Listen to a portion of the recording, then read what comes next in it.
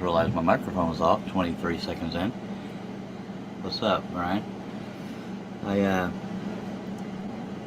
reason why I called this just hanging out is because unless people ask questions, I'm not really going to teach anything. I'm just making a pattern, and I was bored out of my butt, and we haven't done a live stream in a while. Hello, Josh.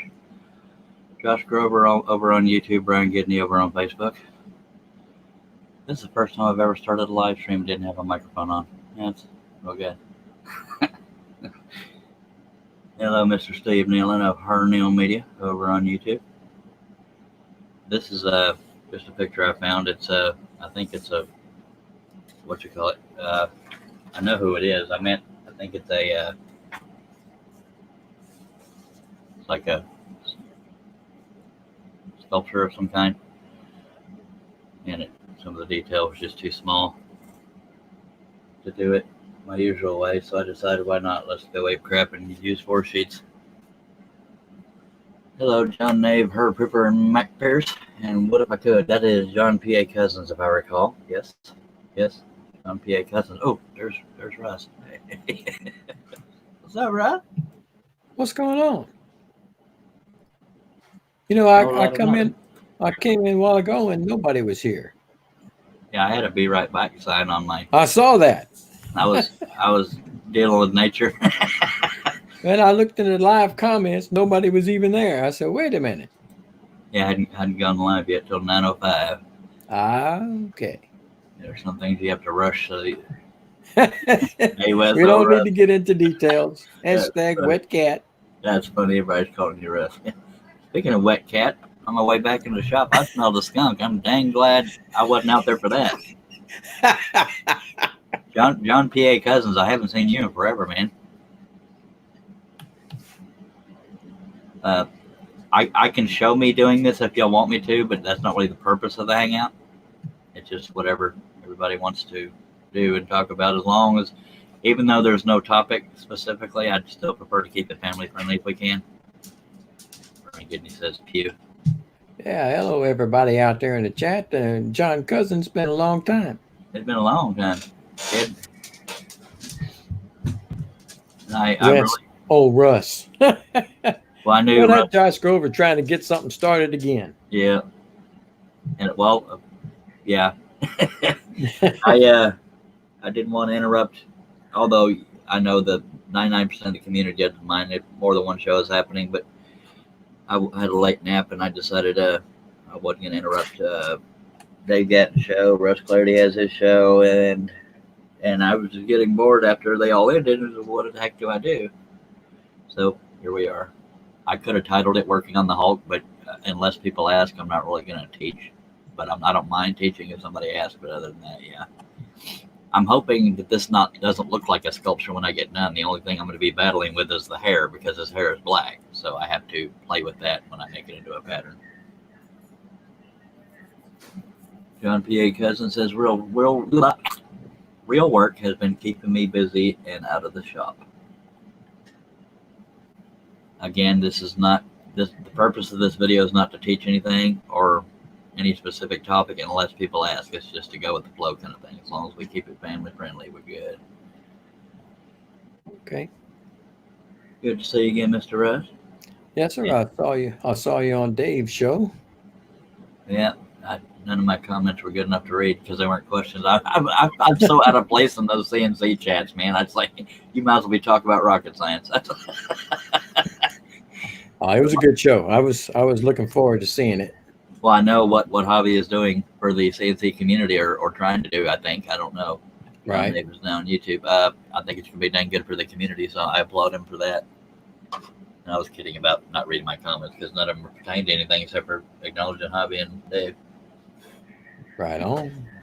Steve Nealon, family friendly keeps me out. Yeah, as long as I go live, I'll try to keep it family friendly. Every now and then we skate it. And I know at night we try to avoid it, but, if we can just get in the habit of, trying not to skate the line. Chris Nealon says, hello, Charles. I see you're doing my portrait. Oh, you got my good side. And I originally printed this one out in my usual. Dang it. In my usual 2-sheet method, but it's just some of the detail is just too small, especially in his face. So I decided let's make it 4 sheets. Lawrence Alders has joined us. You're not that late, sir. It's only been going 5.5 minutes. What caused you to choose this particular one? It's just one of those. I was doing a search, believe it or not. I was doing a search for Alabama, the music, the band. I just saw some of that on Facebook today. Some of what? Alabama, the music. And I love their music. And I got thinking, I've never done an Alabama pattern. And while I was doing that, I thought, ooh, Charlie Daniels could probably be a good pattern. I've got a couple simple Charlie. Well, one of them's not real simple. And for some reason, somewhere in there, the Hulk showed up as this picture. I said, and you remember how I talked about how certain pictures just jump out to me? This one did because of the lights and darks. Right. So that's what inspired it. I wasn't even looking for it. And then I started looking for Hulk pictures. Well, I remember you already have a Hulk pattern. That's why I was wondering. Yeah, I believe I have 2 Hulk patterns, and I also have 2 Hulk patterns in the form of a welcome sign where that same design is sitting on top of the word welcome. Oh. So there's that. And I also got my transfer paper, carbon transfer. I actually contacted the designer to tell him that I love not the designer, but the site is actually geared towards iron-on transfers and this and that, but this is the best, darkest stuff I've found. And it wasn't until after I bought where am I at? This little 5-sheet thing that I realized they have a bulk pack that has more sheets in it or larger or something. And I had already bought these, but they're 24 a piece. These are cheaper. Anyway, so that's there. Is the carbon paper. The next scrolling live stream will probably be Rooster Cogburn on the horse, even though I never finished the Steve Good welcome sign. I don't know that many people were interested in watching that, but of course it was mixed in with the review and unboxing. So there's that. John Nave is asking, what size are you thinking? 2-3 feet-ish? Absolutely. Act like you know me. Hope I haven't forgotten anybody. I guess just for the sake of visuals, no offense, Russ, I'm going to go ahead and just put it here so if people want to watch. Again, the only thing I'm going to be not the only thing. We've seen me struggle. Part of what I'm going to struggle with is the hair because it's a sculpture, so his hair is not black. And we don't want it to look like he's blonde or gray-haired. So, and I think I'm going to continue this border thing around it to give it bulk. I did that because of all the dirt detail that's on the outer perimeter. So there's that. We could also do, if we didn't want to do this border here, I could just do one of those explosion-looking shapes. You know what I mean? Like a comic book explosion or just one of those weird random clouds and just have them inside of it, I guess. But I guess at some point I could do I could just do I don't know what the heck I'm trying to say. One with a background. This one won't have a background. That's why the border's around it. And I might decide to make the border thicker, but I'm cocky like that. Josh Grover says, oh, wait, there's suddenly comments started popping up. Lawrence Aldridge, I want to thank you, Charles. Did my dad's pick last night, got it done, but it really upset me. I am a lot better thanks to some of the other people I chatted with. That's good. You're welcome. But I'm glad you're doing better. Yeah, my dad's terminal right now, so I can relate somewhat. Josh Grover says, have you used your Seiko Scrollers drill yet? What are your thoughts about it? I used it on a live stream. Which live stream was that? It was. When was that? Must have been one that I wasn't on because I don't remember it. The Scrollers drill was the live unboxing. That's the only one I saw it. Yeah, that then I did the edited version where you don't see me talking about other stuff. That was live stream number 59, and we're on number 66 right now. The one, the edited version came out January 25th. So there's that. I'm going to put it back over here to make sure when I get help or review, I can say, hey, we're not doing controversial here. Apparently John and Herb helped helped And Mac. Lawrence and Mac. And what are my thoughts about it? Part of it was on me, Josh. I was drilling into thick wood, and I didn't stop and think that when you drill into thick wood, regardless of the size of the drill bit, you need to somewhat go up and down with it to clear out the pollutes, so to speak. So I was testing it too hard that way, and I was also doing it through thick wood. Most of the time I used thin wood. Overall thoughts about it, it wouldn't bother me to have a little more torque, but I was overdoing it because I'm used to that big hand drill that I can put all my weight behind. So, it's just a learning curve, really. A learning curve, I don't know if that's the right word. Do y'all want Russ on the screen? Because I don't mind having him on. No, I'm good. They don't need to see me. Yeah, that's a good point, Josh. I'm not prettied up, see. I hear you. Neither am I. That's why we're looking at the Hulk. I didn't even think to add that to the edited version, what my impressions of it were. No, I did. When I edited it, I was so used to when I edit, I do fast forward. No, I think I actually added my words in there. My thoughts are it's a good tool. Wouldn't bother me to see a little more torque, but aside from that, any John Cousins. What was I going to say? John, and by the way, if you want to get on the panel, get with me on Messenger, unless you're friends with Russ. I don't remember. Yes, Russ does not have his makeup on. That's true. By God. What was I going to say? What was I talking about? The scroller's drill. I didn't secure up everything, because sometimes things settle in shipping or after manufacturing, they need to be tightened up. So that was on me. It wasn't real wiggly, but it had a little wiggle to it because I didn't tighten up a couple of the screws. But I'm 95% happy with it. The only thing I would like to see is more torque, but that's only because I'm used to high torque. But it would probably work for pretty much anybody. Go ahead, Russ. Oh, I was just going to tell him if John wants it, I got the thing copied. I can send it to him. All right, but we are family friendly here, John. Not that you're known for smut, but just making sure. Let me know, John. For those that don't know, if that's still happening, I don't know.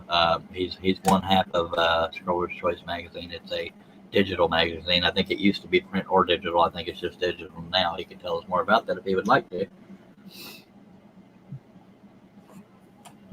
And I saw Brian Gidney was in here earlier.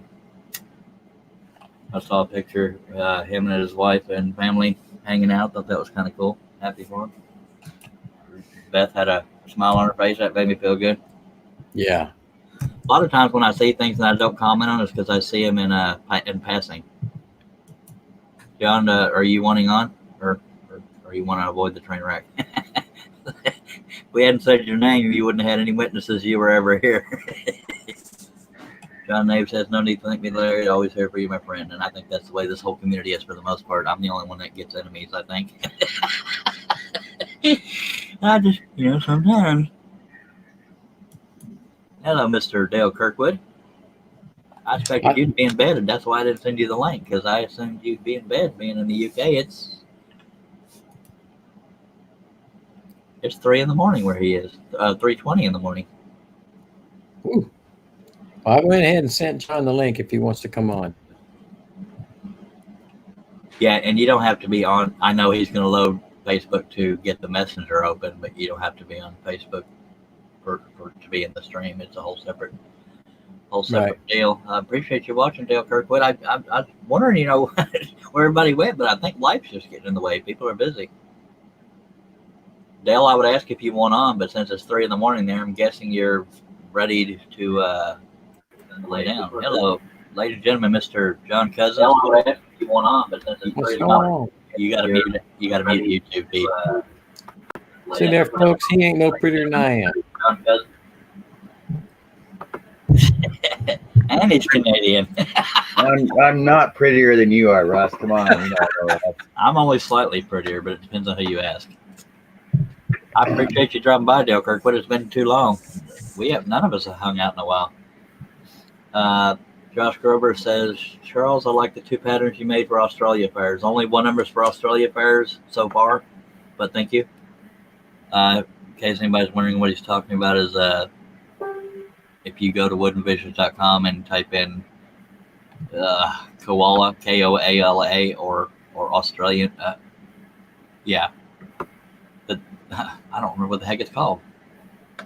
So I'm gonna I'm gonna screen the chair and we'll find out together because we're not prepared. I'm gonna get a little something to eat, so I'm gonna be off camera for a bit, Alrighty, but I'll be here. 10 more. I assume y'all can see my screen. But anytime you're looking for a pattern, 9 times out of 10, if you know who it is or what it is, that will be what you can search under, unless I actually say the name of the pattern. This one we can find it under koala. And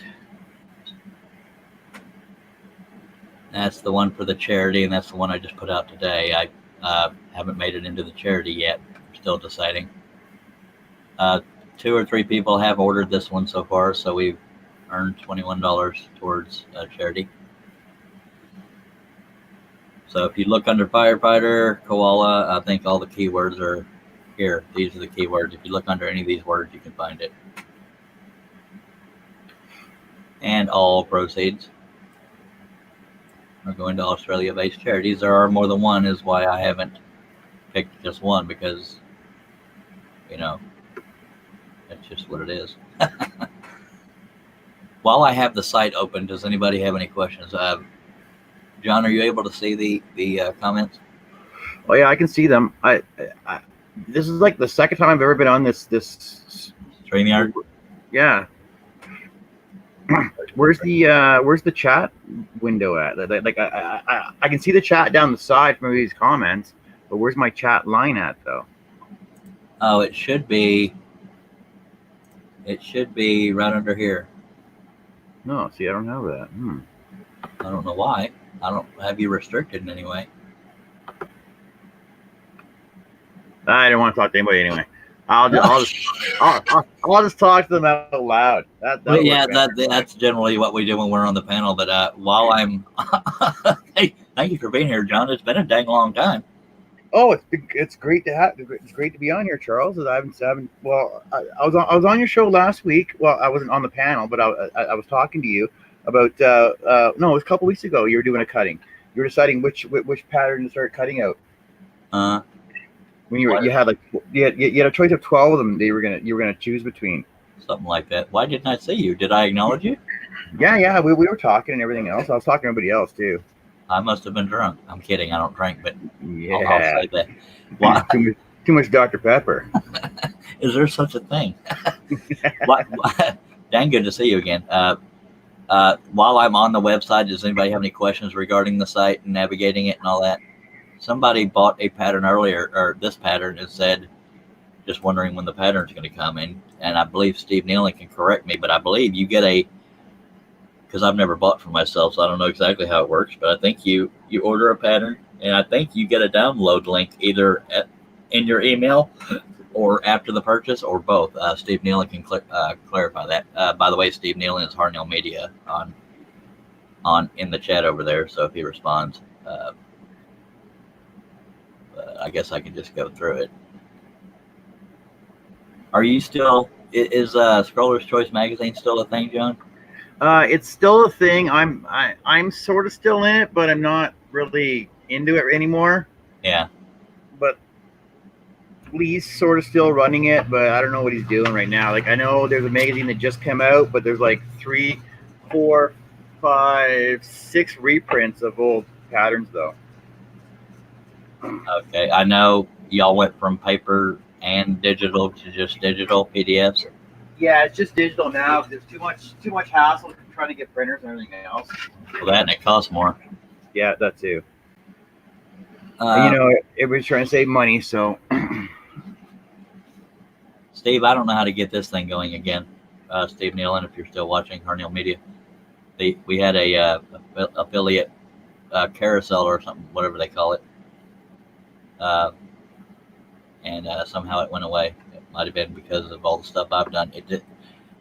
Does anybody watching have any questions regarding the site? I don't mind going through it if you want me to, but I don't want to just read off everything if you're not interested. But I'm going to see if I have anything in links. I probably do. Hopefully I do. It'd be a shame if I don't. Arnell Media. I have a lot of. I didn't give my myself any credit here. Yeah, I've got a lot of what you call it.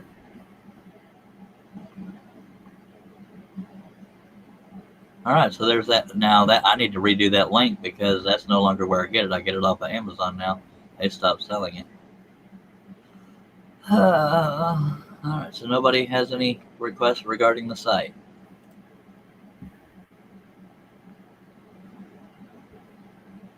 All right, well, no offense to Iden, but I'm not going to do what he does and show you a site and then read it to you when you can see it on the screen. So I'm guessing there's no comments. And I guess Dale Kirkwood is leaving us, Maple Tree Studios. Download link is on the receipt and in the email. Oh, no problem. Arnell Media. Yeah, so there's that. So I'll stop sharing since nobody has anything specific they want to see. Hello, Midnight Joker. Appreciate you, sir. His name is Mike Kim, if I recall. I'm slept since then. Again, regarding the Australia-based charity pattern, it is a Fireburger holding a koala. I have that's only $7. I may do the $10 koala. I designed a koala last night and uploaded it today. So, but I may consider throwing that one in for people that like more detail.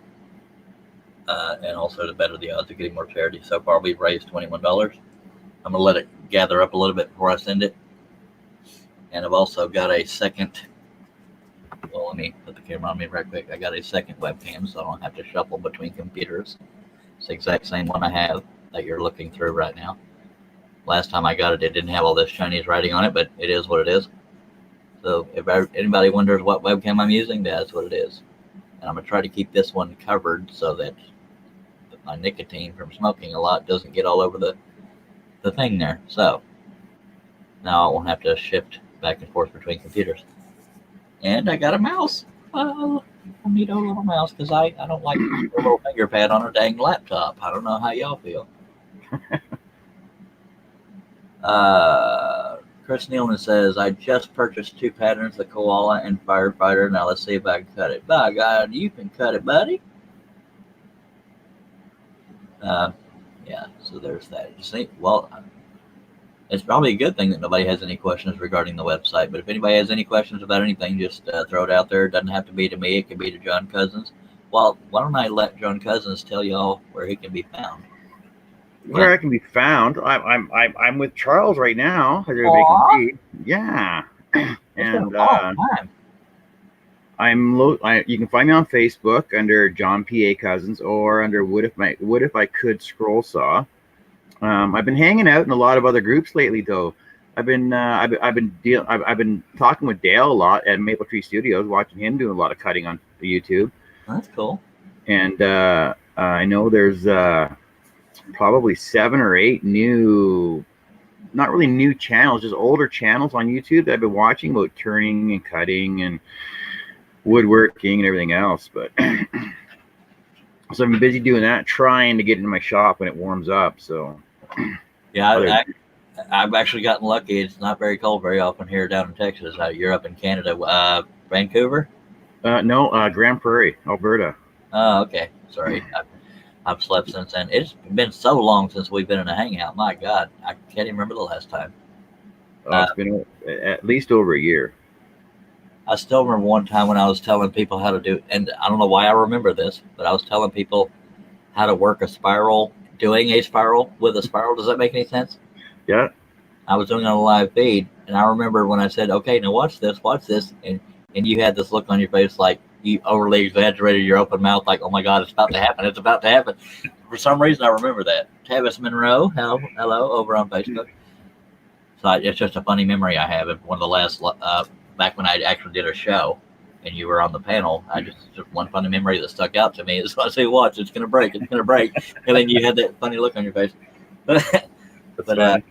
Yeah, the reason why I got that mouse for the laptop is I hate using those little finger pads on the stupid laptop. You know, I want to right click, left click, all that crap. I don't want to have to certain sensitivity crap. Exactly. But Tavis Monroe over on Facebook says, how's it going, fellers? And Russ Meadows is still listening. He just got his mouth full. And whoops. That is very true, my friend. And John hit the wrong button. Maple Tree Studios is in bed. But I should have mentioned this earlier. I tried to. Look at here. You hit the wrong button, didn't you? No, I was trying to get into the StreamYard thing, and so I did have my chat just up there. Oh, I just lost it again. That's all right. Fine, I'll still talk. It goes back and forth. It's The chat goes out and comes back. yeah, it's weird like that. He's not able to see the area where you type though. I don't know why. Yeah, I don't see it on there either. That's why I use I open up the YouTube watch page. YouTube page and type there. I don't even know the link there. I know it's on my channel because here we are. I figured that out all by myself. And Josh Grover wants to know if you got any chocolate chips from Penelope. And John, just to real quickly, Penelope is an imaginary rabbit that you squeeze to get chocolate chips. It's and we named it Penelope. It was one of the times I was trying to make Russ laugh, and you know me, I'm not a marvel of maturity. It worked too, by the way, and it's been a topic of conversation ever since. Yeah, we've learned all kinds of hashtags. We even got, and I'm not joking here, John. We on my website we actually have a T-shirt saying "I survived a Charles during the live stream." nice. This is live stream 66, not quite in a row because health and boredom and life and depression, blah blah blah, gets in the way. But dang near daily, we do at least one or two live streams, either patterns or cutting or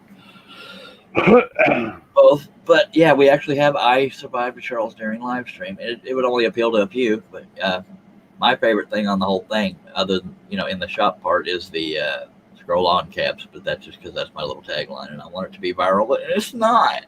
Tavis Monroe says, "How you feeling, Charles?" I'm feeling all right if I sit down normal, Tavis, without getting too skating the line of family friendly. Yeah, if I sit down normal, I'm fine. But thank you for asking. And Tavis Monroe's, for those that don't know, people watching on Facebook cannot see the YouTube comments, and people on YouTube cannot see the Facebook comments. About time somebody else smoked on camera. I don't feel so bad. Me and you are one of the few that actually smoke, at least on camera. I haven't. I like all these other channels I've been watching. I haven't seen anybody else smoke or drink. Well, I seen, Chris Cute has beer, but James Hamilton has his beer in his cozy there, but that's about it. I haven't seen anybody else drink or smoke. James Hamilton is Stumpy Nubs, correct? Yep. Okay. Stumpy Nubs had he posted it publicly, so I don't think it's a secret. He had a workshop injury. I don't remember the details of it. Yes, I wanted it viral, but it's not. It's not. Oh, Mac Bear says he has a camera, or he smokes, but he doesn't have a camera. So, and I know it's not the epitome of professionalism to smoke on camera, but I can't think of worse problems. So every now and then you'll see me moving something in cigarette shows, but yeah, I don't promote smoking because it makes you ugly as me. And John Cousins is headed there. I'm kidding. How old are you anyway, John? For no reason. How old am I? 48. I'll be 48 this year. I'll be 50 in June. Wow, y'all are both young. Yeah, Russ is going on 83 or something like that. Not quite. 64, you said you're about to be 64? Yeah, this month, 17 more days. So John, I don't know about you, but when I was growing up, younger, I haven't grown up yet, but when I was younger, people in their 60s sounded like this, and he sounds like he's 30 or 40. Harnell Media says I smoke on camera all the time. Yes, sir, he does. He's about like me. I chain smoke, especially when I'm doing live streams. Tavis Monroe says there used to be a guy named Drunken Woodworker. His name is David Pachuto. Don't ask me to spell it, but he changed his name because he was trying to include kids in his audience, and he didn't think that was feasible to have a term called the Drunken Woodworker. Yeah, he goes by David Pachuto. Happy early birthday, Russ, says Mac Pierce, and probably not anywhere close to your birthday, is it? 17 more days. 17 days. Lord, we're gonna have a public spanking. Talk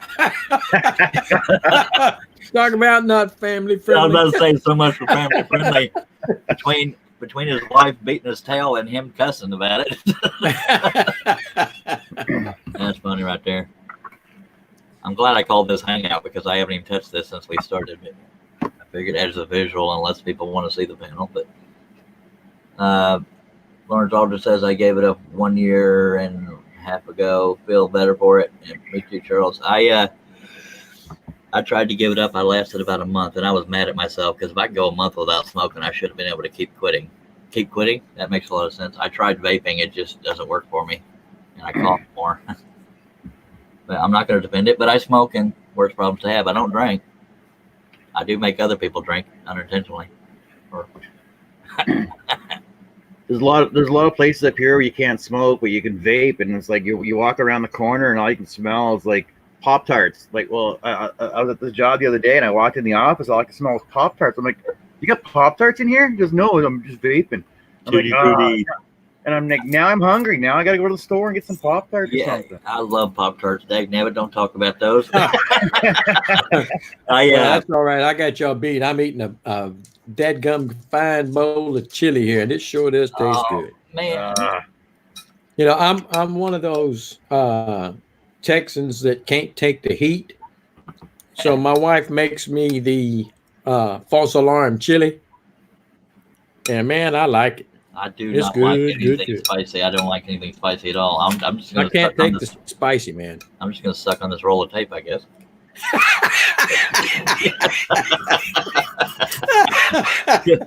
John, Don't start. John, did I ever give you an opportunity? You said, I know you said you're on. Yeah, I did. Well, you didn't talk about What If I Could, did you? On Yep. YouTube? Oh, okay. Yep. Sorry, I wasn't paying attention. I've just blinked a couple times since then. Tavis Monroe has got a correct statement. All the cool people are born in February.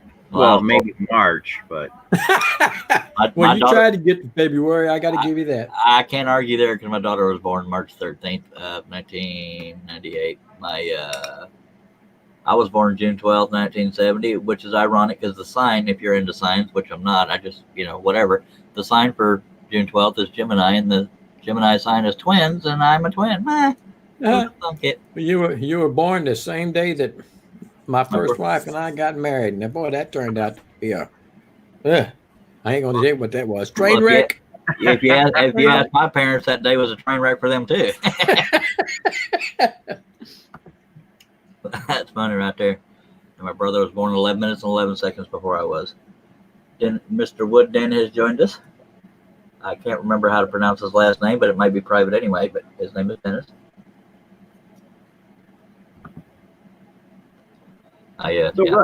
Russ, I haven't seen you on for quite a while. Like, are you still running your business, Rusty Nails? Yep. Running his business. What am I missing? Yeah. Rusty Nails Wood Shop.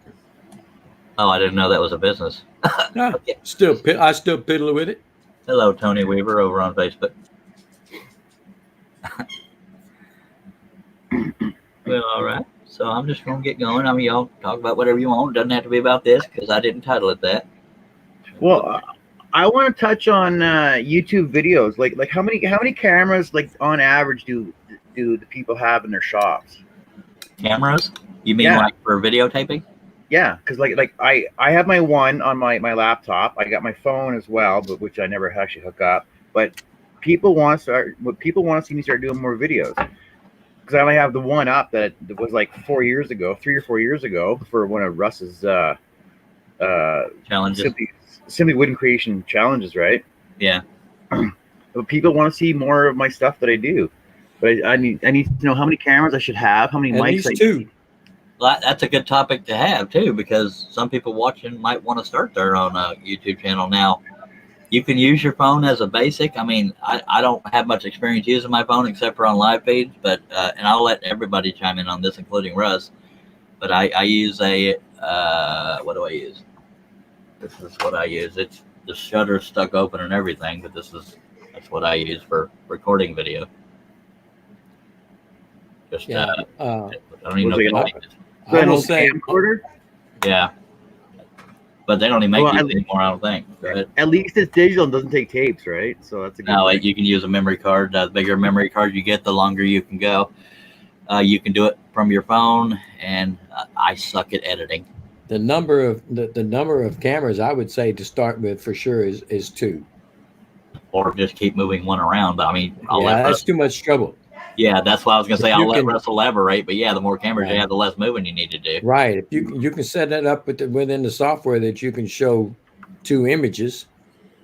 And One, like if you're scrolling like Charles, you can have one looking down at the camera, watching the work off on another image, yeah, and I know. you can see him and you can see what he's actually cutting same time.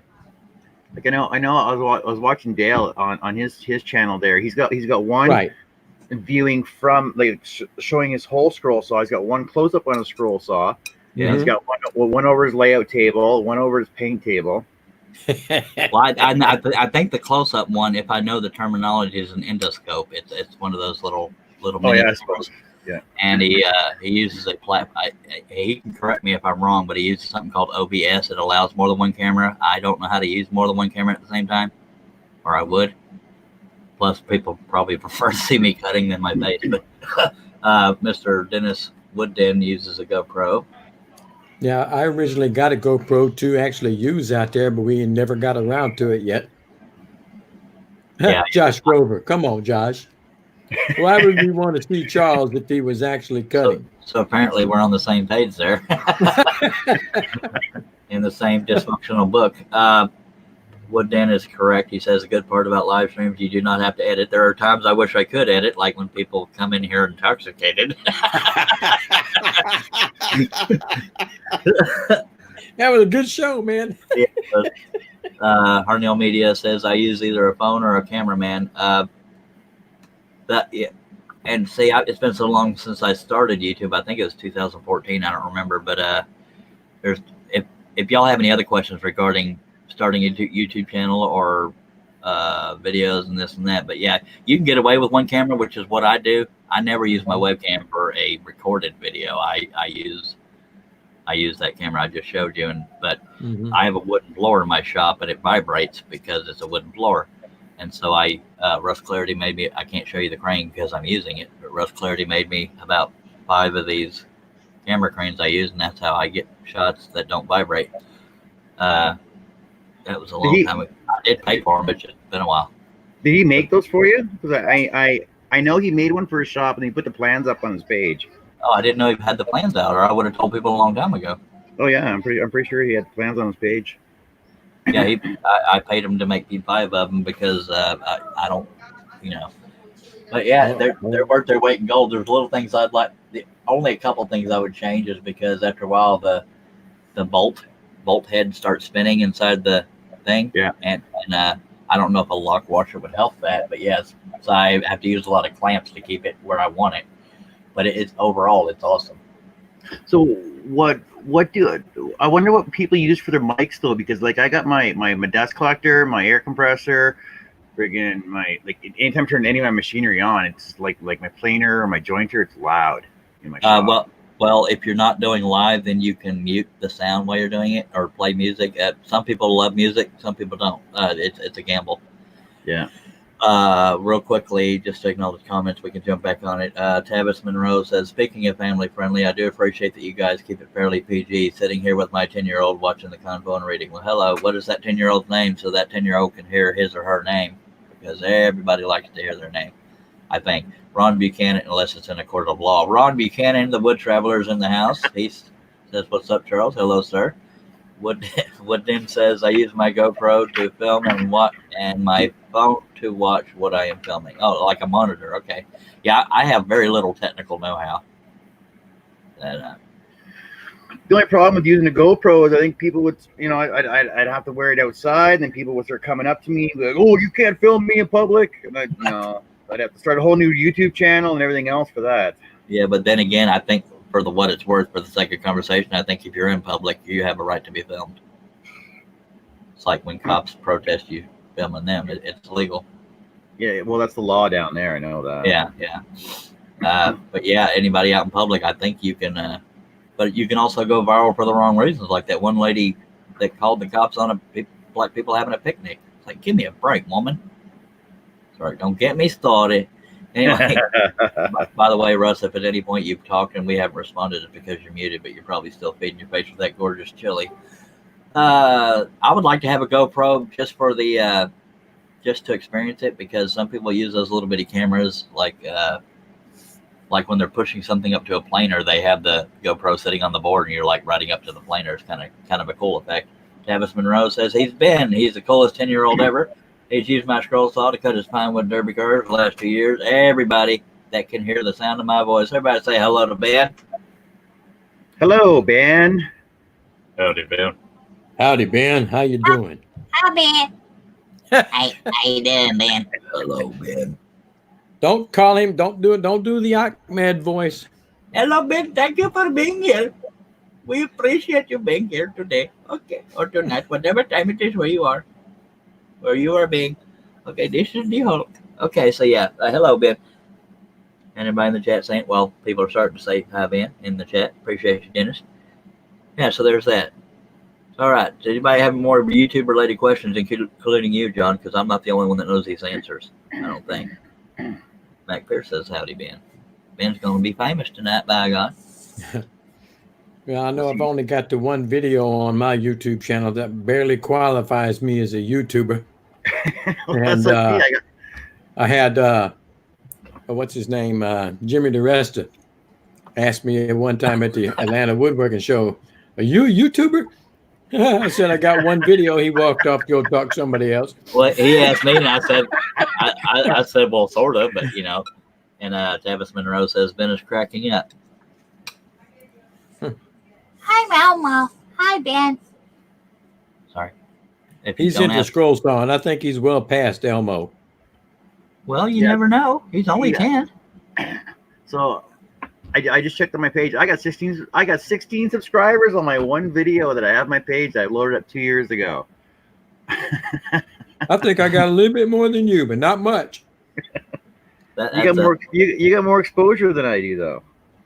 Well, he's been arrested 3 times for that exposure. A family-friendly PT. Ben is watching. Harnell Media says, Russ, how did you get into MMN with only one video? I snuck in when nobody was looking. That's why. Because you're a sweet feller, I guess. It's not who you know. It's who you know. Hey. I stopped. I stopped.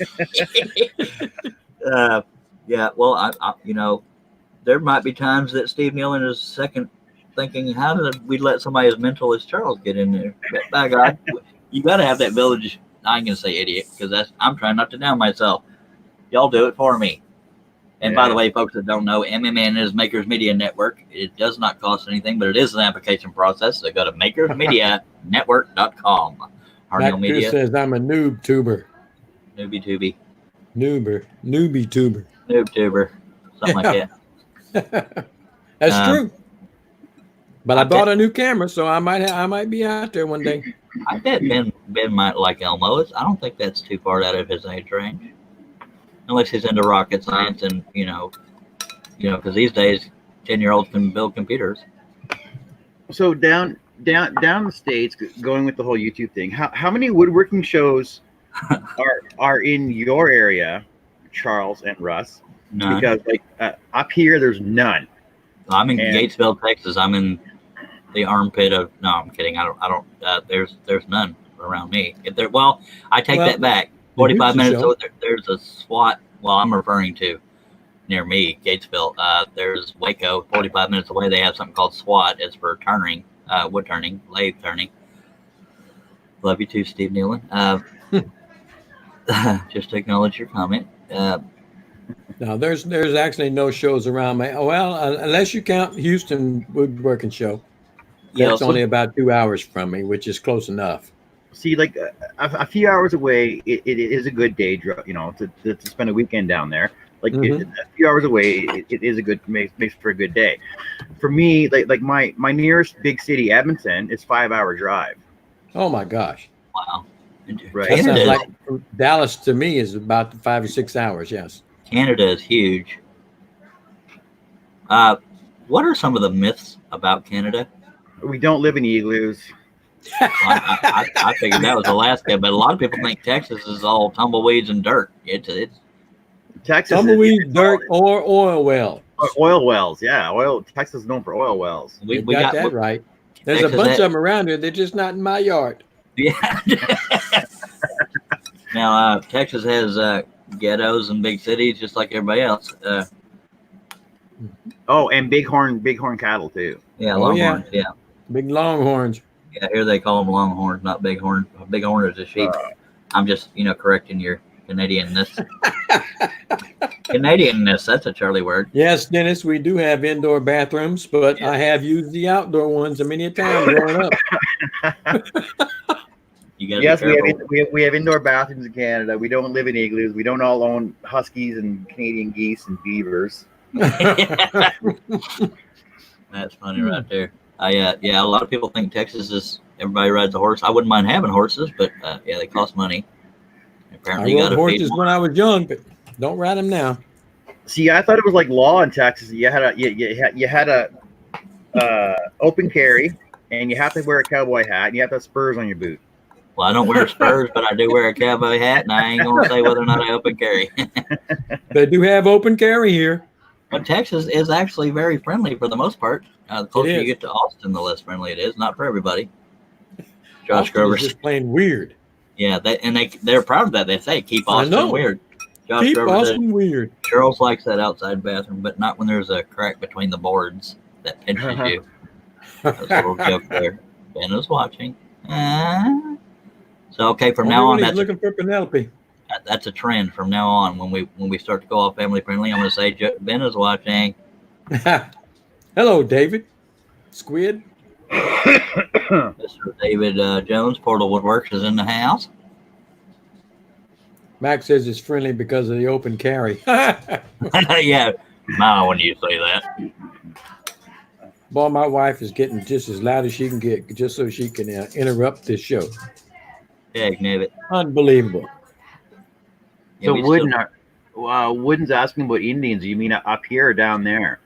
Because up here they're called indigenous now. I don't know about Southern Seattle, Tavis Monroe, but Austin is.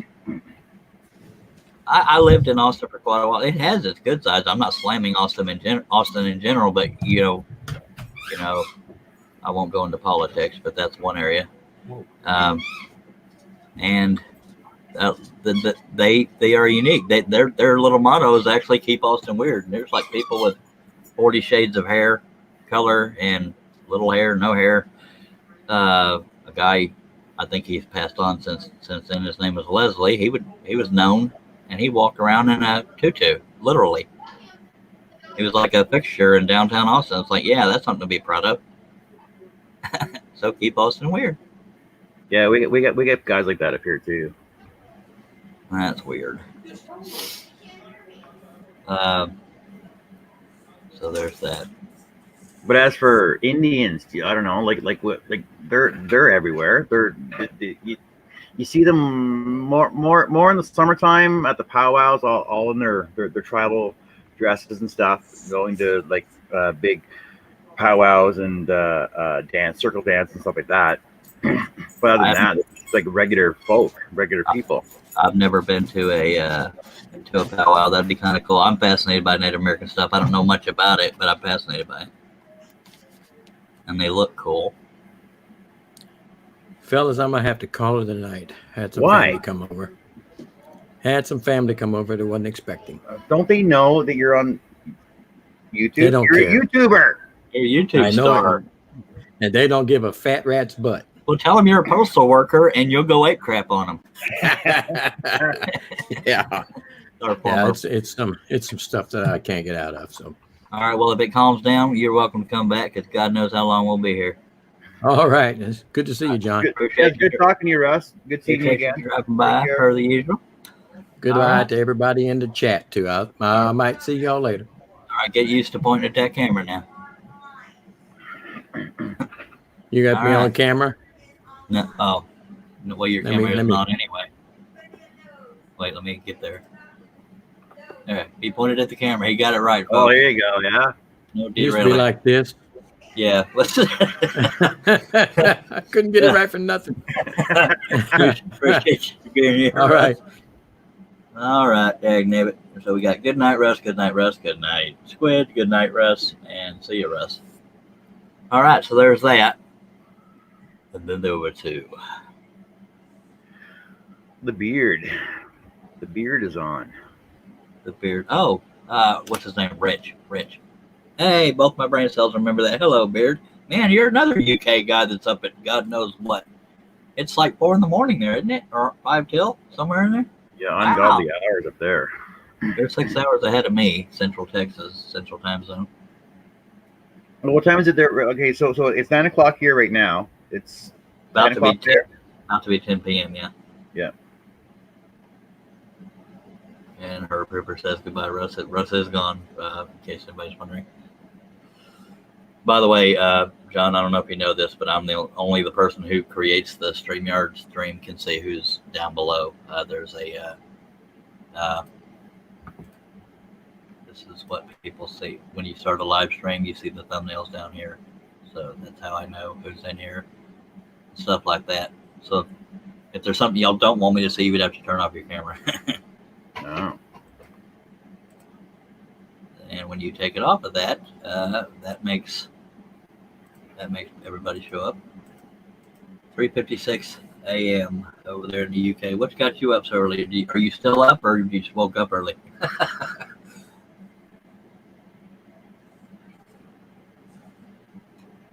Well, I know I was talking to Dale from what's that? So I was talking to Dale a couple weeks ago, and it was like 4 o'clock in the morning, and we were just having a chat hangout. Us, Jamie Page, and Chris Cute, and he was talking about it was 4 o'clock in the morning. Everybody took off, and then he still had to get ready for a show at like 8 o'clock. Like in 4 hours, he had a show to do. I'm like, that's unbelievable. That's funny. Josh Grover saying, Charles, if you put a beard on the Hulk, he might look like your self-portrait. No, sir. I am only bulky in the belly, not all these other appropriate places. Beard Time 16 is trying to sleep. So apparently, this is a note to the audience. If you need to fall asleep, watch Charles during his live streams. That's what Beard is trying to say. That's funny right there. You want to encourage nightmares? No, I'm not going to dog myself. We have fun here. I'm valuable to somebody. At least 3 people in this world love me. Well, there's 18 people watching, so some tolerate, some like, some hate. I'm all right with that. He's trying to sleep but can't. Well, rest assured, sir, I will put some people to sleep, but that's all right. We love being here. John and me go way back. We never met, but because he's way up in there in Canada. So how is it? There's only 8 people in the chat right now, but you only got 5 thumbs up on your YouTube site. Sometimes you got to pay them. There's there are 4 on Facebook. The StreamYard allows you to see both platforms at once. There's 4 on Facebook and 14 on YouTube.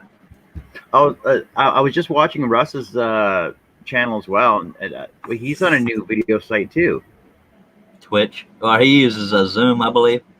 Oh, okay. But it allows him to stream to a whole bunch of platforms. But I only do YouTube and Facebook. Go ahead. So does nobody use Google Hangouts anymore? No, they no longer work for live streams. Really? They're changing to something else. I don't remember what it's called. It's that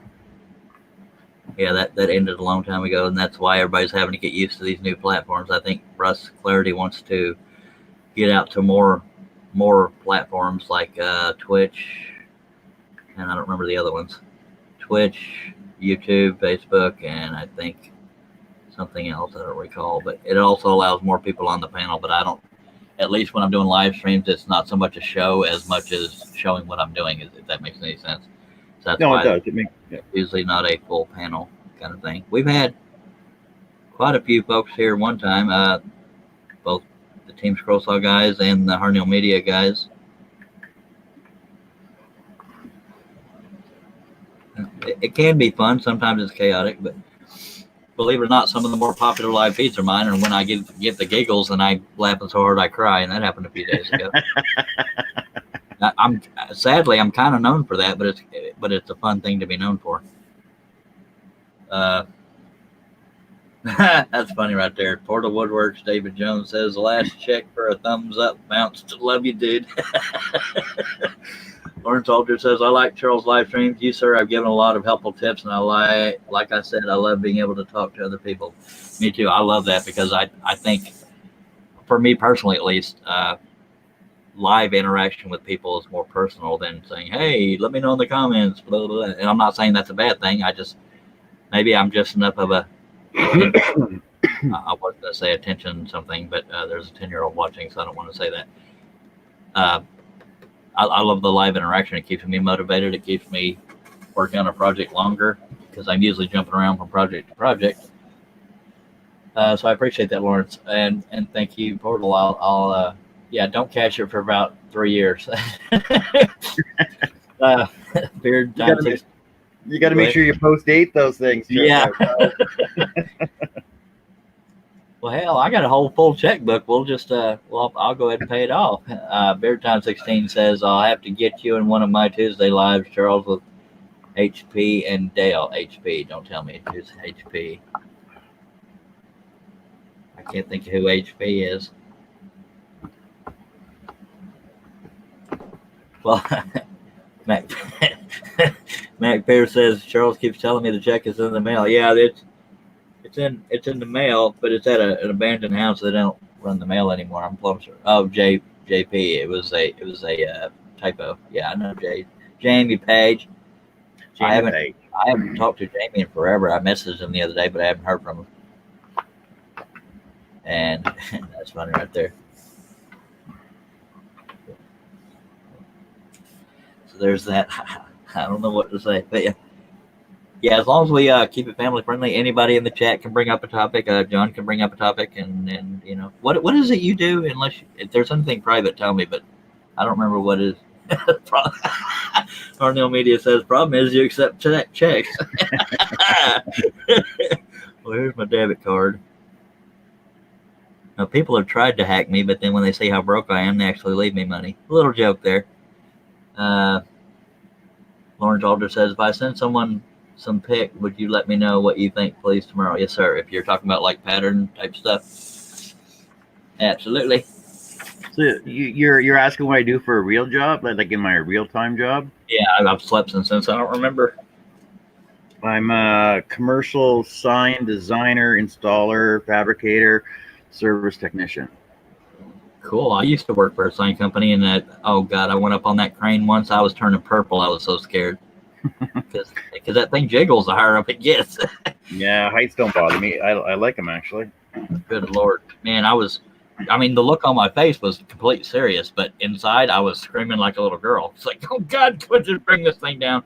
And the guy knew I was scared of heights, and he walked up the arm, that telescoping arm of that crane just to show off. And I'm sitting there turning purple in the basket because it's swaying. And he just, yeah, that job didn't last long. I can do certain things, but that ain't one of them. Yeah, I enjoyed doing it. I've been doing it for 26 years now. I've been doing it at four different companies. That's a long time. Yeah, well, it's a career more than a job, but.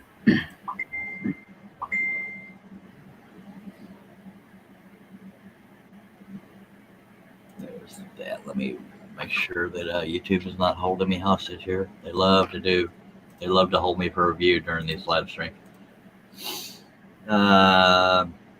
Portal Woodwork says, sounds like he is the chief cook and bottle washer. I guess it's referring to you. Wood Den says, see, the problem is that you did not get his card number. See, I've talked so much stuff, I don't even know what he's talking about. Do you know? No. I derail very easily. And that's not me dogging myself. That's just the God's honest truth. Go ahead. Lawrence also asked, if I send some pic, would you let me know what you think, please, tomorrow? Yes, sir, I shall.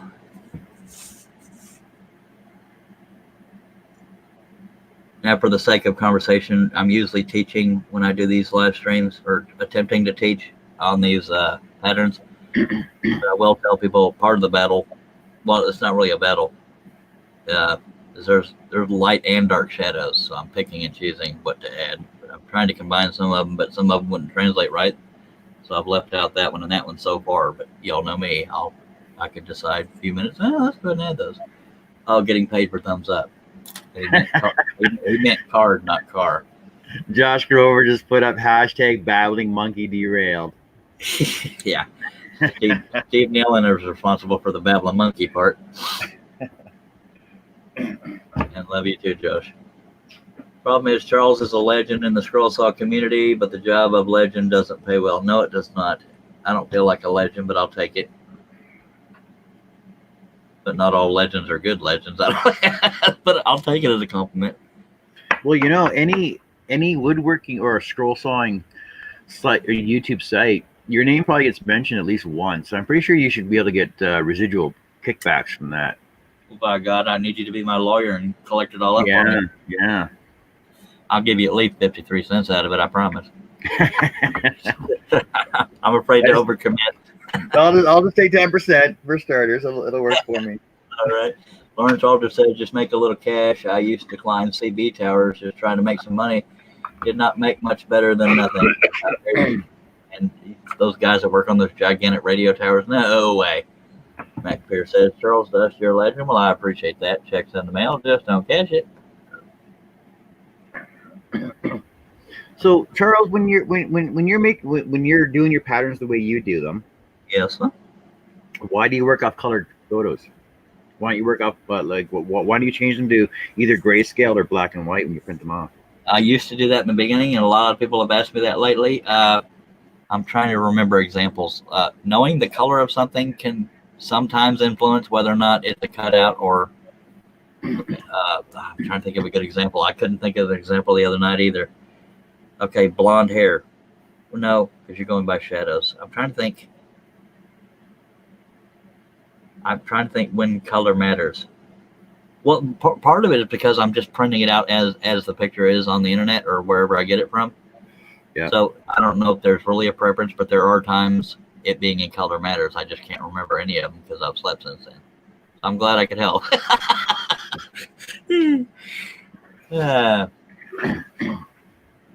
Daniel Davis says, looks like Charles is finally doing a portrait of me. By golly. Appreciate you joining, Mr. Daniel Davis. And Matt Pierce says, I'll cash it in 3 years.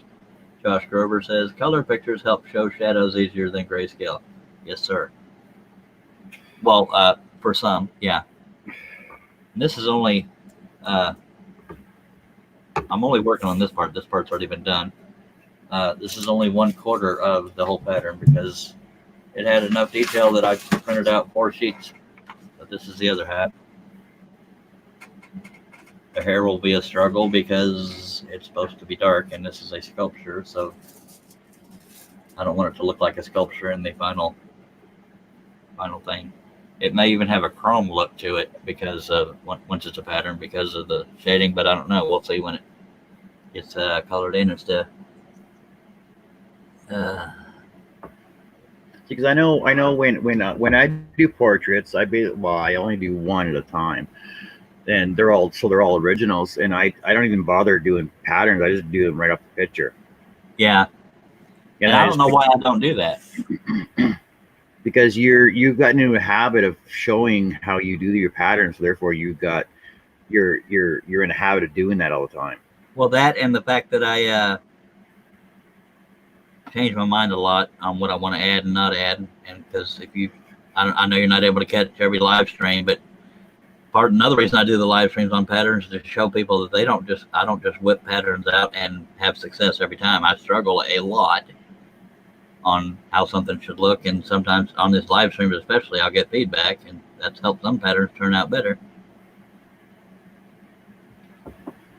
You also scan yours in too, though, and do them on your computer too, don't you? Though. Yeah, strictly for making sure the lines are connected where they need to be and coloring them in for public display. And everybody else is saying hello back and forth, and John Nave is back. Alrighty then. But yeah, doing 4 sheets of paper is the same premise for those that have watched the past live feeds. Doing 4 sheets of paper is the same premises too, in that you're butting stuff up against it to make sure lines cross over in the right spots. Wood Den says, when you're scroll sawing, how do you keep the saw noise out of your mic? Now, Dave Gatton is responsible for that. I was using this webcam microphone, and you had trouble hearing me over the saw, but Dave Gatton sent me a headset that had a mouth mic on it. It comes up like an operator, and it comes down in front of your mouth, and that's how you're able to hear me over the saw. And in my office here, working on a pattern, there's not a saw, so that helps. Did you get a new saw? I saw, like, because you got a Hegner now, don't you? I've had the Hegner for quite a while. That one I've had the longest. The newest one is the Seiko. I thought you had a Hawk too, though. Nope, never had a Hawk. Oh. I know on some of the other sites there too. I'm starting to get into arguments with people over spiral blades. You know how that argument goes all the time. The dark side. Yeah, exactly. Well, I'll never try them. I'll never use them.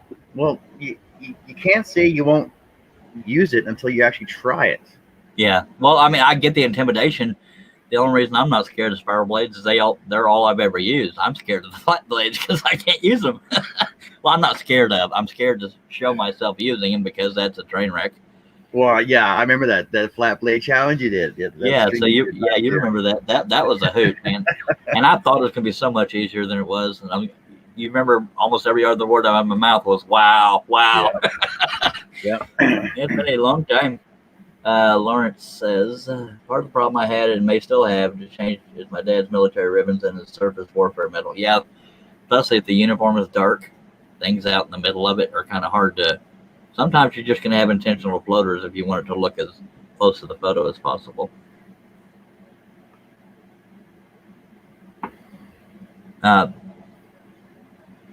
Biggest debate I've been having on Facebook lately is not on my own profile, but having political arguments. But that's what, over POTUS and stuff like that, or what? Yeah, but I won't get too far into that because I don't want to lose viewers. No, there's a time and a place for that. Yeah. You don't want me getting started on our prime minister. Oh my! I hear you. Sure do. He's just as bad as what everybody else thinks Trump. Yeah. Herb Hooper's back. Welcome back, sir. Lawrence says you are right channel. You are on the right channel for spirals. I use both. Yes, that's why when somebody calls me a master, I appreciate the compliment, but I don't feel like a master because I only use spirals. I think anybody could use both styles of blades or both types of blades. Has a lot up on me because their portfolio can be much bigger than mine. I do large cuttings, but I cannot use a flat blade. I need to get good at it, but I fear change. Woodden says I use both as well. Just depends on what pattern I'm cutting. Golly. Apparently Mac left or is leaving because John Nave says night Mac. I didn't even see that because I'm paying attention. Oh, Mac Pierce says, well, it's time for me to call it a night. Thanks for the stream, Charles. Have a great night, everyone. And you too, sir. And Lawrence Alder says the uniform is black. Yes, that can be a booger. If you can, if the edges of his lapels are showing on this uniform, try to attach to that with the ribbons. You can accent the edges of the lapels, for lack of a better word. And Daniel Davis says, I'm not calling you Master Charles. Master Charles. Nails. Ball to Master Charles.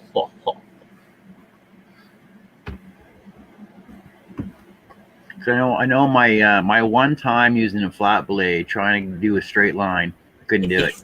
I can't. Yeah, that's a hoot. Well, one thing people struggle with on a flat blade is, at least the way they used to be, potentially used to be manufactured, they were stamped out of metal, so there was a little bit of a burr on the backside, and that would cause it to drift and off the line. People had to adjust to that drift. So that's the struggle some people have there. And I'm just going by what I've read and heard. I completely stink at what you call it, flat blade. Yeah, I forgot you were there that night. That was a hoot.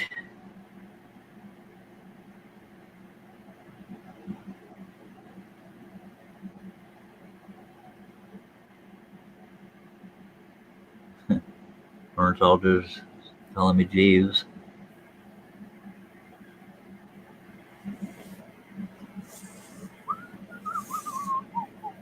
But it is 10:15 at night on a Saturday night. We got 14 people watching. We appreciate you. If you have any comments or questions, feel free to ask them. They don't have to be on any particular topic, as long as they're family friendly. Me and my involuntary assistant, John. Involuntary. Yeah. And I'm not tracing these things exactly as I see them because a lot of them are connected and I'm breaking them up so they don't fall apart. Tavis Monroe, him and Ben, off to bed. Have a busy day cheering for the Chiefs tomorrow. Go Chiefs. Appreciate you watching, Tavis, and good night to Ben and Tavis. So there's that. I don't know who I think is going to win the Super Bowl because I think as a team, I think the 49ers are more consistent, but when the Chiefs get on a roll, they could win. But they had good individual players, but as a whole team, I think the 49ers are better, but I'd like to see the Chiefs win. And that's my unofficial, whatchamacallit. Josh Grover says, Charles, you feeling okay? You've been on for an hour and no Dr. Pepper. It's off screen. Can't see it. Well, it is. The reason why I says that, John, is I usually make an issue saying, we're going to take a drink of my favorite beverage, and I'll hold up the Dr. Pepper. I have taken one. If you ever see the cap come into the picture, that's me taking a drink. This is my second drink. Thanks to Josh. Thank you, Josh. Y'all want some? I don't want to be greedy.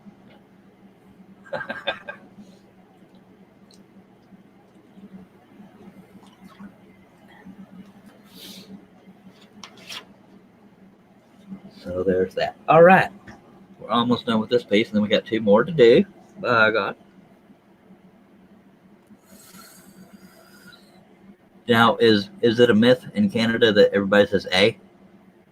No, we say A all the time. We also say sorry all the time too. Sorry, yeah, that's Sorry. Sorry. I'm sorry. Even if it's not our fault. Sorry. Oh, I thought you were referring to how y'all say sorry, because we say, in Texas at least, we say sorry, not sorry. Yeah, we say A all the time. A.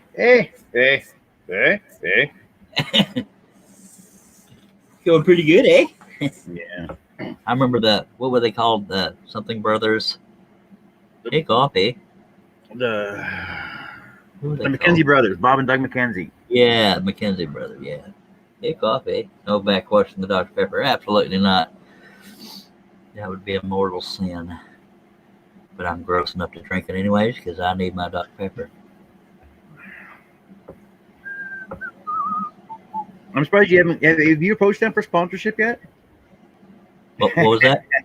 Have you approached them for sponsorship? No, but I've joked about it. I said, man, as much as I talk about and show Dr. Pepper, I should be sponsored by them. But they'll probably offer me a lifetime supply of Dr. Pepper, which is nice, but I need the money more. Exactly. We'll pay you $5,000 a month to drink our Dr. Pepper on air. By God, well, I ain't going to get a word in edgewise, and some people prefer it that way. Well, now that we know Ben's not here, we can get a little more towards R, but we still got to be somewhat family friendly.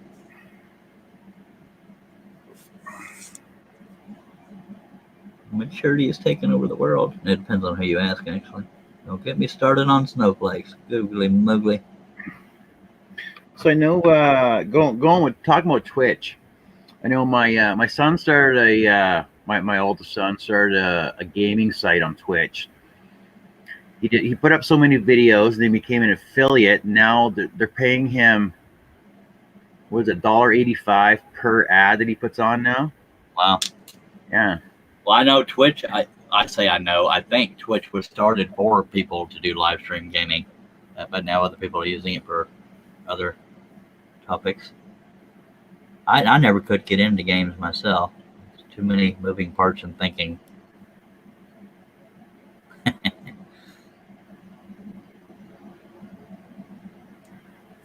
Yeah, Russ Clarity uses Twitch. Al Forte, I believe, uses Twitch. Kilroy, something, I don't remember all the numbers. Yeah,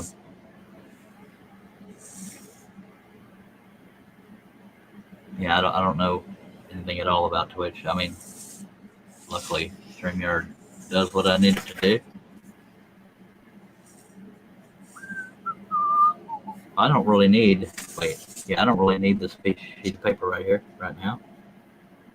Oh, yeah, because I've already done everything that goes off the edge of it, and it allows me to turn it without crimping the paper. What's the largest project you've done Uh, on your scroll saw? I believe, I want to say C3PO and R2D2, 5 feet tall. I don't remember how wide it was though. I did the Last Supper 6 feet wide, but you know it's not all that. And I'm just weird enough to do the large ones. To me, it's just more fun or more of a challenge, and you can, if you're good at selling, you can get more money for it because it's larger. But as much detail as I had, they kind of have to be big. Woodden is asking if I frame my scroll work. If I could afford to, I would. I'm not good. It takes me all day to make a frame. I can't afford the materials, and I can't afford to pay somebody to make them. But I would like to. Yeah, it would probably sell better, be more presentable. I heard you breathing like you were getting ready to talk, John. Did you want to say something there? No, I'm fine. Hey. There's always Dr. Pepper, baby. I know when I screen my scroll, when I frame my scroll work, I try to do like original frames, and like everyone's different. I'll use even scrap cedar planking for the edges, and I won't even square them up. I'll just off hang them. I'll just put like a bottom corner frame on it, leave the top one off. Wow, that's unique. Kind of an abstract thing. Yeah, pretty much. I'll just go down to Home Depot or whatever and just pick up some molding. Y'all have a Home Depot in Canada? Yeah, we got Home Depot and we got Lowe's. We don't have a Maynard though. We got no Maynards. We got no Hobby Lobby. I think you're referring to Menards, but yeah, I don't have one either. Oh, Menards. I did not know Home Depot and Lowe's were in Canada. We have no Harbor Freight. Here we say Harbor, but yeah. There's a U in it though. It's Harbor. Yeah, that's spelled weird. In Canada, most of our words are spelled with U's in them. Yeah. Y'all spell theater with R-E or E-R? Depends on whether it's saltpeter or it's a formal name, Peter. No, theater, like where you watch a movie. Oh, theater? Yeah. It's E-R. Okay, good. So you're halfway normal. Just kidding. Woodden says if you did frame your work, would you use the backer paper? I use Luan or some kind of material. I used to use felt, but I had my stuff in a store. And the guy said the felt made it look cheap and it attracts dust. But yeah, I put backers on things when I frame them, which is next to never. But what I found works good for backer is Bristol board. Is that a poster board? Poster board, yeah. I was trying to think of the term. Poster board. You pick up Staples, and you can actually get it with the gloss on it, and it makes perfect backers. And you can just even cut out the little pieces if you want to highlight certain sections of it, like red or blue for the water and stuff like that. Yeah. Oh, John Nave says he missed your name. He goes by John because apparently he can't talk for himself because I'm hogging the mic here. But his name is John Cousins, Cosens. He goes by John P.A. Cousins. It's pronounced Cousins, Cosens. Yes. Hello, John N. My name is John C. He is on the Facebook and the YouTube. Yeah, not on Instagram or Twitter or friggin' what else is there? I don't know. MySpace doesn't exist anymore. Yeah. If it does, it's a music platform thing now, I think. I forgot what I was going to say. I'm on Instagram, but I stopped messing with it because I don't like having to dream up hashtags to get popular. But apparently, you got to be half naked to be popular on Instagram anyway. Yeah, that's something we really don't want to see either. Yeah, and I don't want to see it either. I have to deal with it every day. He wants to know whereabouts you're from. I'm up in Grand Prairie, Alberta. Canada. Way north. Nearest biggest city is Edmonton. It's 5 hours south of where I am. Yeah, he's living next door to the Eskimos. But I know I'm only 18. I know it's a 14. No, wait, how long was it? It was an 18-hour drive to Whitehorse, and from there it's a 4-hour drive to Fairbanks. So I'm pretty close. Pretty To close Alaska? to the States. Yeah, to Alaska. I did not know that. I was just trying to be funny. How to thunk it? And I know the furthest south I've been. Well, I've been to Seattle because when my parents used to live in Chilliwack when my dad was in the military. We went down to Seattle once to play the. Where'd we go? We hit a grocery store, and then went to a restaurant someplace, and they had all these pull tabs machines on the wall. Pull tab machines? Yeah, pull tab machines. And it was like the first time I actually seen alcohol being sold in the grocery store too. Huh. Oh yeah, it's another thing. So up in Canada, you can't buy alcohol in the grocery store. You got to go to the liquor store or the beer store. Like in Ontario, there's a separate the beer store or the liquor store. Well, I know grocery stores have beer and wine. I don't think they do anything harder than that. So I think you have to get liquor at a alcohol store. I don't drink, so I don't know all the particulars of that. But a lot of places have what they call a beer barn. It has all kinds of alcohol in it. We do have Starbucks up here. Cool. I've never been to a Starbucks because I don't want to pay $20 for a coffee. Just kidding. Yeah, I know. And we're getting a Popeye's chicken. Hi. Yeah, we're getting a Popeye's chicken in town here. Mr. Leonard Davis has joined us. He says, hi, Charles. Hi, all. Appreciate you being here, Leonard. I see you can't sleep either. I took a late nap, so here we are. I know. I'm trying to think back when I was in Edmonton, probably 14, 15 years ago, we had an Eagle Hardware that moved in up here. I haven't heard of that, so it might be exclusive. Well, I'm pretty sure it was an American company too. Oh, I have no idea. I don't get out much. Popeyes in Oshawa. Yeah, I know the first Popeyes I hit was actually in I think it was in Belleville or Kingston when I was out there about 3 years ago. How far are you from Victoria, British Columbia? Victoria's an 18-hour drive. Holy monkey. Well, no, see, Vancouver's an 18-hour drive, then it's a 3-hour ferry to the island, to Victoria. Yeah, well, then again, Canada's freaking huge. I mean, it's the same width, if not wider, than the United States. Yeah, well, it's a lot less population, but we got a lot more land than you guys do. Yeah. And you talk funny, eh? Yeah, it's that accent, right?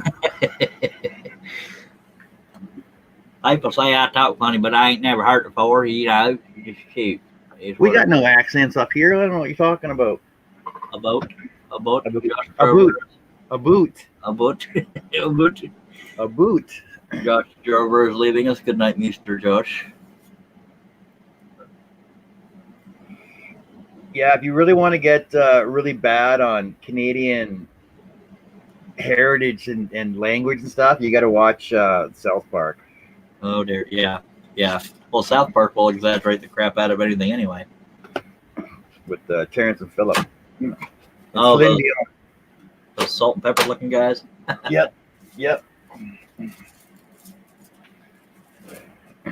This is totally random, but I was thinking the other day, and it's 100% 90 degree, 180 degree, whatever subject change.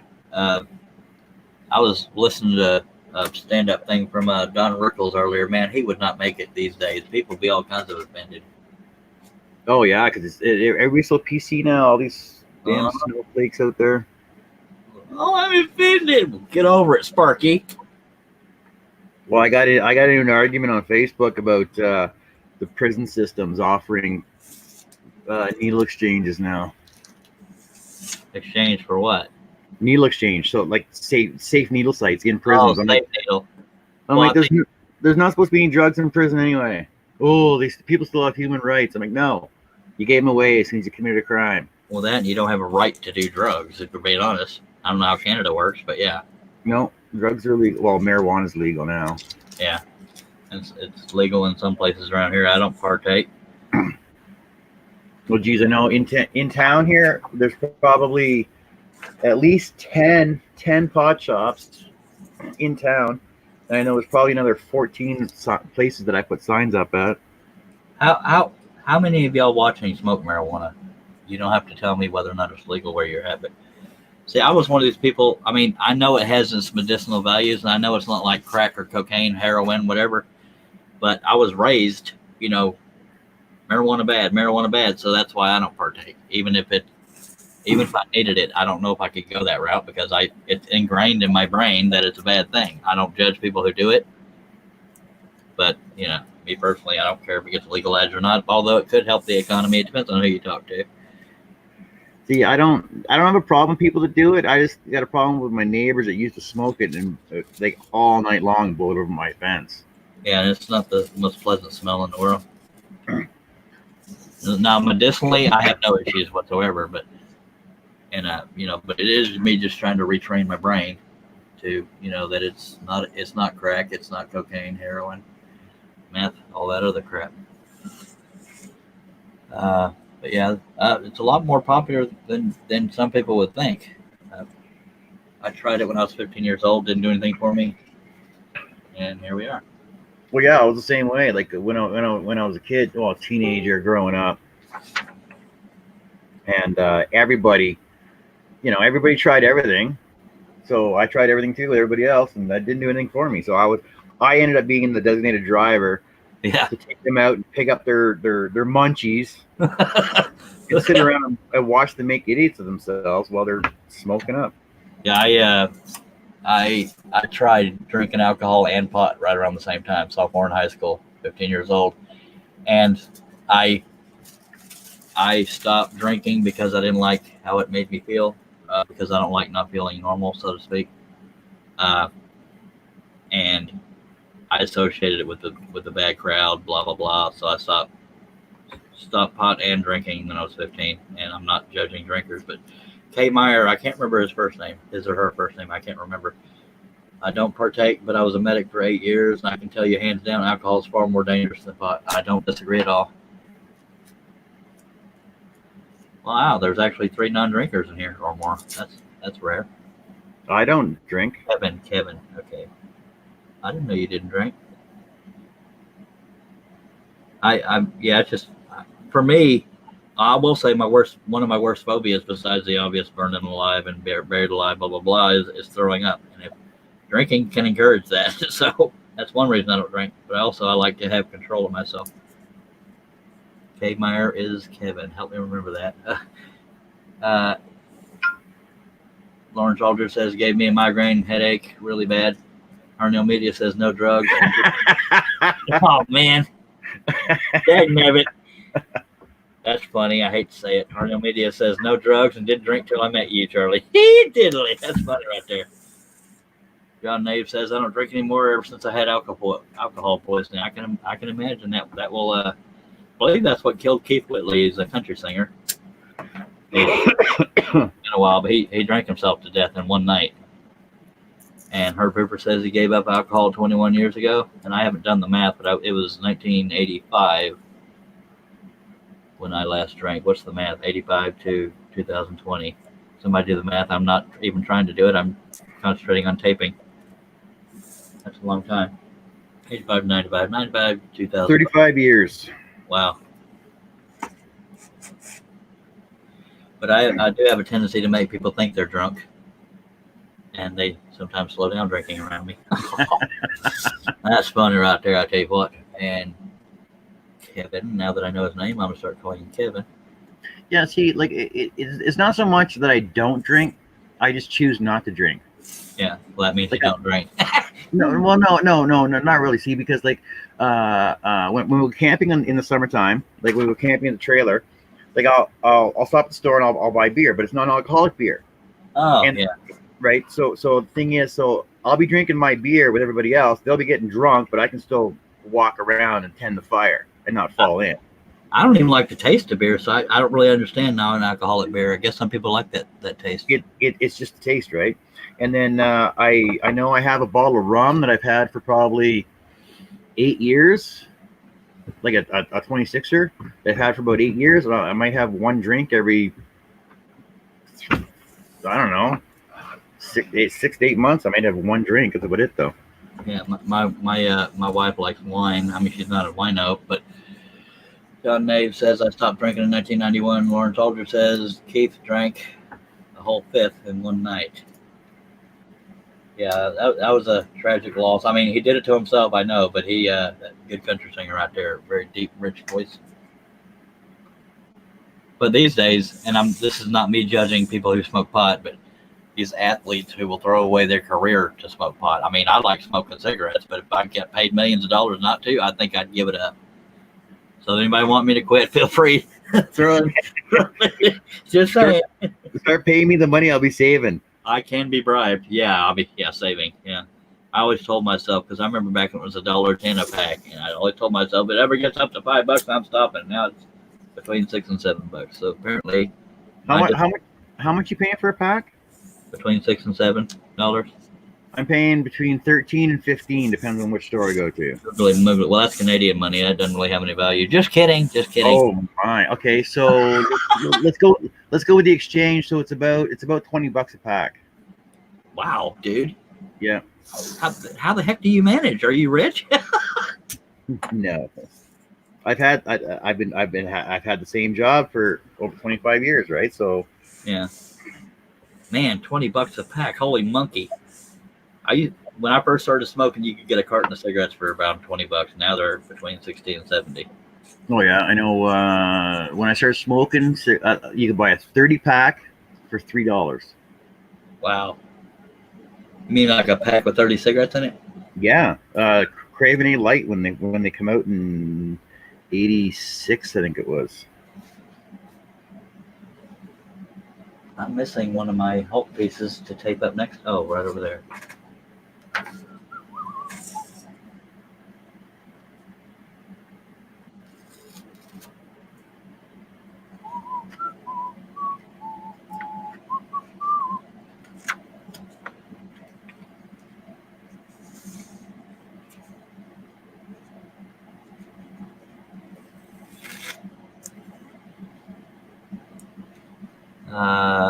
Where are we at?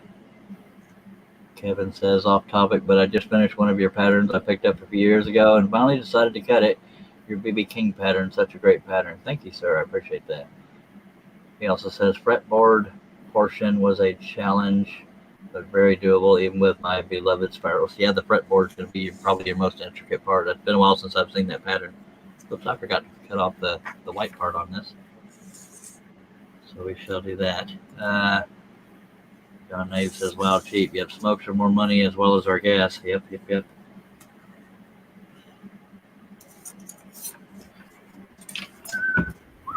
Yeah, so that's another thing too, the price of gas. Like I get into arguments with people from the States all the time too. So how much you pay for a gallon of fuel down there? I don't remember. Under 3. Under 3. So let's say 2.85 a liter maybe? Somewhere in there, yeah. Or a gallon rather. Yeah, we call them gallons. Okay, so that works out to 71 cents a liter up here, right? And right now with our new stupid carbon tax that got put in place, I'm paying 110 a liter up here, so that's 440 a gallon down there. Wow. I this is gonna sound really pitiful, but I can't afford to buy gas very often, so I stay parked. That's why I don't know the current gas pricing. 'Cause my truck stays parked because I can't afford to go anywhere. Y'all think I'm joking when I say I'm broke. Chris Nealon says $2.69 a gallon Connecticut. Kevin says $2.29 a gallon. And yes, John Russ has a long time ago. Washington, says Dennis, is about $3.80. Wow. Kevin says there would be riots in the streets at $4.40 a gallon. When I started smoking, they were 70 cents a pack. Good Lord, Lawrence, how old are you? 80? I'm just kidding. I don't remember how old he is. I know yesterday I was in BC doing a job over there, and the fuel over there was 128 a liter, so that's 512 a gallon. Golly Moses. That's just ridiculous. Yep.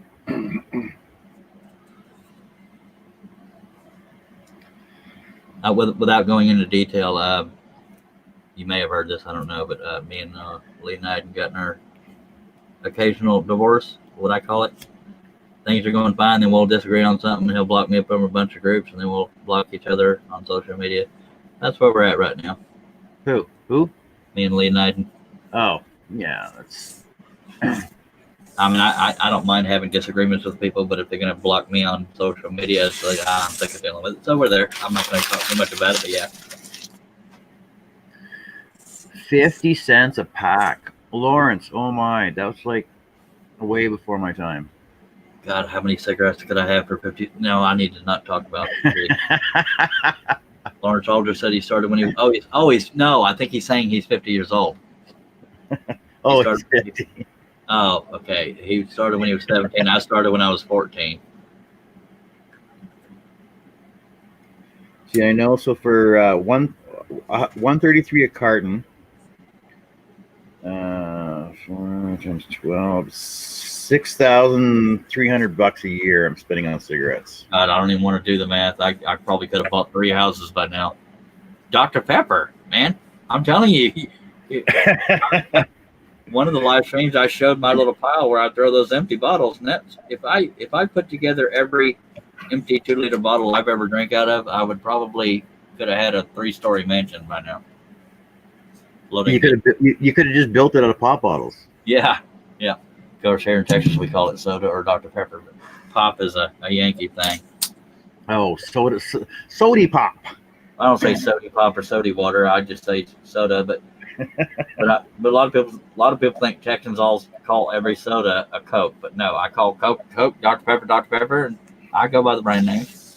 Well, see, because I guess we call it pop because one of our biggest brands used to be called the Pop Shop. Oh, and they had like all these phenomenal flavors. They had clear cream soda and red cream soda and blue cream soda. I like cream soda. It's been a while, but yeah. But the Pop Shop was like one of the biggest brands up here, and that's why I guess that's why we call it pop all the time now. John Nave says Mountain Pepper. I don't know what that means, unless he likes Mountain Dew or something. Lawrence Aldridge says my dad was overseas in a little skirmish on ship. They were bombing Gaddafi.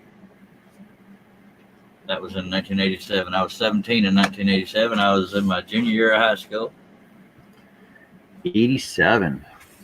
I was 17. Cool. Back when I was young and stupid, didn't know nothing. I was young and brilliant myself. I'm just kidding. That's funny. Wanted to join the military. Yeah, I tried to get in the Army right out of high school, and my hearing wasn't good enough. I was deflated because that's all I had planned. I wasn't prepared not to get in. So, if you had have gotten in the military, what would you have done?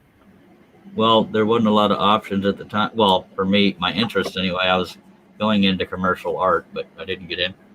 But my life direction might have been different. But Yeah, I didn't even know what a scroll saw was till I was 27. So, Were your grades good enough to go ROTC? I never tried ROTC. I was a stoner in high school. You know, the heavy metal crowd. What's up, dude? Jeff Spicoli.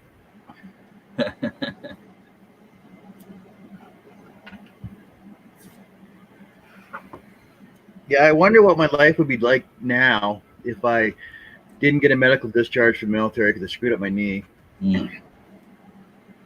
Well, my brother, I don't know if you knew this. I have a twin brother. Yeah, I knew that. Well, we hadn't talked for so long. I don't remember what you know. But he got medically discharged for the panic disorder, which we both have, but we didn't know what it was at the time. I found out what I had by going through a study I heard about on the radio. They described every symptom I had, and I went into the study, and they said I had 12 of the 13 requirements that show you have panic disorder. It was when Paxil first came out. I was part of the study of it, and I actually left that appointment on cloud 9. I still have panic disorder, but I knew what it was. I wasn't crazy. So that was pretty cool. But yeah, my brother discovered it, and anxiety runs in our family. We think it might be linked to Agent Orange with my dad in Vietnam, but we don't know. Too much of a long legal battle to even figure it out, probably. But anyway, I don't remember why I brought that up. What were we talking about? I'm telling you, we derail and do all kinds of topics. We were talking about how your life would be different if you gone. Oh, yeah. Yeah, I don't know how it could have been different. I don't know that I would have discovered scroll sawing because I was in my first marriage and got a piece of junk mail, or to me it was junk mail, I thought, and it was a scroll saw pattern catalog. And I looked through it, oh, that's kind of cool. And the rest is history.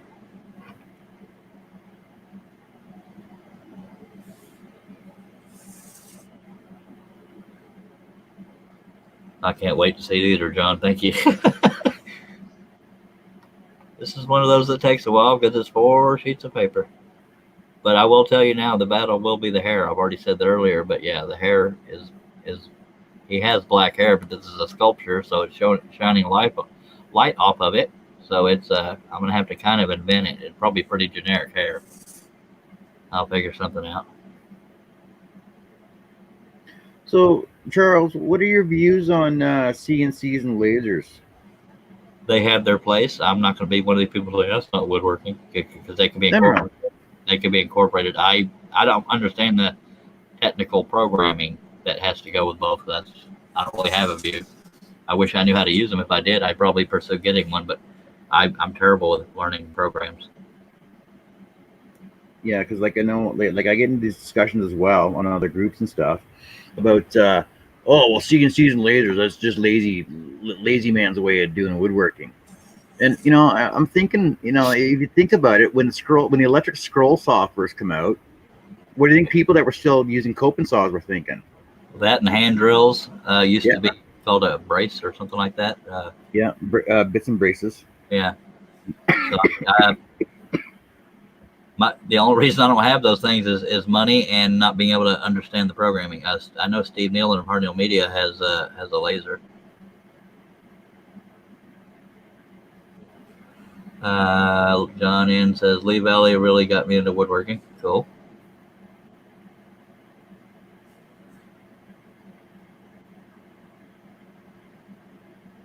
Like I know, like we get a laser at work. And I can take my stuff down there and just put it in the program because it works right off Corel Draw. Oh, I didn't know that. Yeah. I can definitely see its benefits. CNC and laser both could help if you're doing production stuff. There's also hobby-wise has its benefits. I just don't know them. I had XCarve back when they first came out, but the programming is what ran me off. Harnell Media says, I have a laser. I'm building a second one and building a Gatton CNC. Good Lordy, he must be rich. Yeah, those Gatton CNCs, those will run you back about $8,000. Kevin says, to me, laser cut versus scroll saw is the difference between IKEA and custom handmade furniture. It is. I can see that. Well, that and you get the burnt edges with a laser if you're cutting through wood.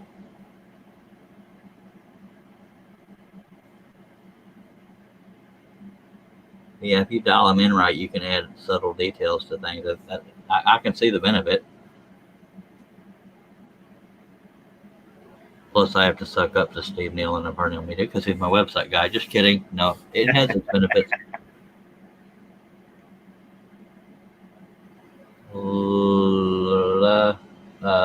Woodden says CNC and laser. Okay, I'm getting a negative. CNC and lasers have their place in some shops, but not mine. Lawrence Aldridge says another one I like is Wood Curver's Workshop for Curving Store. Yeah, yeah, those things. They all have their place. I mean, people that don't use them generally will say, "Well, that's not real woodworking," but you still have to be able to program it, design stuff for it, and stuff like that. So, but I won't pretend to know everything about them. Oh, yay, family must have left. What's up, Mr. Russ Meadows? We are still here. Hold on a second. Where am I? You're right here. No, You they're are still here. here. Yeah, you're here. We saw you for a second. I got the echo here. Let me see where that is. Okay, I don't hear it if that matters to you. I don't have echo on my end for once. For once, I don't have no echo. No echo, no reverb or anything on my computer. Sweet. Well, I'm gonna agree to disagree with whoever was in the chat that doesn't like the CNCs because I like it. Yeah, more and more people are getting into that and lasers and 3D printing and stuff. So yeah, lasers I would love to have. I've had somebody ask me if I could do a project and I could not because I didn't have a laser, and I had to turn the project down. It would be real nice to have a little small laser for engraving because that's what they wanted. yeah, and now Lawrence Aldridge, if I was going to say anything against lasers and CNC, Lawrence Aldridge says to me it's impersonal. That's the direction I lean, but I'm not anti-laser and CNC. Just of course, doing what we do on the scroll saw and patterns is more hands-on, but there's still hands-on involved in those. I won't take that back. And a bunch of people are saying, "Welcome back, Russ." Yeah, well, I'm glad to be back. I come in at the right time. Somebody Somebody gave me a case of the red, you know what? One of your family gave you a case of the red honey? No, one of my chat members. Impersonal. Oh, Come on, Lauren.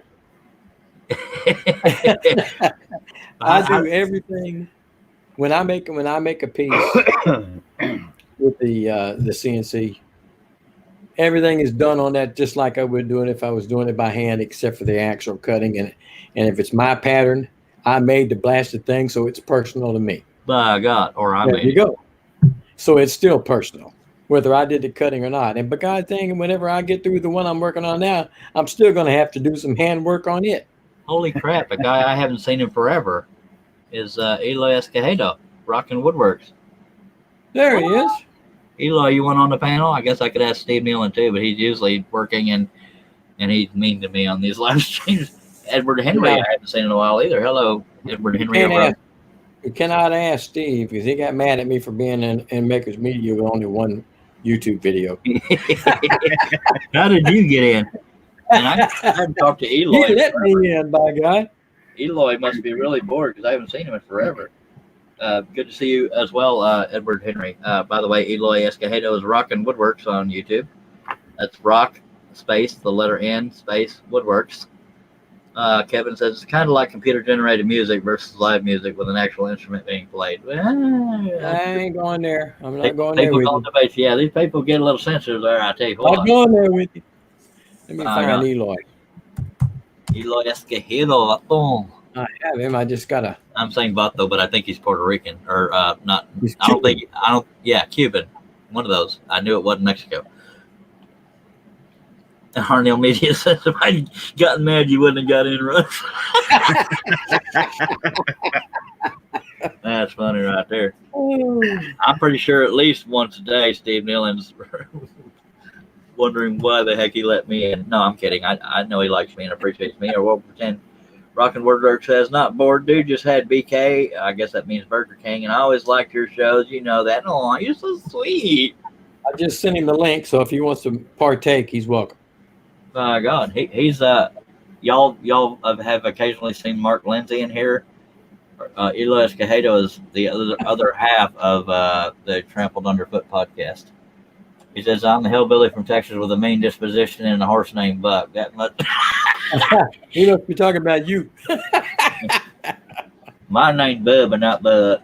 And I ain't no hillbilly. I'm just a hick or something like that. Bring your hind end over here, Mr. Rockin' Woodworks. Eloy Escojedo. I keep talking like Mexican, but it's he's Cuban. It must be morning somewhere because everybody's coming on now. Well, it's Waking.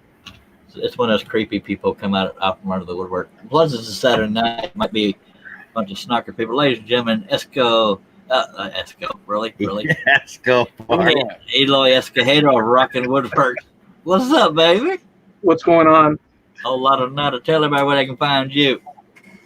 Where you can find me in Miami, Florida, but I wouldn't suggest coming over here because it's quite the crowded place.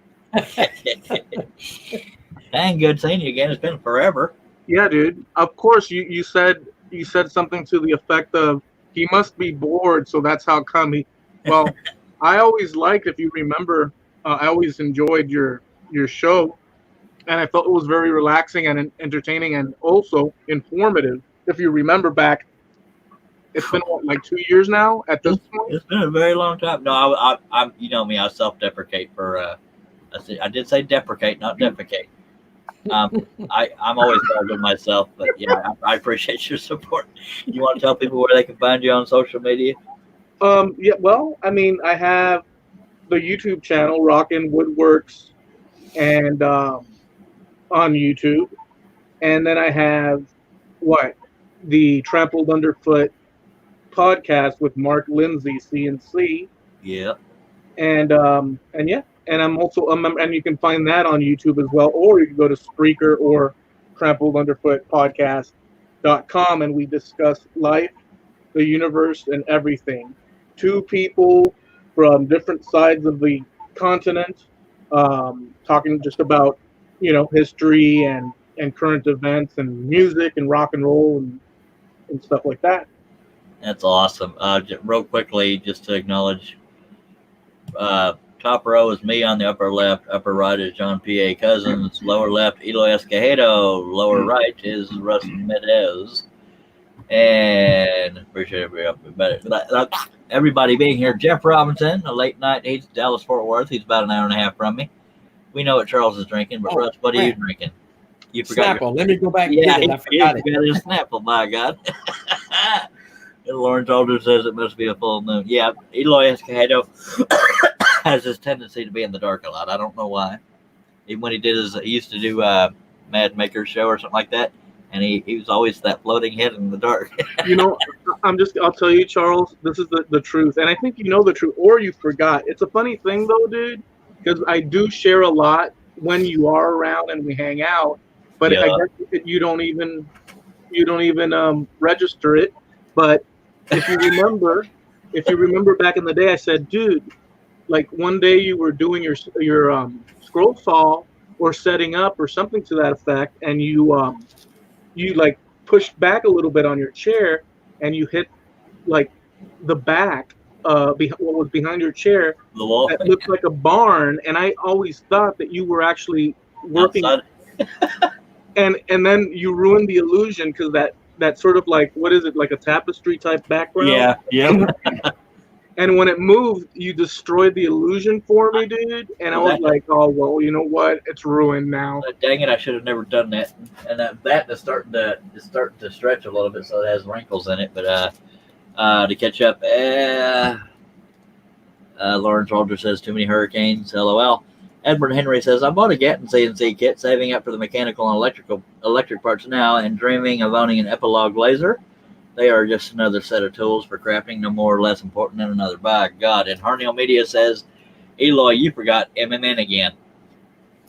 No, okay, it's not that I forgot MMN. It's just that He avoided it. no, it's just that because I would because you're an MMN member, so I would have assumed that you. But yes, I'm also a member of MMN and Harmonial Media, which did you go through all that? Yeah. Did you go through the spiel? I don't remember because I do so many live feeds. Sometimes I forget to mention it, but Harnell Media does my website as well as Eloy's. Yes. My website, woodenvisions.com. Eloy's is rockinwoodworks.com. Mm-hmm. And Makers Media Network is what MMN is. That is an application-based thing, but it is free, I think, unless things have changed. Yeah. Yeah, it is. It's for people to gather together and yeah. Yeah, hence the name network, because we all try to help promote each other. And I will say the best person in that whole thing, and I'm not sucking up, is Steve Nealon, because if you're doing a live stream or put out a video, he'll be the first one to share it everywhere. And some of us others fall short of that sometimes, but it happens. But I try to verbally promote people, but I also am imperfectly human. But Edward Henry says, Charles, I finally got the nerve to start a GoFundMe to replace Smokey, my service dog that passed away last August. If you want to message me that on Facebook, I will post it into the YouTube chat. Edward lost his service dog, and I'm assuming the GoFundMe is to replace him or pay for his burial or something. I would imagine it's probably to replace him. But if you want to send me that message on Messenger, Edward, I will post it in the chat here, and it'll show up on YouTube. I don't know if it'll show up on Facebook or not. So I just wanted to say, Charles, that the reason that it's always dark in my room is that I don't want all the piled up woodworking stacks of different projects and just boxes and all that to show up. So that's how come I do this, you know? Yeah, be more like Russ Meadows. Look at his background. I'm kidding. I also forgot to mention Eloy Escojedo is one heck of a musician. Why, thank you, dude. I'll let you promote that while I go say hello to nature. So let me put you back on camera. Number 1 or number 2? 1. Two was before the thing started. Okay, so now that everybody's gotten a very bad taste in their mouth, no pun intended, I'm going to read the last comment and I'll let you promote your music stuff or just talk about it. Thank you for asking. 1 or 2. Edward Henry says, I can if you want. I was just keeping you posted. Yes, to pay the funds for his vet bills, trying to save him in his cremation and to afford his replacement. I get it. I'm 100% behind you, Edward. Hopefully anybody watching wants to help support that. Just send it to me on Messenger and I will post it here. And hopefully people will be able to help you out. And Eloy, if you would like to talk about your musicianship or singing and all that other stuff, as much as you want, I'll be right back. All right, cool. Well, instead of doing that, I'll mention a few things. Charles, I enjoy his. For folks that will come across this later, I enjoy his work. He's got an extensive library of templates and patterns that you can acquire off of his website. I believe it's Charles Deering. Is it? I think Steve Nealon will post the actual name if you can find it under Charles Deering, or he'll post it soon once he hears it. Wooden Visions. Is it Wooden Visions? Yeah. And so the cool thing about it, and by the way, scroll sawing, as far as that discipline, it's an incredible, branch off within the woodworking, universe, and it takes a lot of concentration. There's so much that one can do with the scroll saw, and like I said, Charles does amazing work. I don't know how big he goes with his actual portraits, but they're out of hand. And it does require a certain amount of patience, but a lot of people really enjoy the process. And yeah, he just does amazing work. I think he's back from the Lou. Well, you're not talking about music? No, he's talking about you. Oh God. Yeah. What? And it wasn't good, man. You're gonna have to replay it. That's when the live stream ended. He went back to see what he had to edit out. No, I'm just talking about, the projects that you work on and just generalized, all that, which I'm sure folks know, but it's better to hear it from other folks as well. I appreciate. Yeah, I think, and that's one reason I'm not good at selling, because I think fans of people's work are better sellers than people trying to sell their own work. At least in my case, I feel like an arrogant car salesman. I know what you mean, man. It's a tough thing to, but it's good to be a humble, as opposed to being overcompensating all the time. I personally prefer humility to a nice healthy spoon of humility, because it to me it's more natural and more human. But that's probably not the way to go if you want to be uber successful. Yeah, well, I mean, as far as humor goes, I definitely have a habit of dogging myself, but the side of me that doesn't compliment myself a lot is fear of looking arrogant. And I know in general, I hope the community doesn't see me as arrogant. But yeah, I guess you were talking about me, because Hardnail Media says woodenvisions.com. Oh, I wasn't lying, dude. What are you doubting? I thought that was my segue into reading the comments. I think you was lying bigger than I'll get at. I tell you what, I'm just kidding. I appreciate you being here. By God, it's been too long, way too long. We've had Mark Lindsay 2 or 3 times, I believe. Hey, he's a good fella too. Jeff Robinson says my backdrop would be my shower curtain and toilet, best lighting in my house. And the acoustics are good. If you want a little reverb, a little echo there. Do you hear echo? No, he was talking. Jeff Robinson's talking about his using his bathroom. No, I don't hear an echo. And Harnell Media's lecturing me. He says it's hard to sell things people can't see, Charlie. Dang, that involves work, Steve Nealon. I still got a bunch of stuff in boxes I have to get out and sand off the soot. I sell lots of stuff without having people seeing it. Well, I've tried that. Even with people seeing it, I have trouble. I'm referring to patterns. Like, hey, you want some of this? You want some of this? Oh, what do you got? I can't show you. You want it though? I got some primo portraits, dude. Did you ever talk about your music? Apparently, you didn't talk very long about it. No, well, because this is a scroll sawing channel, and we're focused on that. And although I do appreciate that, I don't really, want to go into that because we don't know how many people, would be interested in that. So I just decided, let's just talk about what we're talking about. Well, I appreciate your humbleness, but by God, tell people about your music. Well, in 1984, everybody loves music, so.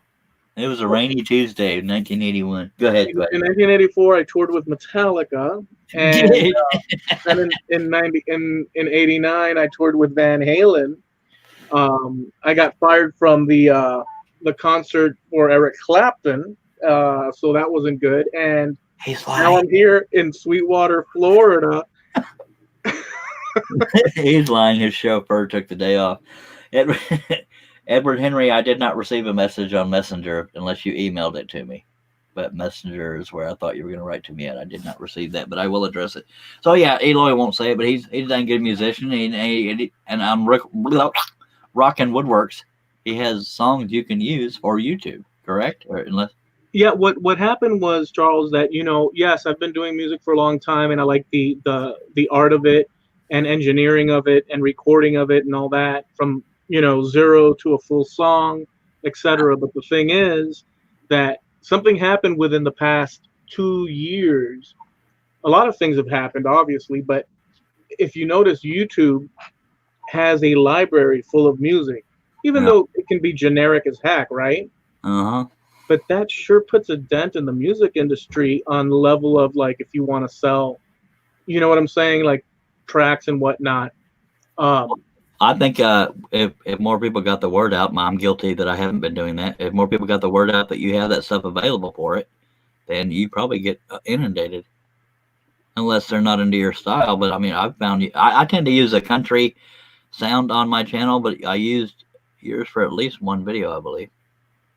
Well, and another funny thing is that I've noticed is that, so like, when I think of music, I think of the rock and roll from back in the day, the heavy metal and Yeah, stuff, 'cause that's where, like, in my mind where I'm at. But then you start to actually realize that, holy smokes, we're looking at 20, 25, 30 years in the past, and then you start noticing that that's how come folks are not. Because remember, we're talking. It might as well be the 60s in reference to, if you were in the 80s, it would be like, people going back 30, 40 years or whatever. So folks are listening to like this, I guess I don't even want to call it techno, whatever you call it, which I think is junk. And that's like the popular stuff now. well, I mean, that's debatable because what you do is actual music. Some of the stuff these days is kind of like, noise with lyrics. Yeah, but you're from that era, that like-minded era, and that's the whole bit. It's like, so what we need is a rock and roll revolution revival. Yeah, and I also love country, but that's me. Oh, well, didn't you say you liked Metallica at one point? I'm a full-blooded Metallican. Okay. Country music, my heart and soul, but I love me some Metallica. Excuse me. Good God on a stick. Well, apparently Russ got kidnapped or had to go to the store to get Snapple. Where we at? Apparently Lawrence. Oh, Lawrence says we're going to call it a night. Praise for everybody. Right back at you, Sparky. Appreciate you being here. Harnell Media says Eloy. Okay, I think I just got a message from you, Edward. Yes, I did. Harnell Media. Eloy has great music and has a music pack on his website for sale that are great for videos. I'm telling y'all, folks, go over there. rockinwoodworks.com. ROCKNWOODWORKS.com. See, luckily I spelled that correctly. Makes advertising a little easier. Well, I appreciate that, Steve and Charles. Is that the bottom half of the Incredible Hulk? Yes, sir, it is. Awesome, dude. Thank you, sir. Jeff Robinson says a friend was a roadie for three I don't know if it's that. He says for through group Angel Garcia. Yeah, to give you the smaller version of what we're working on here, Eloy, is this. I've already done the upper two halves. Divided it into 4 sheets of paper. Oh, very cool. Thank you. And this is my latest pattern is, I gotta get it out here, is these right here. This is what I used. Nice. Right there. Thank you very much. Did you know that koala bears aren't bears? Yes, I'm the one that's been saying that for the last 3 or 4 live streams, but you just call them koala bears, so that you kind of contradicted yourself, Sparky. Yeah. They're marsupials like California. Why did I say California? I meant to say kangaroos. Yeah, it made total sense. Stop laughing at me, John. Edward Henry says, try again, Charles. I accidentally sent it to Charles' hand. Oh, Lord. Well, there's nothing wrong with that. Okay, I'm going to post it here in the whatchamacallit. Yeah, if you got one, Charles, you got them all, by God. Copy. Beautiful, beautiful dog, man. It breaks my heart just seeing it. Let me post the link here on Hoosier. What's it? Here right now. I'm about to hit send, so y'all be ready to click on that and donate if you can. It should be in the chat right now on YouTube. And hopefully that will yield some help, Edward. As soon as I get some more finances, I will try to contribute. But yeah, very sorry for your loss. Beautiful dog. And Edward Henry says you can never have too many Charleses. Yep, Charles in charge, yo. Wasn't it you, Eloy, that used to call me Charles in charge? No. Dang it. Well, that sounded like a segue that I butchered. Well, who used to call me Charles in charge? Yeah, well, I'm not in charge, so it doesn't matter. All right. Did you ever collect Hulk comic books? Nope. I did this mainly just because of popularity. I did. The picture jumped out, and I loved it. Hulk was one of my favorite back in the day. Back in the day. Actually, it's funny because back in the day, I was watching a video from like 2008 or something like that, and I decided to read the comments, and one kid said, "Man, I was like 14 back in the day when I first saw this," and I was like, "Holy smokes, that's just like a few years ago." But back in like in the 80s, I got my first Hulk Hogan toy, and it was like, I don't know if you guys remember, it was a Just like to interrupt you, you said Hulk Hogan. Oh, I'm sorry. Yeah, a little different. He's white. Incredible Hulk. I'm glad you corrected that. Incredible Hulk, and what it was, do you guys remember the stretchy Stretch Armstrong. that were full of like some sort of gel or whatever? Yeah. Yeah, and Yeah, I bought you that did a whole one, and I sure did dig that, dude. Or I didn't buy that one; they bought it for me, actually. And I poked a hole in it to see what was inside and ruined the damn thing. There's a country song that has a lyric in it saying, "This ain't the stuff they put inside Stretch Armstrong." That's right. I totally derailed. Let me catch up on comments real quick. Jeff Robinson says, "I have a stuffed koala bear with baby from when my dad was stationed there back in the 1950s. By golly, that's pretty cool." Edward Henry says, "I agonized for months. I was raised not to beg, borrow, and do for myself. I realized I cannot do this alone and need to get back off of the VA PTSD medications." Yeah, I can definitely see the benefits of a service dog. It would probably even help me, but I don't know that I could physically keep up with a dog the way it needs to be. You probably can, but I cannot. That's why I haven't tried to get a dog. And plus, they're not cheap, which is probably part of the reason besides medical bills or vet bills.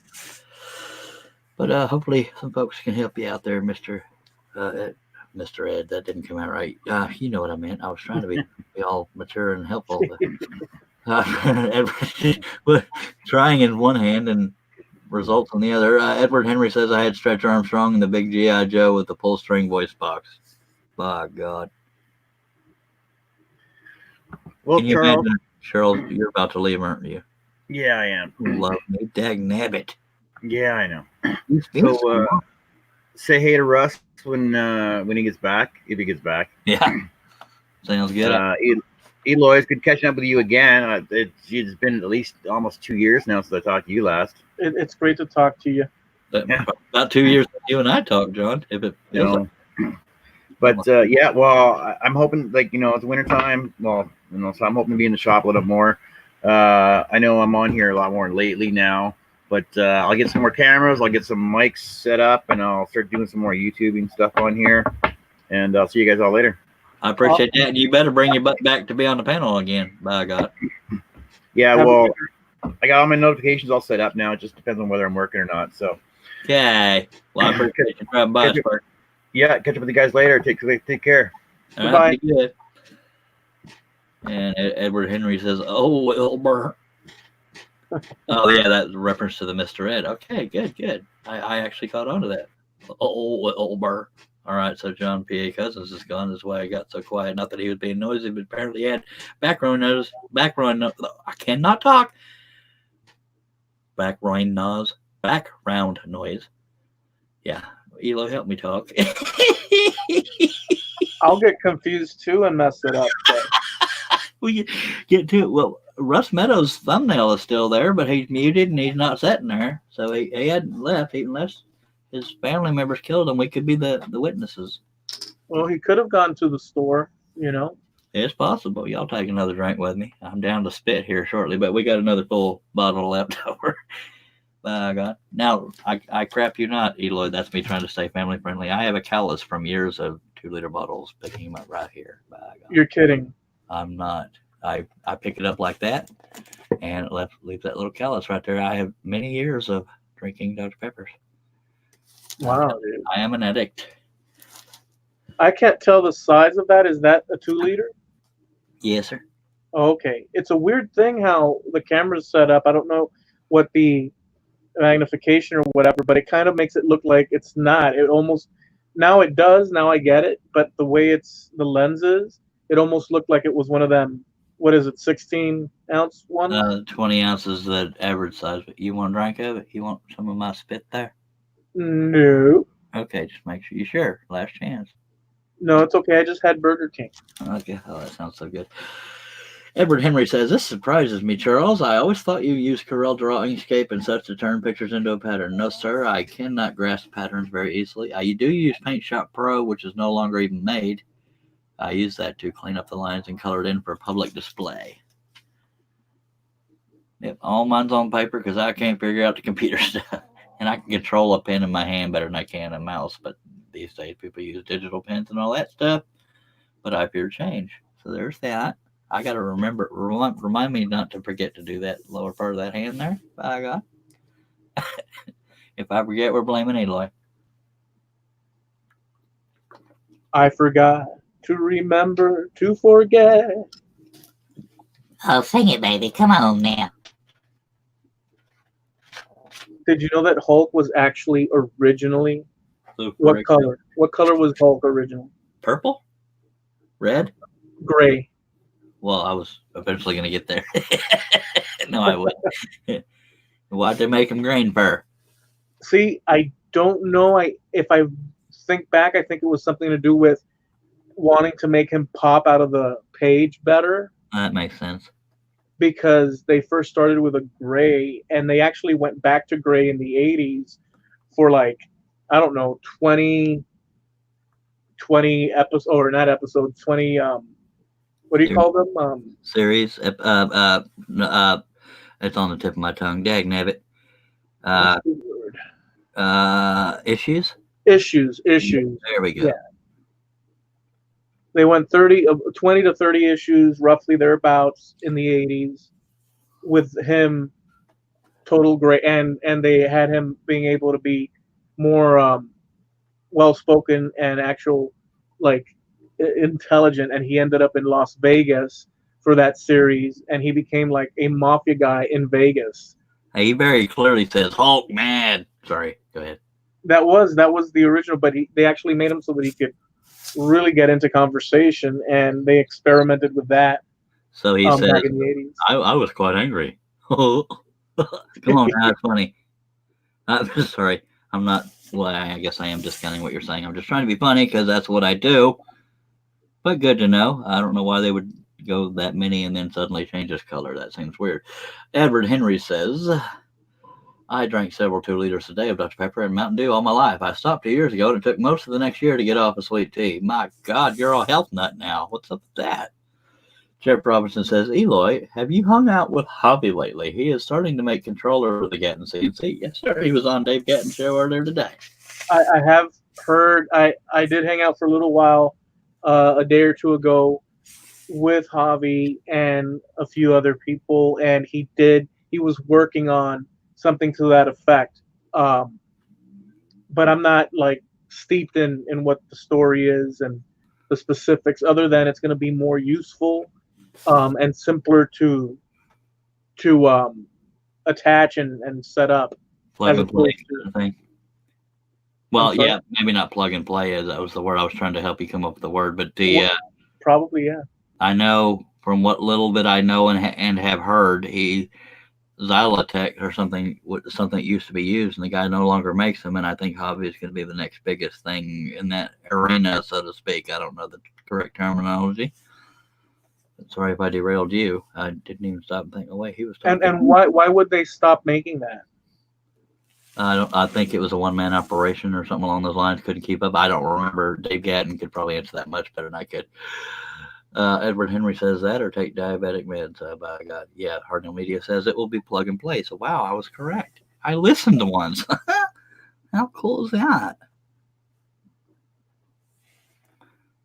I don't know what happened to old Russ Meadows. He might have fallen asleep, forgot he was live here. Plug and play. Edward Henry says plug and play controller for various attachments. I missed most of the stream. I didn't watch all of it. I was there for support, but I don't know crap about CNCs. But if I'm being honest, I was only there to show support for the fellas involved, Mr. Gatton and Mr. Javier Valenzuela.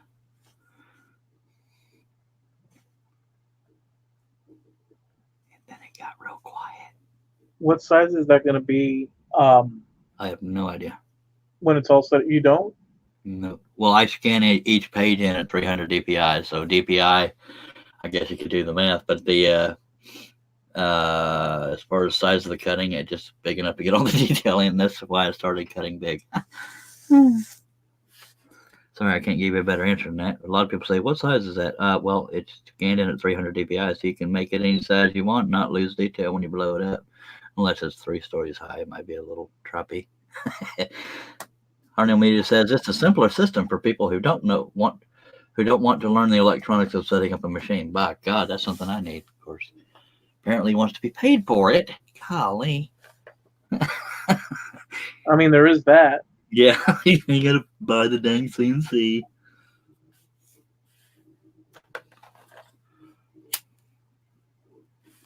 By God. So let's get back on this here, Sparky. Oh, wait. I don't want to read them out of order. Edward Henry says, I hope I am smart enough to build mine. I have the kit wood parts that I bought a couple of months ago, but I cannot read the plans. LOL, hoping a friend can help. I guarantee there's 50 million people in the CNC community that could probably help you with that, especially if you got it from Dave Gatton. Woodden says Charles puts on the live stream and he still misses most of the stream. That's funny right there because it's true. Welcome back, Russ. Thought you died. Yeah. Like I said, we had some family problems come up, and so it is what it is. Is everything all right, or am I getting too personal? Or Oh, it's not us. It's father-in-law and his wife are arguing. oh crap! So it's one of those kind of things. I was wondering how you were able to come back earlier. It's like he's got family over, but apparently something ain't going right. If he's wanting to break free and come to this live stream, something's got to be real wrong. So that's me. Yeah, it's not something I want to be around right now. I hear you. I can't get out of it. They came here to argue. Oh, he came here to get away. Oh, okay. Well, yeah. He's hard of hearing, so he has to yell, and we have to yell back at him so he can hear. Yeah. So it wasn't good to be on. I hear Oh you. boy. Well, It's just one of those things, everybody's got problems. That's true. Charles misses most of his own live streams. I don't miss it. I just don't pay attention. See, because I'll say, Well, if we did that, then you really have a problem. yeah, I'll tell people, after the live stream, I'll do such and such, and they have to remind me in an email 3 days later. Oh crap! Sorry. Yeah, y'all aren't wrong. Dennis said the same thing. Jeff Robinson says Charles is a one-man CNC machine. LOL. So apparently, sorry, my XY stuff is off. Semantics. Alrighty then. Mr. Edward Henry said he has the parts for Dave's kit, We already the read Gatton. Yes. Dave has videos step by step by step. You don't even have to worry about looking at the plans.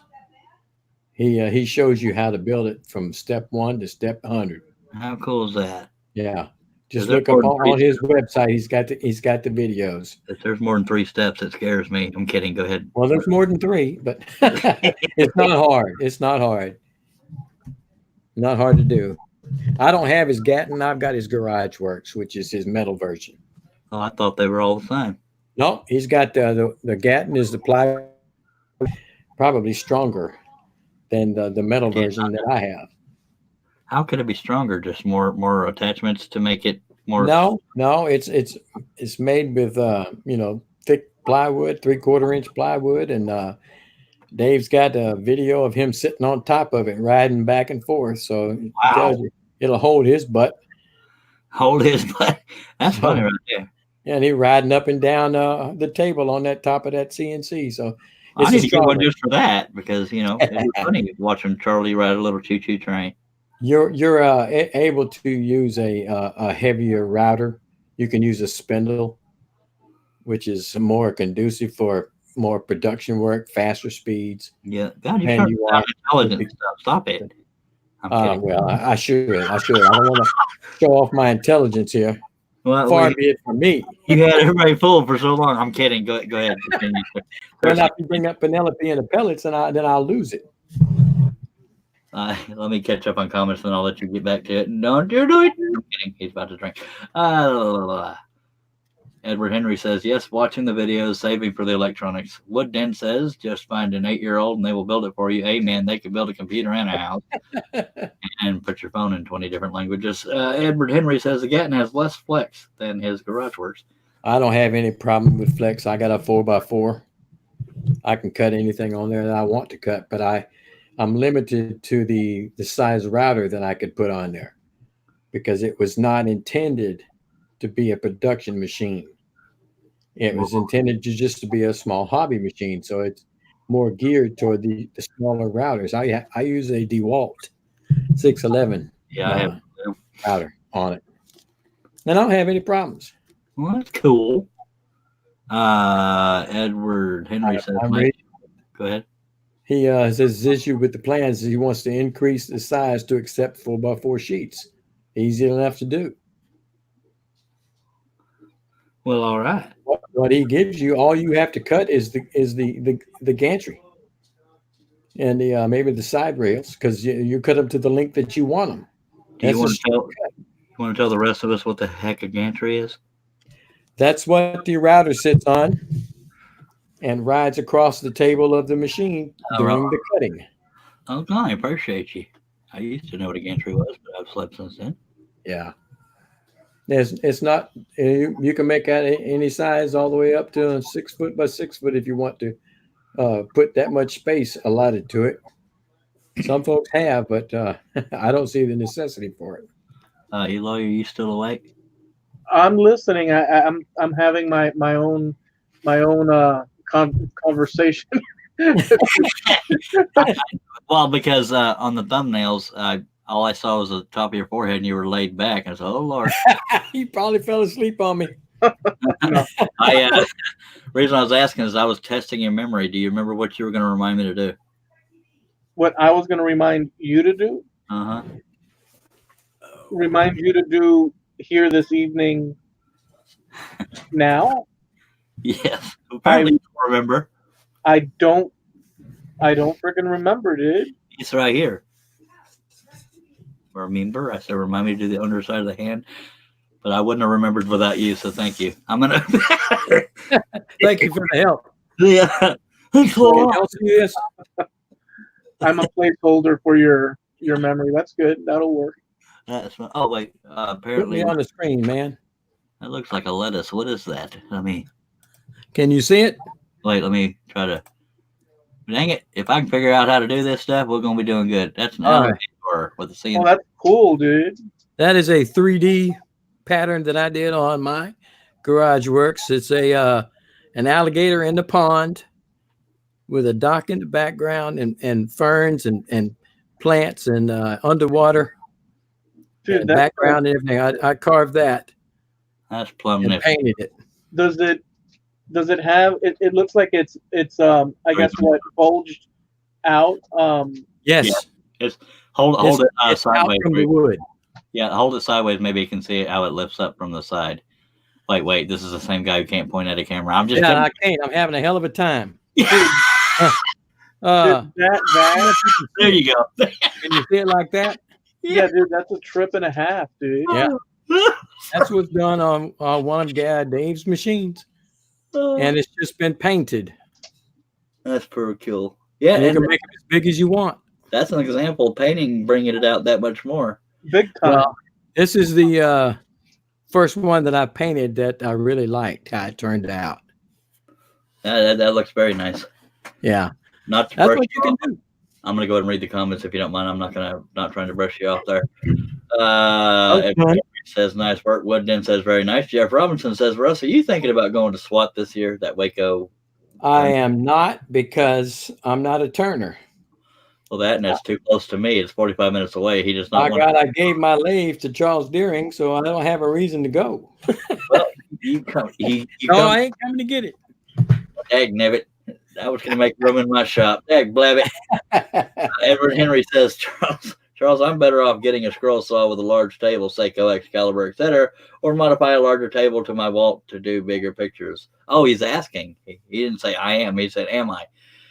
With a larger tape wall, if you want a larger table, Seiko definitely has the larger table. The 30-inch Excalibur has a large table, but Seiko's is more square, very big. I believe the dimensions of it are on Seiko.com.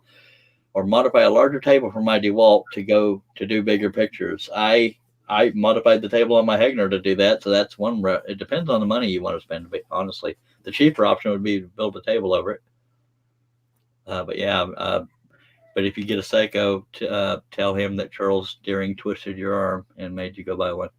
Seiko does not have the 30-inch, do they? Or do they? They just have the Seiko.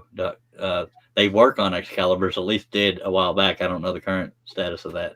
Well, I know the Excalibur had a 30-inch table. Yeah. No, the table's not 30. Well, yeah, it is. It's from the blade to the throat is 30-inch. So it's actually a little more, yeah. You're right. I have a 30-inch Excalibur. It's just sitting in another area because I can't fit all my saws in my shop. Yeah. Someday I need to do a video comparing all three of them. That could go viral. Watch this dude scroll his arm off. But yeah, you need to go to SWAT so you can hang out with your Charlie Boy again. We'll do a live stream. You sitting in my lap. I'm kidding. I meant me in your lap. Boy, you're gonna have all them guys believing that crap. You better cut it out. Yes, sir. When they see that long hair, they start to think, no, don't think that. You sure got a pretty mouth. Watch it. Dang, dude. Come on now. What I have to put up with? I'm glad somebody else is here. Dang, dude. Yeah, I mean, I could have said it a different way, but that wasn't what I was thinking. Are you out of your Vulcan mind? Oh. Dang, dude. That's funny right Charles wouldn't like me at all if I didn't have that long hair. Well, you're kind of cool. I'll tell you what'll make a good viral video. Nothing to do with that last comment that you made, Charles. Thank you. But somebody else says Wood did. Go ahead. No, so I'm gonna give you the secret to a great video. It's an idea that Javi and I hatched a while back, and it's stupid, ridiculous, but I think that's what it takes. That's what it takes for YouTube. So what you do is you take a generator with you, you put it in the back of a truck, you hoist up a chair and your scroll saw in the back of the truck. This is what Javi and I were thinking. Not for you. We were going to do this. And then Javi would sit and drive, swerving and this and that, while I would sit and scroll saw on the back of the bed of the truck and try to keep within the lines. But of course you wouldn't be able to, because it's just swaying and bouncing all over the place. Unless you bolted it to the bed of the truck. But don't steal my idea. Go ahead. What, the bolting part? Well, the whole fun of it is that you're bouncing up and down all over the place. That would be impossible. If you bolted it, it might be possible. I think you're missing but whatever. The comedy portion of it. You do that, and you get some far away shots and some close-up shots, edit it up, slice it up, like just on maybe it's your drive into town for Taco Bell or out to whatever. Yeah. And you do that. That would be trippy as hell. That would be funny. Well, that's the whole, yeah. I don't know who could film it, but yeah, well, let me catch up here. Jeff Robinson says, Charles, are you still using the scroller drill? Yes. Well, technically yes, but I haven't done a cutting since that live stream where I showed the scroller drill. But yes, I still plan to use it. Yes, sir. Woodden says, there goes the rails, because that's what we do. Jeff Robinson says, Michael and Jerry are usually at SWAT. He's probably referring to Michael Chipster and Jerry Brown. That's to you, Mr. Russ Meadows. And so if you want to me and hang out with them, that's fine. I'll probably hang out with them at the Houston Woodworking Show. If they show, I think they might come. They came to the last one I went to. So. Yes, I did too. Yeah, you were there. But I was there with a bear. Edward says, give scrolling along a whole new meaning. Yes, sir. Man, that would be a hoot trying to scroll in a moving vehicle. Believe it or not, I sold my one of my DeWalts scroll saws that I had, and a guy came to get it. Him and his wife, and they were a young couple, and evidently they met you at that Houston woodworking show that I saw you at. Uh-oh. And they were going on and on about, how they met Charles Deering and he was this and that. And Wait, real quickly. What do you mean he was this and that? Was that good or bad? good. It was good. Okay. Okay. They were glad to have met somebody of your caliber as far as the industry goes. Oh, that's awesome. And they were all, and I said, I went and got my phone and I brought it back and I showed him the picture of you and me doing the scroll on. Uh-huh. And I said, you mean this jackass? That's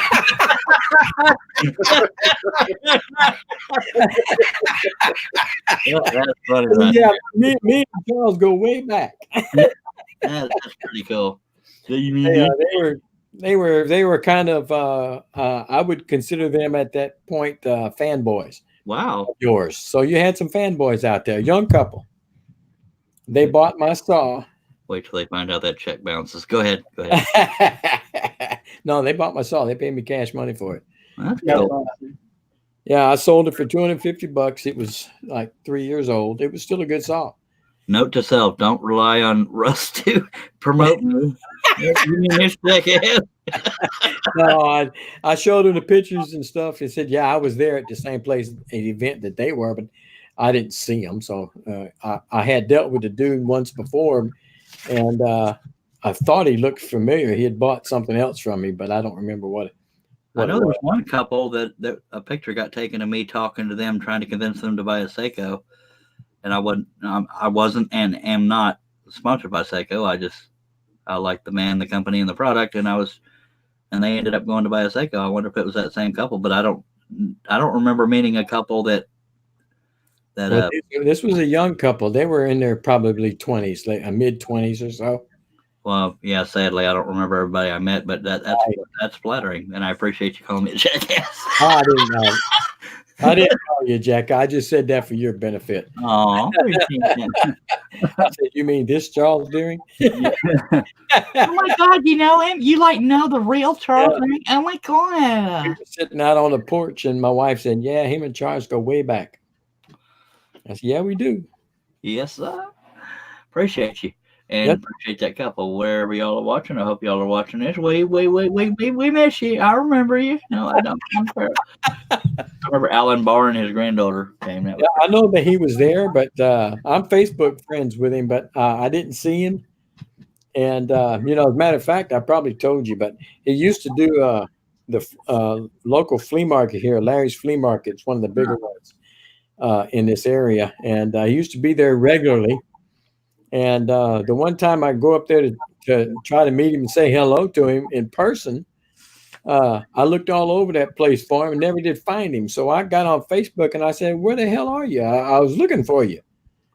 And he said, oh, we stopped last week. We don't do that one no more. I said, oh, God dang. Nag, blab it. Yeah, he goes a little further up west of us over in Liberty Well, and works there. And he won't do these anymore. So I don't know. He was there for a long time and I just never knew that when I did find out, it was too late. the main reason I remember Alan Barr is the little girl he had with him. I don't remember how she was related, but she was looking at me and grinning, and I'm thinking, oh God, what is he telling her? and then that's how I met them. I don't remember her name, but I remember him. He's big into Persia. We have Patrick's Woodshop is in the house. hello, Mr. Patrick's Workshop. Anyone going to Dubuque, Iowa Midwest Scroll Saw Show and woodworking this year? That would be cool, but that's money and travel, which I'm not good at either one. He said trade show, actually, yeah. And Is that the one that Lee Nyden does?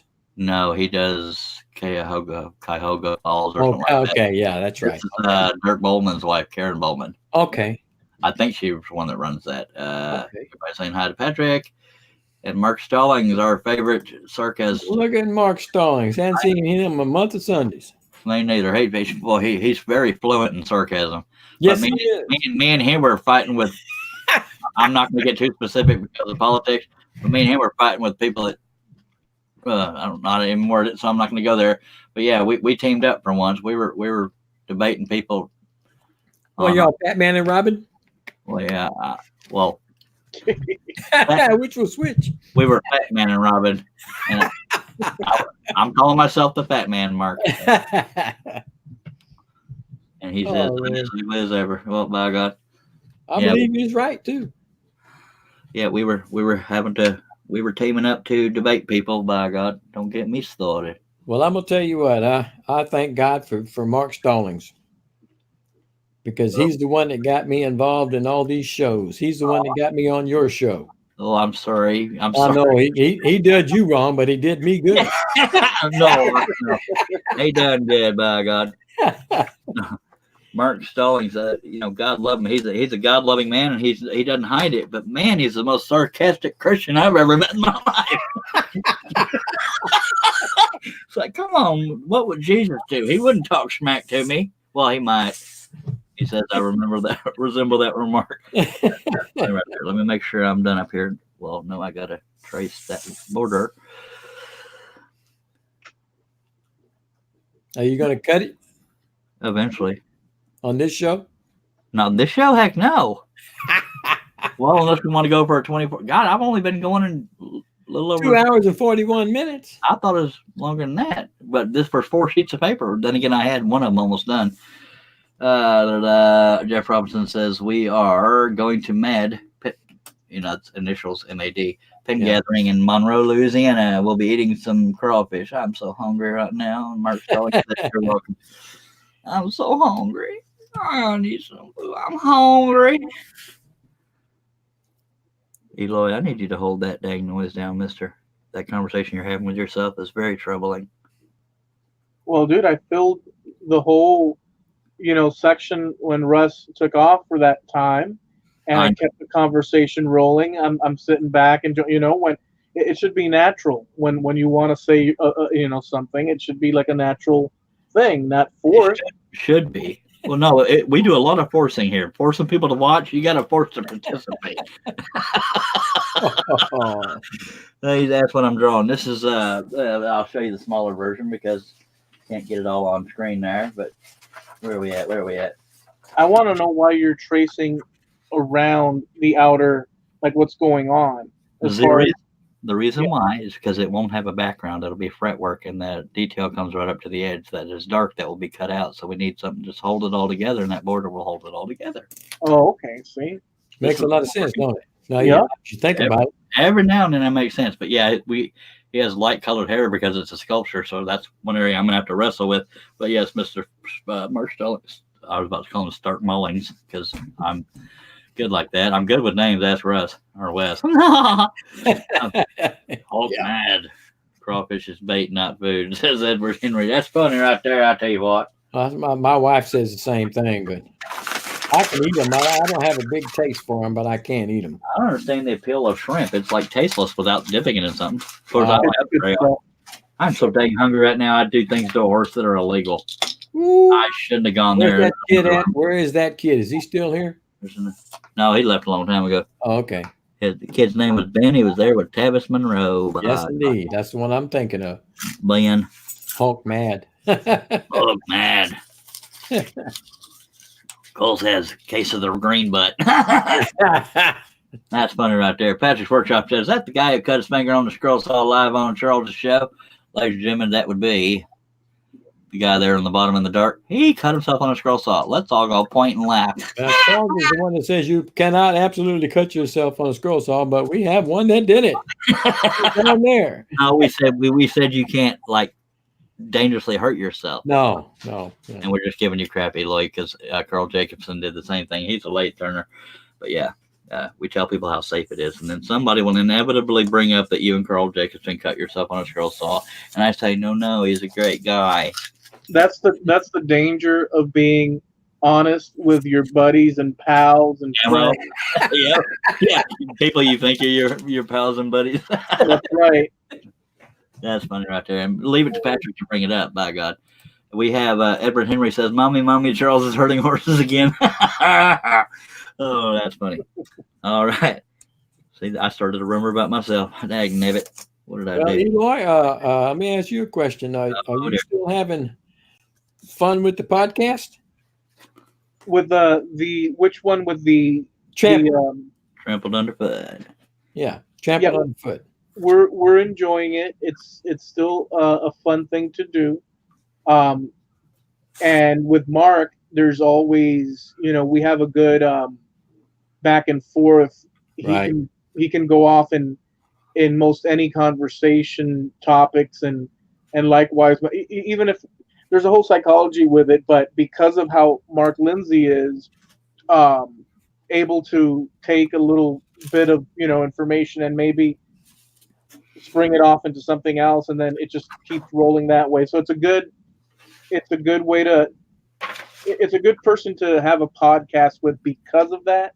Well, y'all are both good at diverse topics and randomness, and I say that as a compliment. Yeah, and so that's the whole thing, is you have to keep it going for at least an hour. I mean, well, in this scenario, you go for quite a while and stuff, but you have the project that you're working on to compensate. But yeah, it's super fun, and we touch on, well, a bunch of crazy stuff from one extreme to the other, history or music specific. Right. That is the Trampled Underfoot podcast. Yeah, I've been there for quite a few episodes, and I've enjoyed listening to the conversation. I have not been there because I'm a travel friend. Well, you learn things you didn't think you knew, or never heard of, or things you did but didn't remember. You learn stuff. Did but didn't. You're being really contradictory in your terminology, sir. I most certainly am not. You learned things you did not know. I'm exactly sure in my mind what I'm saying. Can you translate it out this direction? Well, it's like you learn things you didn't know, and you learn things that you used to know and forgot. All right, It's been brought back. All right, okay, it makes a little A more good sense. example, Charles, is like an example, like even for us, because I'll spring stuff on Mark, and he'll do the same, and we're all sort of like touching on subjects that we know, but maybe there's like a little inroad and some sort of chapter in that topic that is surprising. So, for instance, the Civil War started and ended Good night, Jeff. on the same patch of land, let's say. That's sort of like information that and we went into as an example, and that's something that I really personally did not. We touched on the subject of I don't know what within the Civil War and this and that, and then it ends up that the Civil War started officially and ended officially on the same patch of land. It was done for a reason. What's that? I think it was done for a reason. I remember reading something about that. It was symbolic gesture to that. Real quickly, Patrick's Workshop and Jeff Robinson are both leaving. Appreciate y'all. Edward Henry says, opinions that reach them out do not represent the original thought. Yes, sir. Back to y'all. That's funny right there. Why do I have to repeat myself twice? I just don't understand. Where's Mark Stallings when I need him? That would have been funnier if you had said that twice. Why do I have to repeat myself twice? Why do I have to repeat myself twice? Come on now, that's pretty funny. But we appreciate this train wreck that is called. It actually doesn't have a name, it's just live stream number such and such. 65. I'm glad I didn't call these live streams Scrolling with Charlie because we haven't scrolled in a while. That used to be my name. Look at there. He changed back to Spiritual Splendors instead of Mark Stallings. He put on his more professional, more formal name. Yes. I still hang here. Mark is here on YouTube now. Yay! Yeah, it's better on YouTube. Yeah. It's better with Dr. Pepper. Oh, yeah. Good segue, baby. It was better with my Snapple Peach Tea, by God. I wish Dr. Pepper would sponsor me, but I'm pretty sure they're not going to pay me. They're just going to say, well, I said, why do we need to pay you? You're already talking about it. Stag nabbit. See what I did? Yeah. You're assuming that, but they might be thrilled to do it. They say, oh, yeah, hell yeah. Until they see the train wreck portion. You got a 50-50 shot. Well, he's got that guy that can't point at a camera and he tells dumb jokes and this and that. I'm having issues that I can't discuss specifically. Oy. Charles, you remember that? Well, you're obviously going to remember, but you did a project a long time. A long time. What's that? I said I don't remember that. I was just trying to be funny. Go ahead. you did like a, I guess, some sort of wagon from the Old West. Oh, But go ahead. I'm sorry. Stagecoach. The Stagecoach, but it Yeah. was actually a 3D sort of like built up thing. Yeah. Uh-huh. Dude, that was so trippy. Did you design from scratch, or did you? I bought the plans. I wish I could say I invented it, but no, I bought it from. How difficult was that to from the plans to? I mean, how much? Not a whole lot of. Not much cutting at all. Matter of fact, I started to do a much larger version. I just haven't got back to it because squirrel but yeah, that one was 7 1/8 front to back. The one I'm redoing is 20 7/8 front to back. And Dude, that thing was trippy as heck. I'm kind of digging that whole model idea, but I'm interested in what you call from scratch. Like, let's say you see an image and then you take it and try to make a 3D version of it. I don't know if I'm that good yet, but I wish I had designed that. But thank you for the compliment on the project. But yeah, if I could dream up stuff like that, I'd probably be more successful as far as sales go. But my brain doesn't go there very easily. Hey, I'm grabbing at my memory bank so that we can add conversation while you get to the actual scrolling. Yeah. I started to do that 20 7/8 front to back Stagecoach, but one of those got put off to the side. Same with the Steve Good welcome sign. I just stuff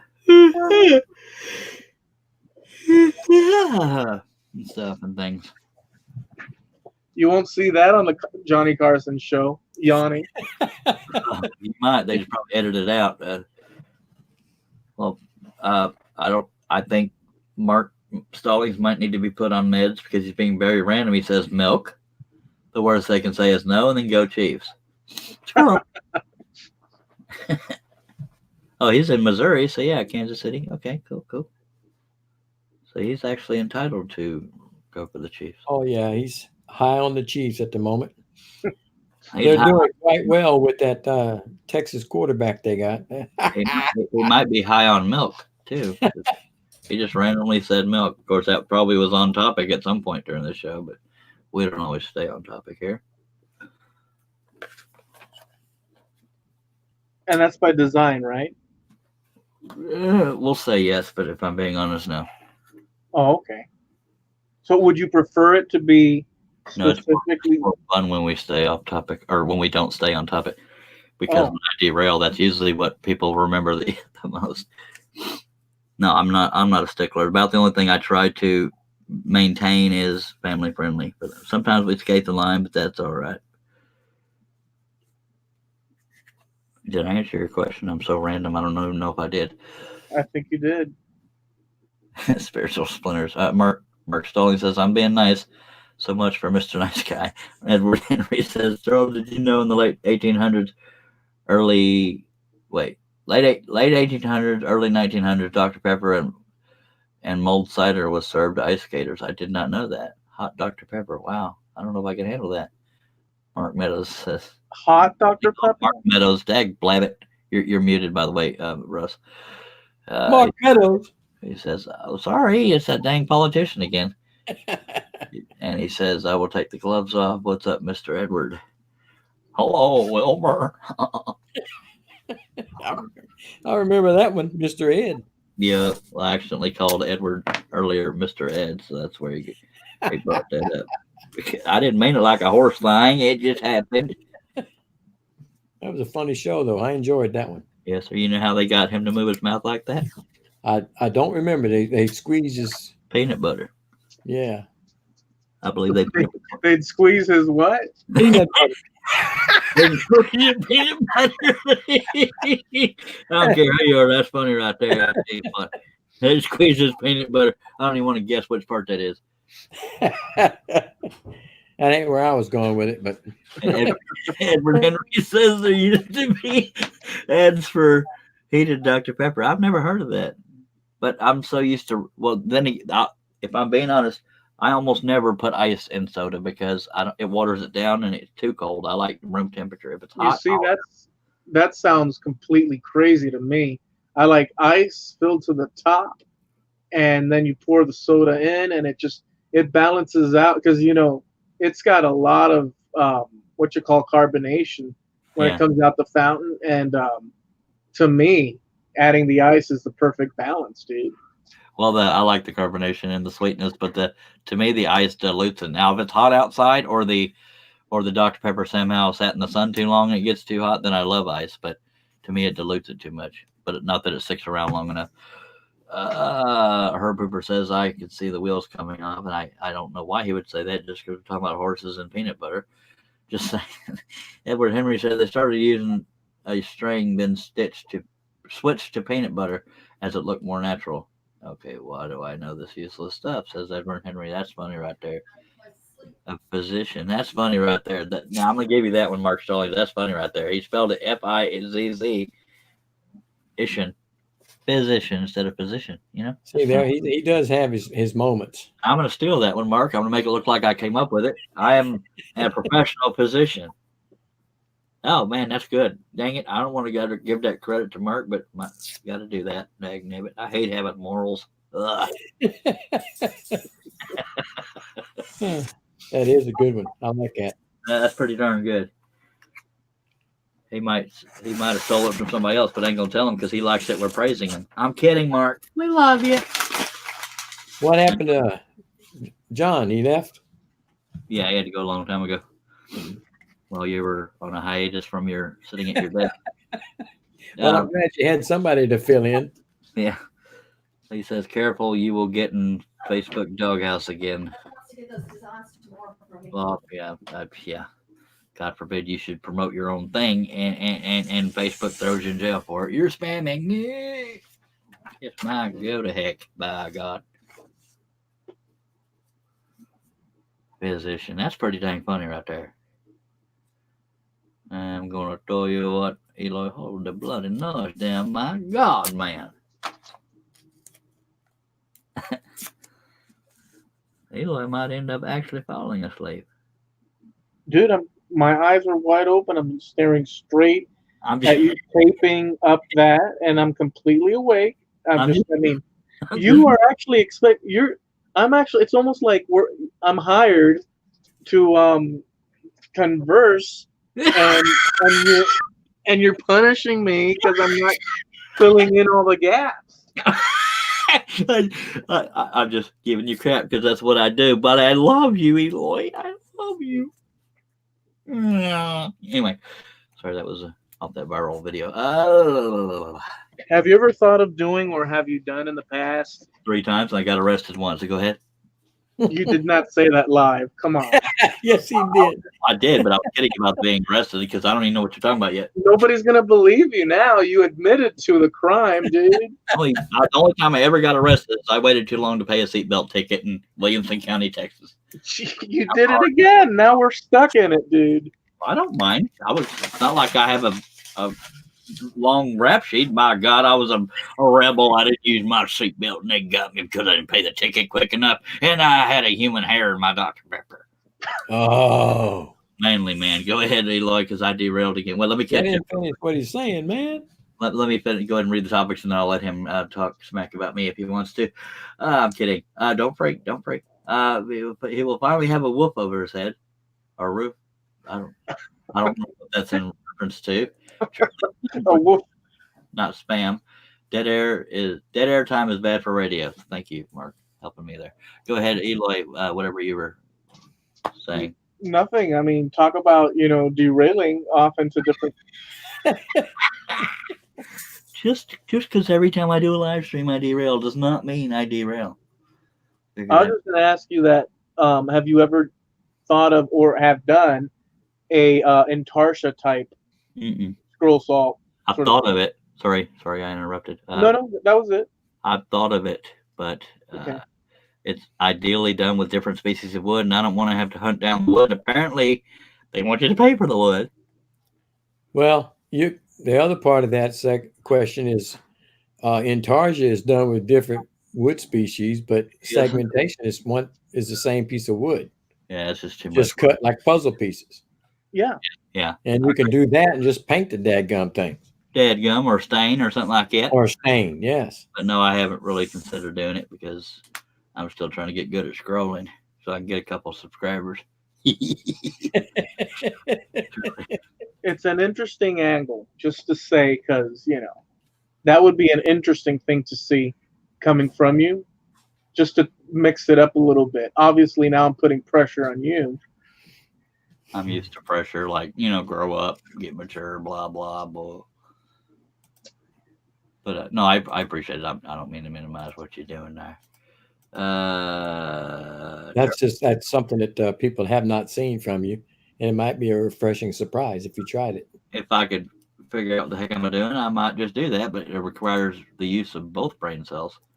You see, Mark said he tried hunting wood, but got in trouble for shooting it without a tag. Yeah, that one was a groaner there. Y'all were laughing. It was funny.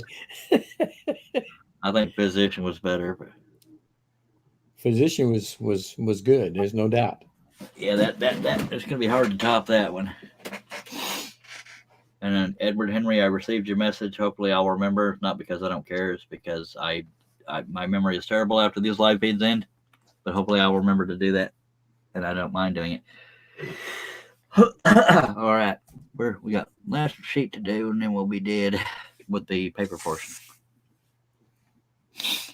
But it's I shot my first turkey, says Spiritual Splinters. the Smirk Stallings. Yeah, cool. Well, I have a feeling you could say, and then they kicked me out of the grocery store. And then he said, scared the crap out of Walmart. Yep, I knew it. I knew he was going to go there. He was going to kick me out of the frozen. Yeah, we both had that idea, Charles. I had the same idea. Apparently, he saw a meme on Facebook.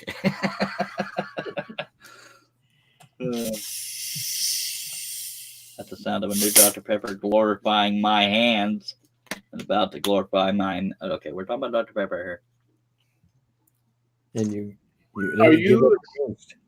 Are you exclusively Dr. Pepper?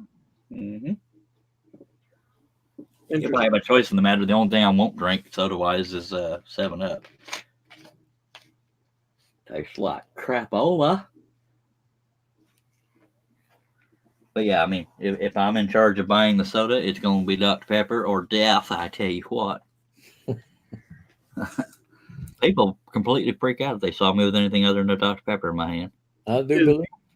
Is there a difference between Dr. Pepper and Mr. Pibb? Yeah, one's Dr. Pepper and one's Mr. Pibb. Sorry. Well, there is, because they are different soda waters. They are very, very similar. Similar, yes, but yeah, they are different. I don't know. One's a Coke product and the other's a Pepsi product. Well, that'll narrow it down. I didn't know that because Yeah. It's been a while since I've even seen Mr. Pibb. Yeah, you go to Waffle House and they have Mr. Pibb, but it's hard to find nowadays. Yeah, I've noticed that. I haven't gone searching, but every time I think of it, I haven't seen Dr. Edward Pibb. says that they do taste different to him too. They are slightly different, but Mr. Pibb was made to be as close to Dr. Pepper as it could get. I remember liking Dr. Dang it, Mr. Pibb. Yeah, I like Mr. Pibb. I like Dr. Pepper, but I'm actually when I was drinking sodas like that, Cokes, I'm a Coke man, not a Pepsi guy. And what aggravates me is somebody that it's to me it's an oxymoron, I think, because somebody says they're a Coke person and they Coke is what they want, but yet when they go into a restaurant and they ask for a Coke and they say, is Pepsi okay? They say, yeah, Pepsi's okay. Yeah. I said, Pepsi is not okay. If I wanted Pepsi, I'd said Pepsi, Sparky. Pepsi is definitely not Coke. That's it doesn't taste the same. Yeah, one thing I don't like about Pepsi is It is too carbonated. I mean, you were talking about Dr. Pepper. It's sweeter. It's It- sweeter than Coke is as well. It's Yeah. totally sweeter than Coke, and it's almost too. It's not even almost. It's too much. It's Yeah. to me, it's too carbonated. It burns going down. It's really too sweet, and people. So when I hear them in the restaurant saying they're asking for Coke, and then is Pepsi okay? Yeah, I say you're not a true Coke fan. Yeah. Yeah. I haven't been called out to the back of the restaurant that getting a fight yet, but Miss, I was about to say, I said Mr. Pibb instead of Brian Brian. Gidney's in the house. I Excuse me. called him Mr. Pibb instead of Mr. Gidney. Oh, I have issues. Pepper better tasting than Pibb. Agreed. Well, the Pibb does taste good, but it's been a long time since I've had it. Spiritual Splinter says they're spelled different. Nope. Mr. Pibb, he says Pibb, but I can read his Taiwanese, is a Coke product, and Dr. Pepper is its own bottler. Dr. Pepper used to be its own bottler. I don't think it is anymore. It might be back. Let me look on I got a couple It bottles was around when here. it was in Waco, but it was sold. Yeah, Dr. Pepper can be sold in restaurants regardless if they sell Coke or Pepsi. Yeah. And Summers Woodworking is in a big old vicious fight with Mark Sterling. He says, I'm not even close. I just wanted to add more drama than was actually there. Oh, God. It is. Well, here's something to throw at you. When was the last time, or have you ever, or do you remember Pepsi Clear? I remember it, but I never drank it because I don't like Pepsi. Russ? I don't think I've never had it, and not quite sure if I remember it. It's clear. It was, I can understand that. They got those flavored drinks that they come out with, and I've seen them. When you look at them, it looks like water, but when you drink them, they taste like something else. It's got bubbles. Yep. Produced under the authority of Dr. Pepper / 7-Up Incorporated. See, 7-Up. And it's funny because I love Dr. And who Pepper. owns them? What's funny about that is I despise 7-Up. So talk about Yeah. Now you go back in there and look and see. Somebody look on there and find out who owns 7-Up. See if it's PepsiCo. Let's see. I'll look it up. Okay, Who owns I 7-Up? was just fixing to. Dr. Pepper Snapple Group owns 7-Up. Snapple. Snapple. Oh my Oh, God! did you say Snapple or 7-Up? You said Me and Russ are brothers. 7-Up is I thought was Pepsi. it's called the Well, okay. So I asked the question and it came up. I asked who owns 7-Up, and then the answer it gave me was Dr. Pepper Snapple Group. Dr. Pepper Snapple Group Inc. Yeah, that's what it came. Oh, yep, sure is. Wow. 7-Up is attached to the PepsiCo. Me and Russ are long lost brothers and Snapple. Okay. Hallelujah, buddy. He says, Dr. Russ, Pepper that is owns moonshine. Mark Stalling says, Russ, that is moonshine, and 7-Up is not Pepsi. Thank you, Captain Obvious. Yes. And Summers Woodworking says PPO. I don't know what that means. Dr. Pepper owns 7-Up. I don't. Well, guess what? We just found out that 7-Up is attached to Pepsi Cola. And I don't like 7-Up. I just it's one of those drinks. The first swallow's all right. After that, bleh. Mark is swearing to God that 7-Up is not Pepsi. The drink ain't, but the company is. Tell me now. Damn it now. Well, when was the last time you guys had an ice cold Tab soda? Well, that's too long. No, I don't even. I think never did like the taste of that. I haven't even seen one in forever. I hadn't seen that since I was a kid. And And that's been a lot of years ago. that was the day after dirt was invented. My God, just about. Sorry, yeah. Thank you for rolling with that rather than crying because I wouldn't know. I don't worry about that. Age is just a number, brother. Sir, it's a number. I do tell my grandkids that I'm old, Joe, because they let me win when we fight. But other than that, age is just a number. Yes, sir. That's when it comes to dating. Tab. When I was a kid, it had a taste to it, an aftertaste of some type, didn't it? That's what I don't. Yeah. That's what I don't like about 7-Up. It's like 7-Up for me is fine. I don't mind the taste of it, but I'm not going out of my way to buy it unless I have nothing else. Yeah, I can handle Sprite and Mountain Dew, but not 7-Up. Sprite's okay. It's a Coke product. I'm stuck on that. I can't get. I've been like that for a long time. If you had your choice with your meal between soda, pick which one, a glass of milk, glass of orange juice, or water, Dr. Pepper. what would you go with 90% of the time? 100%. If those are my choices, I'm taking a Was Dr. cold Pepper the choice? cola. Now, if you'd have thrown sweet iced tea in the mix, that would have been my drink of choice. Well, the iced tea is a good choice. Mark Iced Sully tea is said- what we drink here in the South, and by God, I drink the heck out of it when I'm out. By God, Mark Meadows says Russ and Dirt. Mark Meadows. Heck, blame it. Mark Stalling, Russ and Dirt are the same number. And he says, Yeah, I saw that. second is it. Yeah, that was the aftertaste in the tab. That's what I thought. Y'all remember Big Red? I Not- love Big Red. Not the gum, but the it's kind of a bubble drink. gummy. Yeah. Yes. I There's don't certain- remember Big Red. There's certain restaurants, Mexican restaurants here, that they don't have Coke products, but they do have Big Red. You say you don't remember Big Red? I don't. Was that like an off brand? No, it's a It Big was his brand. own brand, and it was red, and it tasted like bubble gum. Dang And it! it's still here. I mean, we have the bubble gum sodas and stuff, but I don't pay attention to them. No, Oh. this Big Red is a big name brand, and it's still out. Like I was saying, that the local Mexican food restaurant we have here in this town, it doesn't have Coke product. You Appreciate either you. have Pepsi or you have a Big Red. And I said, give me the Big Red because I like Big Red. Real quick, Wood Dennis leaving us. Thank you for watching, sir. Appreciate you riding the rails. I'm glad you hung on to it as long as you could, Dennis. Mark Stalling says, "Great knee high." Grape Knee High was excellent. I don't remember that. RC Cola is.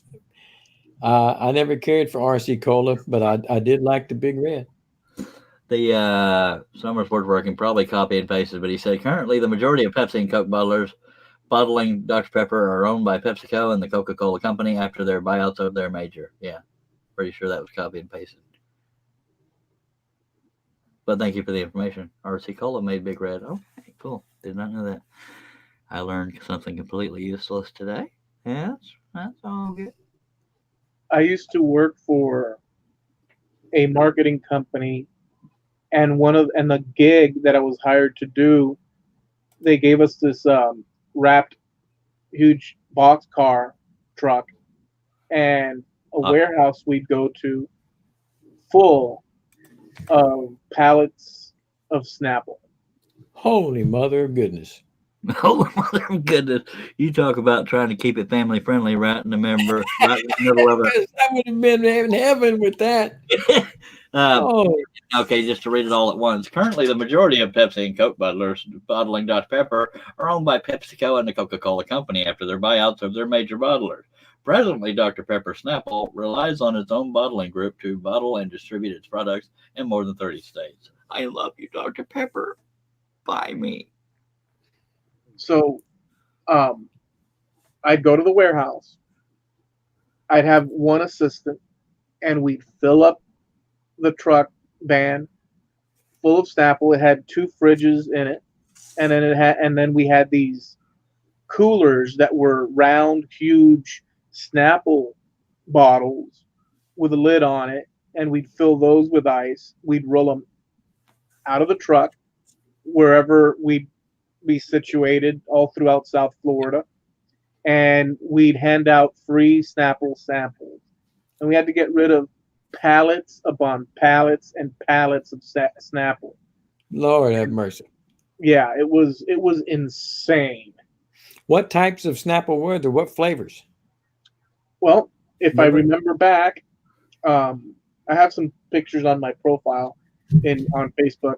If I remember back, I remember it had the tea, it had the diets, it had peach flavors, it had, I guess it was like raspberry flavors as well. Oh man! It had the standard tea, lemon tea one. I'm looking right now. I've got my Snapple peach tea right here. You're on camera, just so you know. Awesome. That is my See? favorite, and I like the kiwi strawberry. I don't know Second. what Edward Henry is leaving us, by the way. Good night, Edward. Appreciate you Good night, being here. Edward. Good night, Summer Edward. King Brian Gidney says HMOG. No clue what that means. I sure don't know what it is either. And Mark is saying, Brian, how's Beth? And he says she's doing good. Love Snapple. All right, we're back. All right, got one more on my side. Beth is a sweetheart.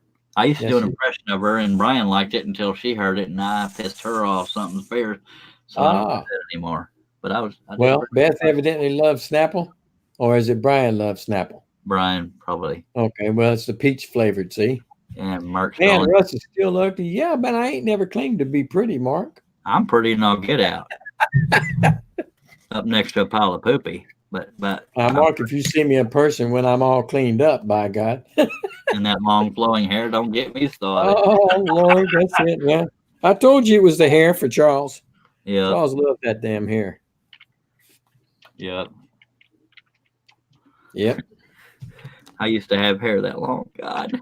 I cut my it hair with used to a be longer. girl. But as far as tea is concerned, not to go against the tide, I prefer the traditional sort of within the tea thing, the traditional iced tea, sweet Yeah, iced tea. That to me is the best. You know, Yeah, I like I it. sticky do as sweet. well. I like it way too. Holy Mother of Goodness is what HMO. When I'm at a restaurant, I will get the sweet tea if they've got it. now I don't know if you guys, I'm not sure about this bit, but I'll say, have you noticed that, or at least for me, I've never been able to find, you know, when you go to Walmart or whatever, they'll have those cans of with the plastic lid of your, you know, powdered tea, and they never have just the sweet iced tea flavor. It's always lemon, Yeah, I don't like lemon. which Oh. pisses me off because it's Tea. right. I don't want lemon with my tea. Every time I get my sweet tea, they will. A lot of times they'll ask me, "You want lemon?" I say no. I And don't get sometimes the they'll lemon. bring it with lemon anyway. I don't like lemon in my tea. But if they put the flavor in the tea, I don't like that flavor that much. I mean, I like the taste of the tea with sugar. I mean, that's the whole thing. That's but the whole thing. You want sweet tea, you want to be able to taste the sweet tea instead of lemon. well, so my question to you guys is: do they actually sell powdered, just regular sweet tea? Do they do that? I have never seen it.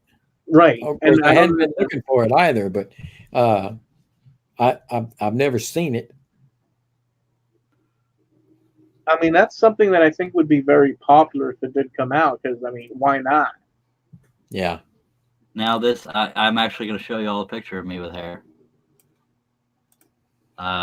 This isn't the longest I ever got, but it's the only picture I got of it. Let me, because I know everybody's dying to know. How did that come into the? Because we were talking about Russ's hair, and I'm an attention whore. So Oh, okay. Well, you did say, you and Mark go off on tangents, so here's another one. yeah, Yep. the squirrel. He says I saw a picture of that long hair, and I thought, who is that bearded lady? All right. Okay, I'm going to share screens. Everybody, brace yourselves for this pure sexiness. That is me with hair. Wow. Whoa, I've seen those pictures before. crazy. This was The one on. on the left could Yeah. be in a rock and roll band from the 1980s. I felt Yeah, so sexy yeah. back then. I The know one in the middle can be a Tex-Mex singer, that was me and on my first wedding day. It could That's be a amazing. Walker Texas Ranger in that one. yeah, I was 27 in the tuxedo picture. dude, that's amazing. Yeah, and I cut it for a dang girl, and I felt so attractive back then. Y'all can say I'm stone ass ugly, but I felt attractive back then. And all this crap turned gray. It does it to the best of us. I love that hat too, and that got smished. Yeah, Mark says twisted sister. That old Charlie. This is back when my hair started to recede a little bit. I got that billboard forehead. Hashtag cool. Anyway, yeah, I felt attractive back then. Back when I had hair. Yeah. Now I just look stone ass weird. Nice. He shaved his head bald now, just about. Well, because I look like Billy Idol on crack when it grows out. Once you shave your head, you can't go back. I don't know. I can think of a rhyming way of doing that. Yeah, man, I felt good looking back then. By God. You see, Mark said in Germany they put lemon and Coke and no ice. Oh boy. I don't think I could go that. Well, they also call French fries pommes frites. Really? Pommes frites, yeah. Well, that's in German for French fries, I guess. First pick porn star. Thanks, Brian. I think. And how about, don't they drink, some people over there drink like beer that's room temperature? Yeah, Or is They that do not- that over there in England a little too. I've heard. room temperature, but they definitely drink beer. Oh yeah, they drink at room temperature, and some of them in England do as well. I lived Or in in Berlin the for UK. 3 years. That's crazy, man. Yeah. I don't know how that would go down. I guess it goes down okay. They're still living. It probably does. I mean, Hmm. I know in the Middle Ages the beer wasn't it didn't have like the suds that that we're accustomed to. Yeah. I hear, and so it was kind of like drinking flat. Flat beer. Yeah. Wow. Well, apparently, Mark liked the lemon and stuff. What he German said. room temperature beer. I'm trying to think. Never mind. I was going to say, he said it looked like a porn star. I was trying to think of what my porn name would be, but this is family friendly. So, ew, icky on porn. Dude, how? Okay. Well, because we were talking about, he said I look like a porn star. Okay, family friendly, Charlie. Sorry, Ben. If you come back to see this, I'm sorry. Are y'all, Mark? Are y'all talking about the Heineken or just their regular cold beer that they have over there, like on draft? I just thought of a good porn name, but I can't say it. Don't do it. Remind me after the live stream. It's perfect. I'm telling you. Okay. Write it down so you don't forget it. Well, I can't write it down in front of everybody because that'll be. No, put it off to the side. If that's what you want to put it out there. It's not like it's not going to keep us laughing for 30 minutes or nothing, but it's so fitting for me because I'm telling you, you're going to laugh. I'm going to put it in the private chat here. Please God, let me do it on the private chat, not the public one. Oh, the inside chat. Yeah, private chat. Nobody can Okay. see but us, supposedly. And now you will know why this is so fitting for me. Yeah, but everybody out there is gonna want to. Oh, Oh no, of course it's fitting. Tell me that ain't perfect. Yeah. that probably would fit you to a T, huh? Yes, sir. Sorry that I ruined it for y'all folks. The You fact know what- that I even use that P word, not that P word. No, Never mind. but you know what you could do, Charles? You could ask them to guess, but then that's gonna create an issue in the chat. Well, let me ask you a question before you do that. Family friendly chat. Go Oh ahead. yeah, does this chat stay with the live when you record it? Yes, sir. Do not ask them. Do not ask. All right, Brian, I'm going to message it to you. But please do not. Now Mark's already guessing. Please do not publicly. Oh God, I put that in a. Oh wow, somebody has that name on a. There's a business called that on Facebook. Wow, Sorry, buddy, you had to change your name. wow. Yeah, I was gonna message it to Brian, and I started typing in the name I came up with, and it showed up on Facebook. There's a company called that. That's Well, Brian's over here. He's dying to know. He's chomping at the bit. bad. If I know Brian, he'll probably be laughing by himself. And I'm going to show Mark Stallings. Please, seriously, on all jokes aside, please do not say this in public in the chat.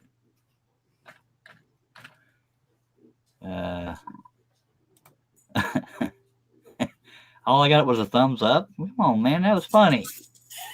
But you haven't. But that, I suspect that you didn't just come up with that name. I did. I really did. No, this has been percolating for a long while. Because I don't percolate over porn names, if I'm being honest here. Mark already gave you one in the chat. Okay, I can't correspond too much, but thank you, Brian. I just sent it to you, Mark Stallings, and I guess Herb Hooper, if you want me to, I'll send it to you. But yeah, I won't. Yeah, that's good too, Brian. But I won't. I can't repeat any of this. And please, Yeah, I would redo that last one and eliminate that keyword there that was used in the chat, just to be safe for Charles's benefit. Okay, I'm about to message Herb Hooper because he's usually, if he's not listening, then he's going to wonder why in the hell I'm sending this to him. God, I hope he's awake. That could be really awkward. Oh, okay, yeah, that's very funny, Brian, but I cannot repeat it. Steve said if it's a company name, it should be family friendly. It's not it. It's yeah. Well, what the heck? Oh. Chainsaw Charlie, really? That's weird. Mark, you need therapy. Herbert messaged me saying I'm getting a restraining order. I'm kidding. He says, it would have been funny if he said that. Yeah, he said I was thinking on that line. That's pretty funny right there. Oh, Steve Nealon. I didn't tell him. Russ, you want to message Steve Nealon? One of y'all just randomly say that word or those words. Boy, wow. Can you I got it. You got it? Okay. That's funny right there. Baby Shark is his porn name. Come on now. Okay, we got to get off that whole P word name because yeah, okay. Back to work. Dr. Pepper's going to say, we were about to sponsor you and then we saw your smut. That was pretty funny, though. I gotta admit, I cracked myself up there. Ryan, I'm trying to do a show here. If this were the 1980s, it wouldn't even be a question of trying to be safe with that kind of stuff. And Mark Stallings, you can kiss it. What did you just say, Eloy? Oh, never mind. No, say it. I was too busy scrolling. Is that what you were doing? No, come on now. What did you say, Eloy? I said that these wouldn't be, this would not be an issue if this were like 30 years in the past. Yeah, as back far then. as what you public hears, Yeah, and the word itself was not actually pure smut. It's just, family friendly. Yeah, but by continuing to use the word smut repeatedly, even if it's not associated, you're now creating an association. Well, then. And there you go. I'm all right with that, I guess. I'll just live with it, by God. Brian says he loves you. I love you too, Vato. Oh, you're so sweet. I know. Why am I talking like this all of a sudden? Okay, awkward. Dead silence. Dead air. So, yeah, I guess Dr. Pepper is a good straight up guy.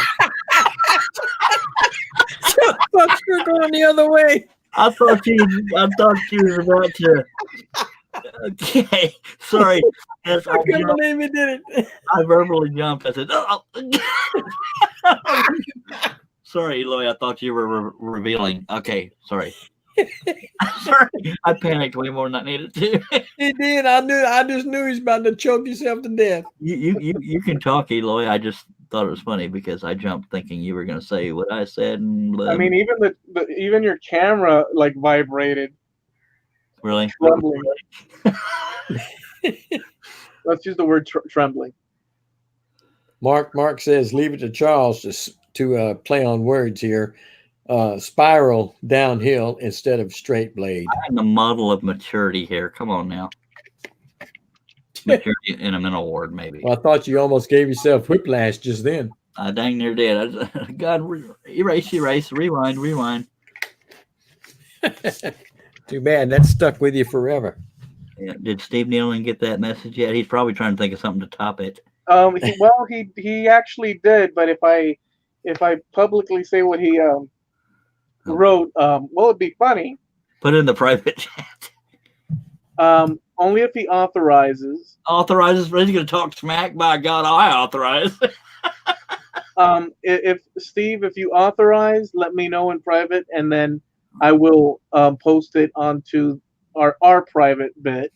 See, now we're getting so private. We're like the Freemasons here. We're aliens in the chat, although everybody Everybody, Pretty soon you're gonna have to have your own handshake. Well, easy with that. okay, okay. We do have 11 people watching, so let's go ahead and steer back towards normalcy ish. Come on now. Okay, so but yeah, do the private chat thing. Authorized, really authorized? You're being too good. Well, he hasn't replied, so that means that he's not interested in sharing the response. But it was a good one. Yeah, Oh, man, that's not. Oh, fair. he did say so. Okay, so I'll tell him. Not in public. Private chat. Okay. Oh, in public? Okay, here we go. Oh,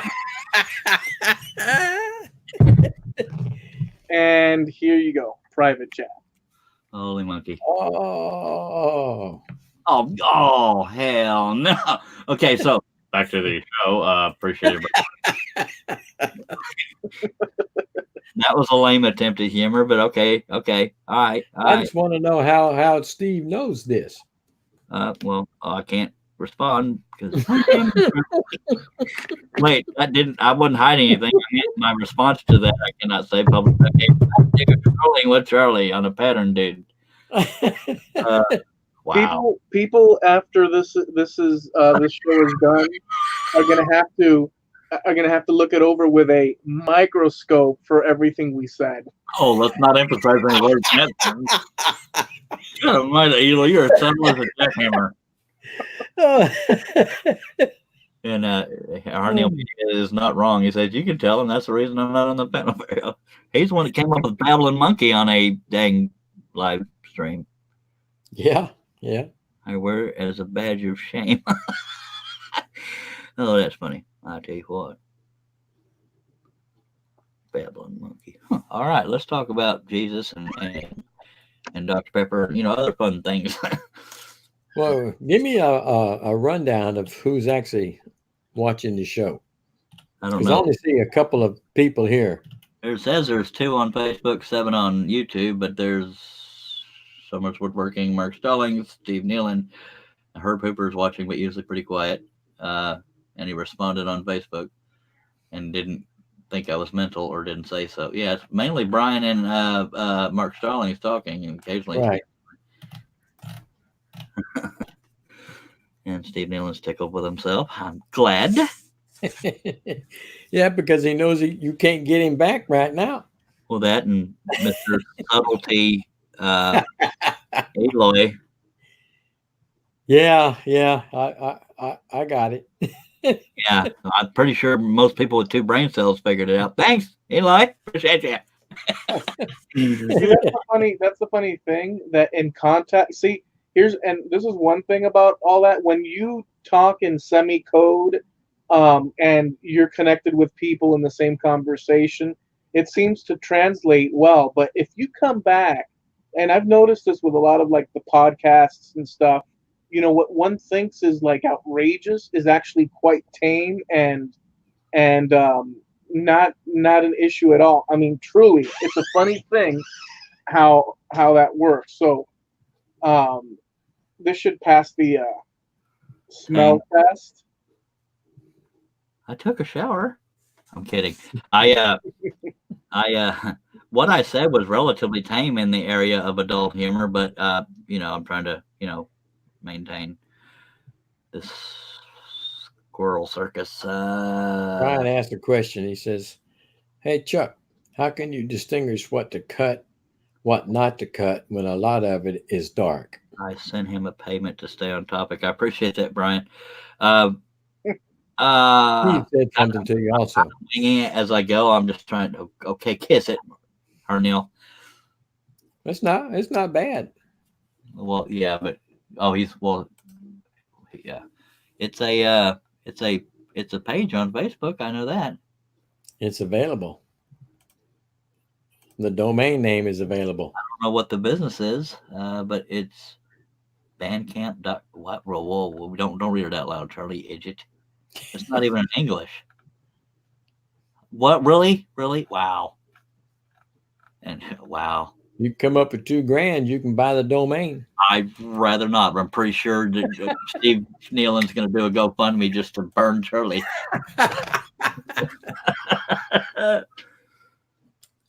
Now I got all kind of drawing ideas for that name. Okay. So thank you all for watching this thing here. Do you guys remember, since we're doing Incredible Hulk, do you guys remember? I'll give you three different, of these cartoons. You remember the Justice League cartoon? Yeah. And then there was also, I'll throw out some random ones. There was also Mr. Magoo and Woody Woodpecker. Right. Yeah. Wow, Eloy. Wow. Really? Wow. Okay. Eloy. What? Let's play innocent. Holy monkey. Folks, all you have to do is go back in Eloy's comments and listen to the words that he put emphasis on. No, don't. Why don't we just have a flashing arrow, people? Come on now. Wow, Eloy, really? Wow. I swear to you, see, the funny thing about it is, I didn't see anything funny there. I thought it was hilarious. No, since you're in the know, but see, that's the whole thing. And by the way, even mentioning this part, but since you're in the know, it's like you think that it's so obvious, but it's not at all, because there's so much that we've talked about. Yeah, but people that are sober probably figured it out. I would put money down unless somebody says that they haven't. Yeah. Wow, dude. Wow. Well, why are you doing that? Wow, that makes me feel guilty now. No. That's kind of the point. No, I'm not actually mad. I can't believe you went there. I'm not actually mad though. But I'm glad. Eloy is pure trouble. But you feeling guilty makes me feel a little bit better. So I think we're even. Great. Well, so I mean, the whole idea was like the cartoons, and so and remember Speed Racer and all that. But you remember the Justice League, yeah? Yeah. Meanwhile, sorry, that was me trying to do the narrator on. No, that was. We had the Justice League, and then we had Super Friends. Super Friends. That's what I mistook it for. Yep. I was telling my grandkids are over here the other day, and I was telling, we only got to watch cartoons on Saturday. It was all we had. We didn't have a Cartoon Network. And right. I said, y'all don't have any good cartoons anymore. No, they're all crappy cartoons. Hello, Junus Vlog Channel. Hello, Junus. Appreciate you watching. Mm-hmm. I'm not sure if I've seen that name before. I have not. I'm investigating. Nope, there are no options to go there. I'm gonna forgive me. Y'all talk about something. Family friendly, please. You put that in quick, didn't you? Yes. I'm confused. Yeah, they don't have cartoons like they used to, which is really aggravating. I'm going to investigate. Y'all, please, seriously. Yeah. Have you tried? Brace yourself for this one, Charles. No. Have you tried? Please, God. No, just kidding. Have you tried recently, or within current times, sitting through a cartoon? Just for the heck of it. Sitting through one? Yeah, like actually watching a cartoon. I can't do it. I have to when I got grandkids. Okay. The smallest ones, the youngest one I have is 5, and she still watches. The other 2 are 7 and above, and they don't really watch them anymore. Junus is out of the Philippines. Looks legit. I can't read all of it, but yeah, been on YouTube since 2016, so I think we're safe. Thank you, Junus, for being here. Hopefully I said that right. Or Juju Nice, however you say that. Tom and Jerry every now and then. I'm going to bed later, guys. Appreciate you, Mark. Have a good night. Good night, Mark. And Eloy, I owe you a spanking. Not like that. Easy. Oh, easy. Yeah, okay. Charlie's one skating that line. Well, I'm gonna tell you what. Between him, you wanting to spank him, and you liking my hair. Okay, something's going wrong here. Going here. Can we get back on topic here? Just I start most of the rumors. Come on now.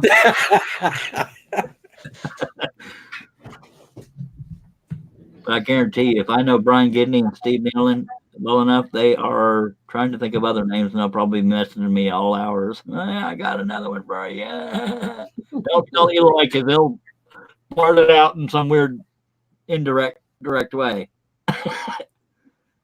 And don't tell Eloy that I just said that. I'll be surprised if anybody figures it out. Not because of lack of anything other than that within the context of it. Yeah, Impossible, dude. I'm just giving you heck, Eloy. That's what we do. Come on now, y'all. Remind me not to forget to put the border around this, as that I'm drawing detail right now, and I got to remember to do the border. There's a border here. It's just a piece of tape covered it up. I'm gonna get me a sip of a Dr. Pepper. You thought I was gonna go there, That's gonna be trippy. Are you gonna cut this out on a show live or?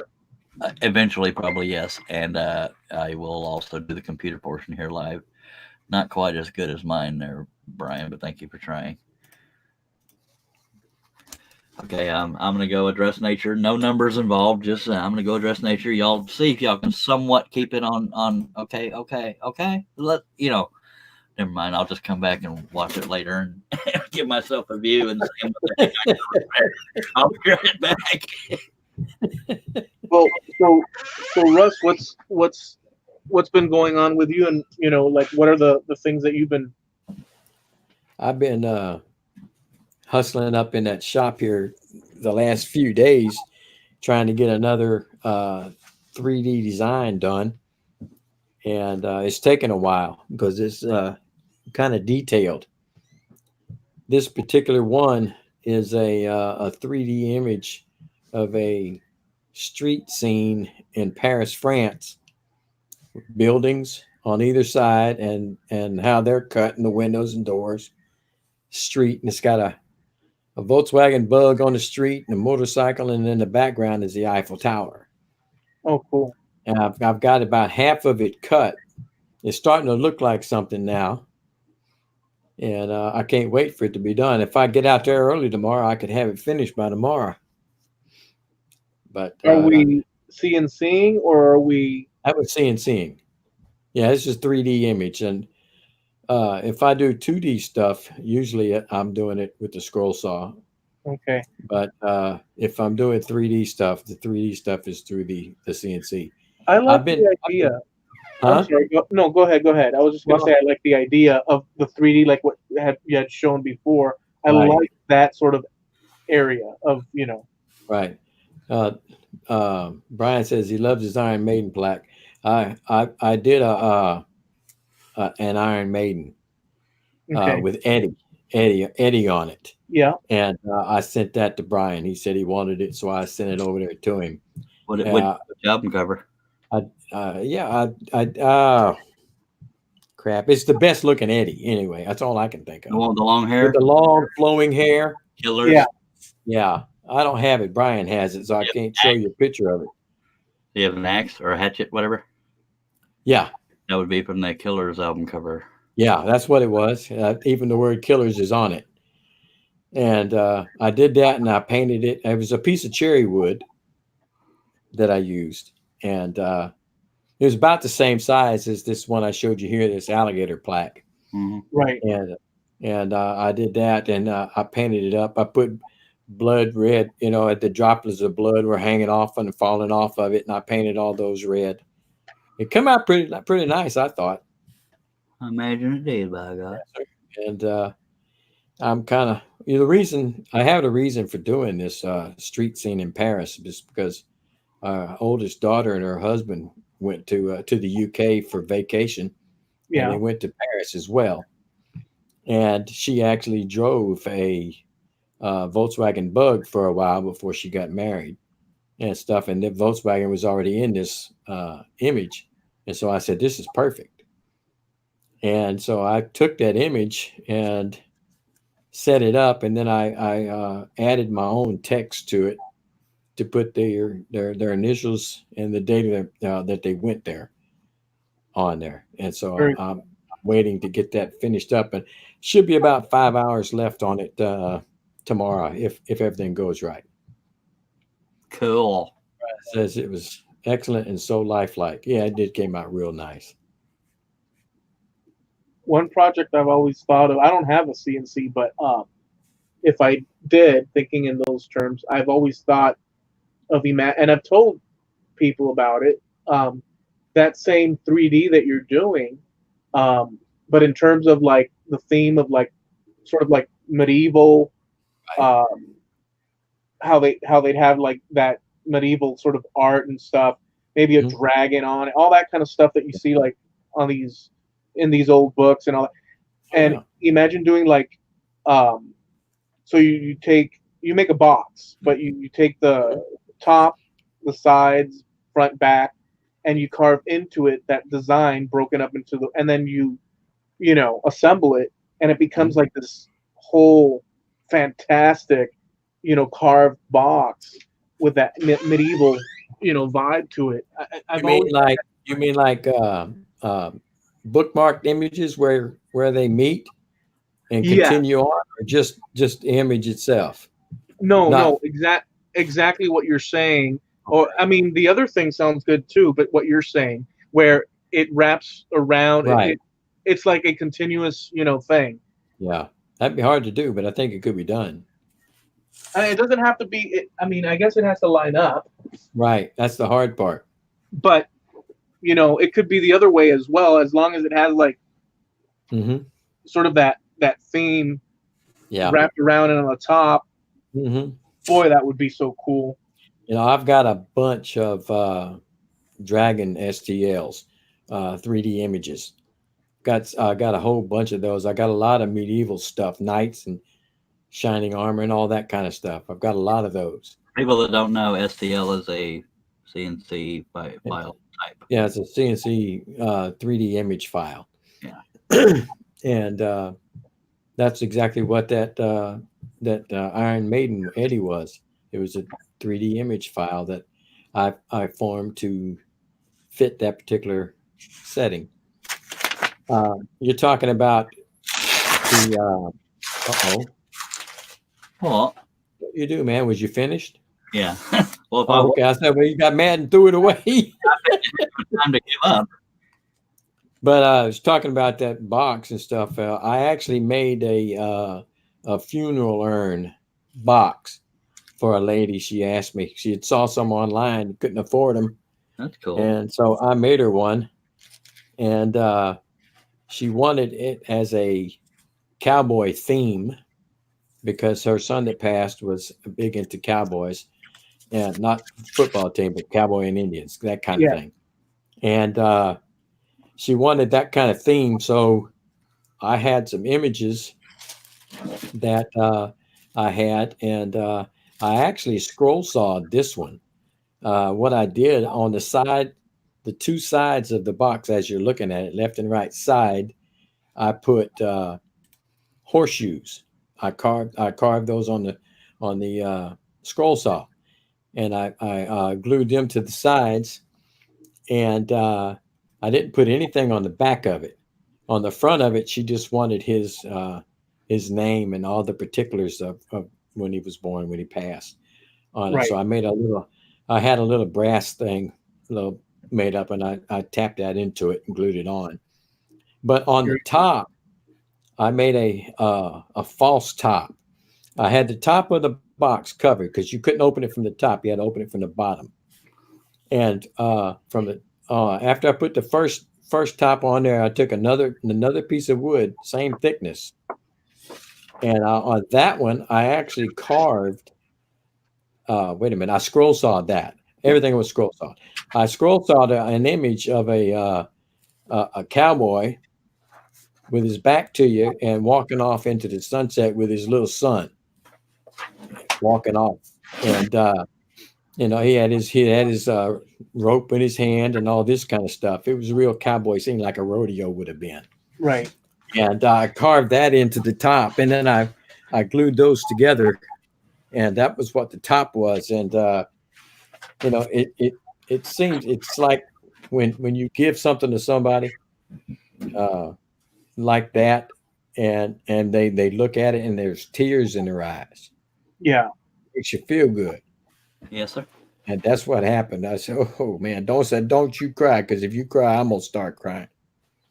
Yeah, I mean, I And do a lot, but I definitely have my sensitive side. I can. oh yeah, well, I'm as bad with it as you remember. What's his name was in Congress? John Boehner. Yeah. Okay, before Pelosi was there, he was the Speaker of the House. Yeah. Well, that one, how he cried at the drop of a hat. I get like that at old sentimental stuff.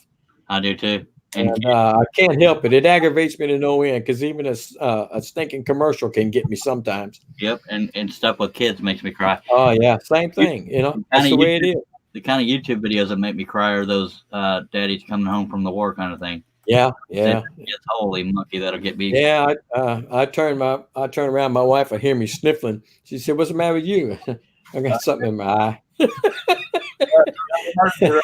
But it's just like I made that for her. The ones online she'd seen were around $450. Yeah. And I made it for her for $200. And she saw it. She looked at it, and she had tears in her eyes when she looked back at me. She gave me the money, and I said, "Okay." I'm not trying to minimize what you're talking about, but yeah, I bawl with those military reunion. Oh Lord, you should see me whenever we go on those cruises, man. Every cruise that we go on with Carnival, they do a military appreciation day.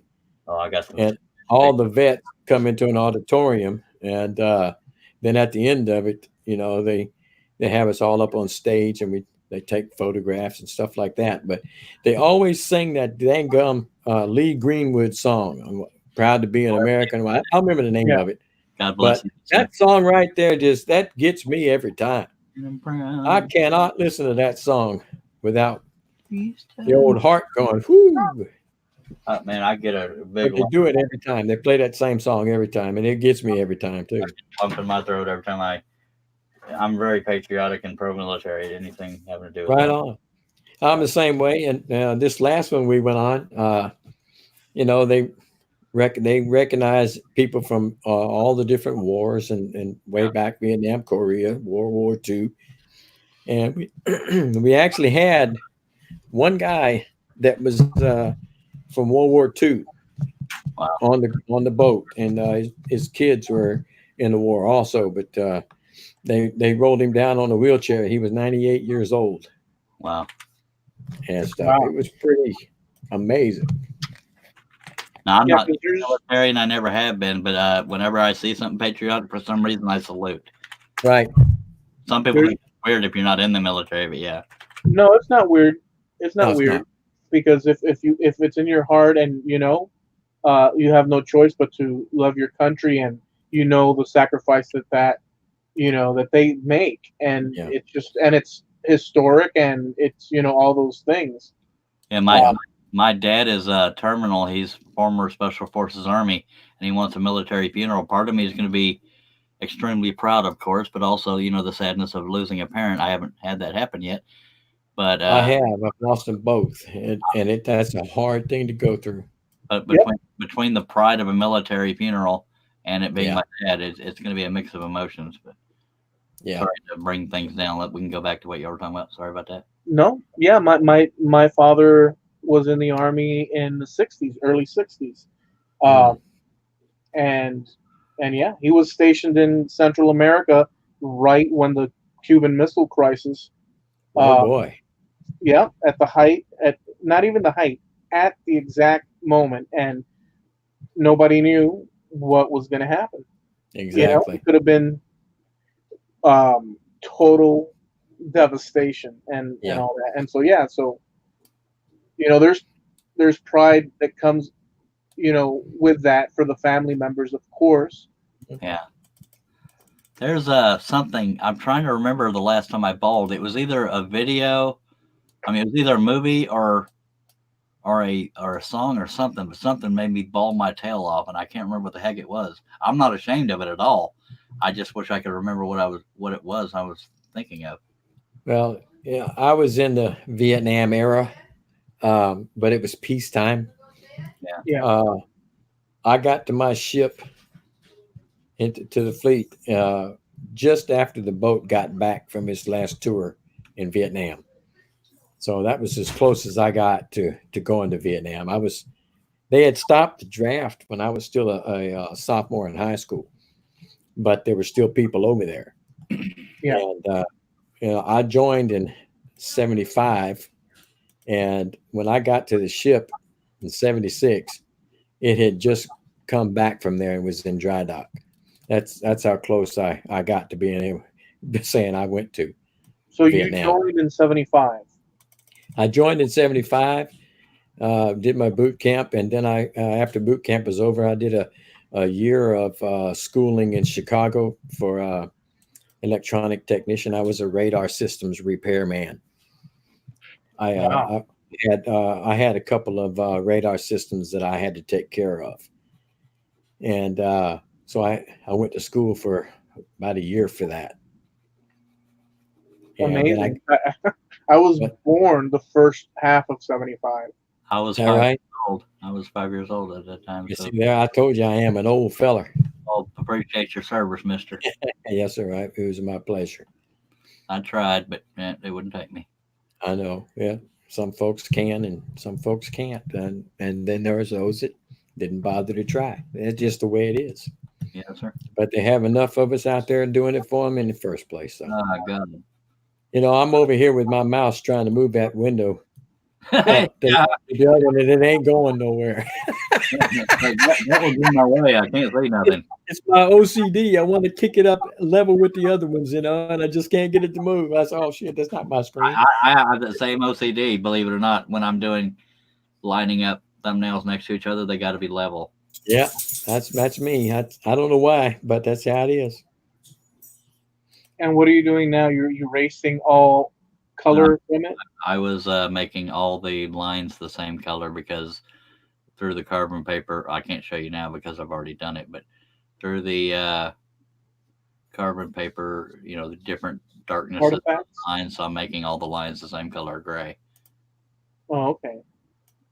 I'm still a little bit unsure of how you do the off white when you go changing it. I scan it in less than I bring the brightness down. Okay, so you do it when you scan it, not on the paint shop. Yeah, when I'm scanning it. And if it's Okay. for those that don't know, when it's off white, that tells me that there's no broken lines. Right, I knew that, but I remember if you did it, how you did a paint program, saying how you did it on the scanner. Yeah, the setting on the scanner is how I do it. And right now I'm cleaning up areas that I intended to take out. That's why I put little notes, scribbles to myself. If they are, if there's an X through it, it tells me that I wanted to eliminate that line to have a bigger bridge or something like that. Right here, just where I went off the line, I'm just taking that off.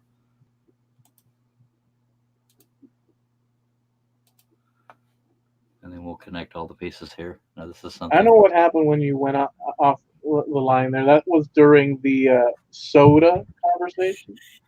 No, that was earlier. That was the one I'm working on right this second. Is the first one I did before I even went live. Oh, okay. I can already tell you now I'm going to have to clean up those eyes, make them look better or more consistent. So there's that. Now we're going to combine. What was Steve saying? Thumbs up for? To me for. Boy. Oh, I see thumbs up. Oh, okay. Because of your service. Oh, okay. Okay. I'm just combining. Sorry to get back on topic. I'm not upset that we're off topic because we don't have a topic because we're just hanging out. Just letting you know that I'm combining all the pieces or all 4 scans now, so y'all can go back to your conversation if you like. 6600 by 5100. Go ahead. How dare you interrupt our topic on your show? I know I'm pretty dang rude sometimes. I get it.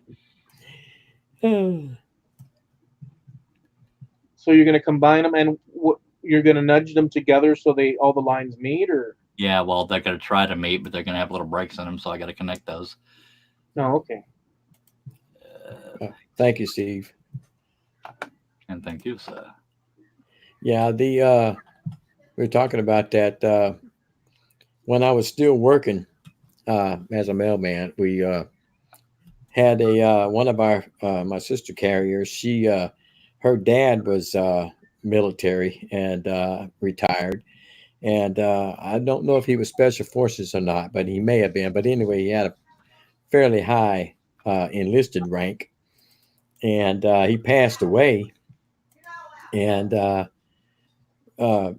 they had to drive from another town to in the hearse to bring him through my town of Beaumont, all the way through to where he was going to be buried at, and they allowed us that were close enough in the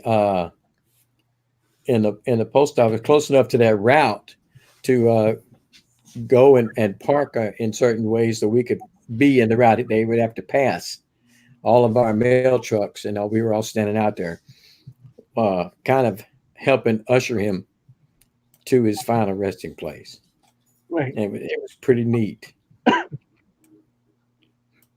They never let us do that before. It was a pretty neat thing that they allowed us to do to show respect. Well, some of this didn't line up, but it's not an issue. I can piddle with some of the crap, but yeah, some of it didn't line up. But we're good. Did you remember to finish doing your border? Yes, sir. I didn't want to interrupt y'all to tell you. Okay. Okay. 'Cause we weren't watching at that time. I forgot about it totally. I did till Like, just now when I saw that line on top of his head that didn't go anywhere. oh, that's what that is. I started the border on that side because when I first started this See there, brother? You needed me. yes, when I first started this project, I didn't do a border on this side of the head and hair. So I Uh-huh. didn't do any of that. That's the line I was talking about. Dang it, I made that a little too tall, but I can move it down. Now I gotta line this up. I'm gonna go deposit some Dr. Pepper. I'll be right back. All right. All right. We'll see you in a bit. Dr. Pepper, that's funny right there. Yeah, luckily I remembered to do the border.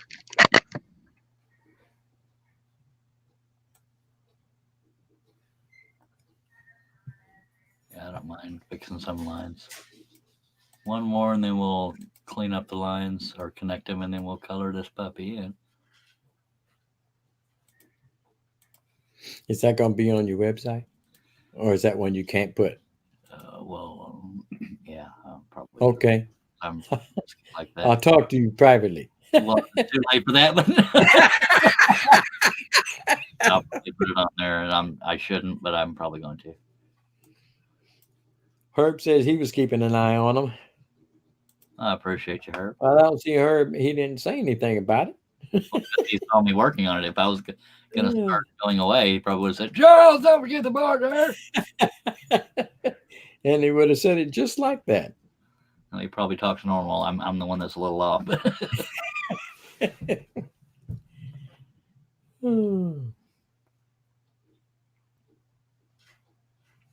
So sometimes things don't line up perfectly, but I can usually skate around it and get it cleaned up. See, Yeah. lining up in the wrinkles on the pants. Never mind. I think we're good now. That'll work. We'll clean it up and move it down slightly since I have to add that border around the hair. But there's your drawn pattern, not colored in yet. Well, it won't be colored in good until you finish that border, or will it? Yeah, I gotta finish that border first.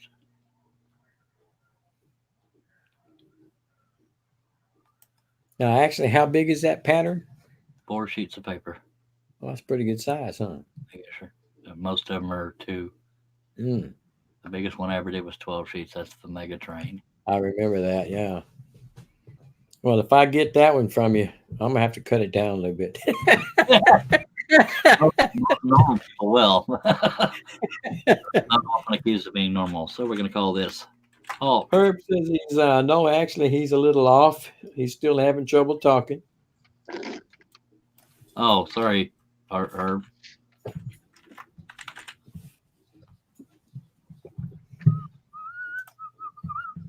Yeah, this is how many Hulks I pick pictures of. We got Lou Ferrigno. Yeah. And digital ones, but yeah, I think this one will turn out pretty cool too. If that's the one I'm thinking of. Yeah, that's the one I was thinking of. It's gonna be a difficult but fun, Oh, pattern, yeah. especially for our age group. That's gonna be a neat pattern. Yeah. I might do that one live just for the sake of. That was such a fun show. Yes, I enjoyed it. I really did like that show. One bad thing about it, though, or like looking back now, that to me was a scam for me. In my opinion, is like you always hope. I always wanted more Hulk on screen, Yeah. and they always like kept you in hopes that any minute now. And I was like, it was always like a little snippet of Hulk. Don't make me angry. You won't like me when I'm angry. Now, that was the one line that I really liked the most out of that whole show. I never in my life used the word angry. By the way, we talk Don't make about me angry. you won't like me when I'm angry. Yes. This is one part I forgot to trace, and I had to get my little light table out. Those teeth, I don't have them lined up perfectly. I'll move them up here shortly, but Oh, I see. redrew it, and then I had to retrace it, but I didn't line it up perfectly. So we're going to move it up. And you're gonna fix it now? Yeah, I might as well. It's all got to be done.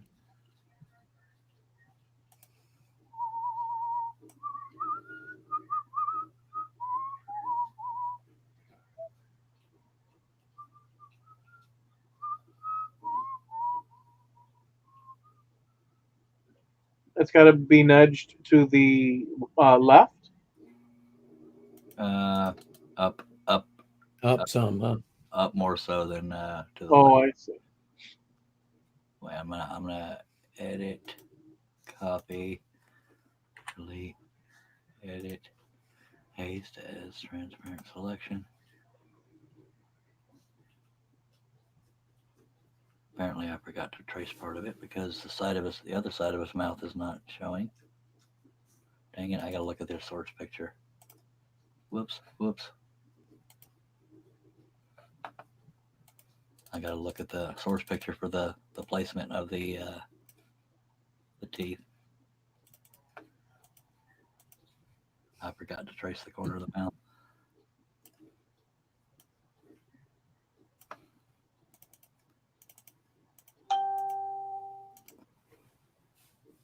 It always looks like crap up close. That's the bottom lip, so that shouldn't have been that high up. It should be. I also drew it slightly crooked, so I'm gonna have to. Oh crap!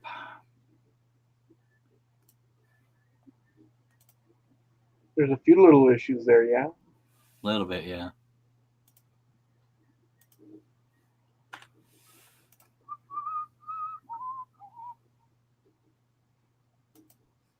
So the original photograph, it's actually like some sort of Sculpture. bronze statue. Yeah, sure. It appears to be. Okay, this should work right here as far as the angle. That's the upper lip shadow, and I'll have to do a little cleaning. Anytime you rotate it, it blurs it slightly. So the teeth are a little bit blurry here. Trying to line up that bottom lip shadow with where it is in the picture, but it's going to be a little off. That circle that's bumped up against the left-hand side looks like it's. Corner of the mouth. That's the corner of the mouth, the dark part. Yeah. Oh, is it? Yeah, right on the corner of his lip there. I forgot to do it on the right side, but yeah, that's what that is. Yeah, I was thinking that. It's going to be a struggle to get that side of his, the right side of his mouth down past them teeth sticking out. Yeah, I don't know what I was thinking. Well, I was tracing it. See, I traced all the way over to this area right here. So and the upper lip shadow is right here. The Right. corner of it is. So it's going to be way over here, Mm-hmm. which means it'll be way over here. I'll place it here shortly, but I'll make that last. Okay, I'm going to clean up the eye a little bit.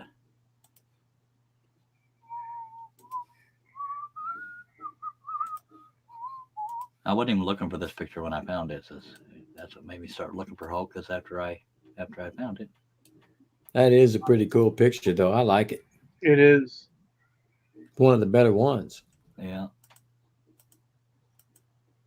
Trying to make the pupil or irises look the same size on both sides. That's probably work. It's not the most important part of the whole picture.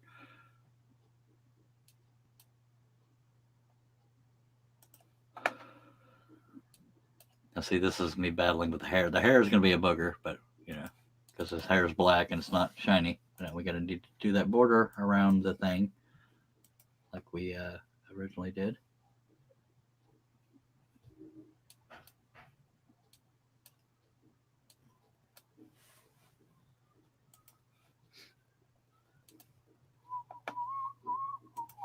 See, this is very I don't know, climactic, anticlimactic in a way, because I feel a sense of tension. And will it happen? Will we be able to? Well, I know he's being complimentary. It's going to be a struggle, but it will happen. But yeah, sometimes it takes a while.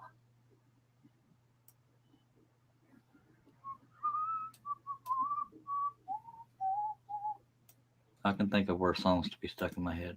I'm proud to be an American. Oh, I got that put in your head? Yes, sir. Oh man, that song gets me.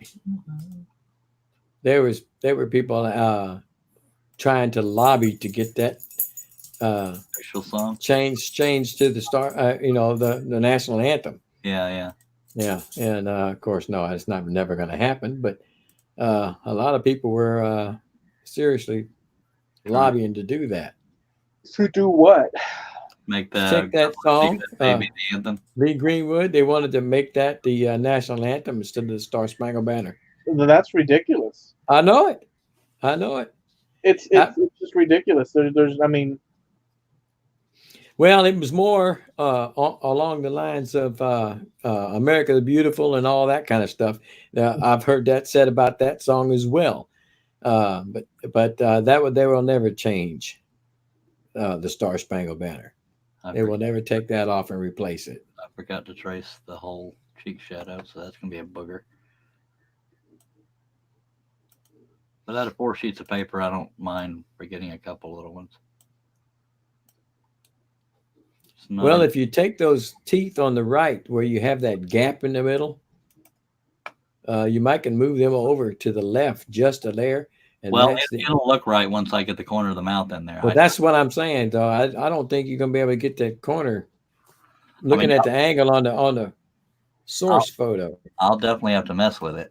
It looks like those teeth are sticking out too far. They might be. Again, I'll jiggle it here shortly. I just jiggle it. Stop, Charlie. Okay. I still got a whole bunch of. Okay. Brian's leaving us. Good night, Brian. Appreciate you, Brian. Good night, Brian. I forgot to trace the dang jaw. Dag blabbit. Or the shoulder, actually, against his jaw. Yeah.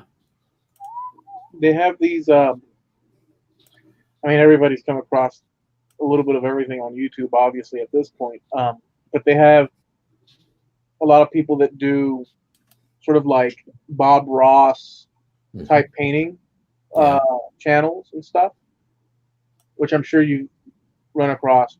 Yep. And it's, laid back and as they work to reach that goal and stuff and education and all that. Yeah. And they're very, very popular. Excuse me. Was that a cough or a sneeze? What was that? That was a cough. Sound like not a hard one, but it was a cough. But so there's this one guy.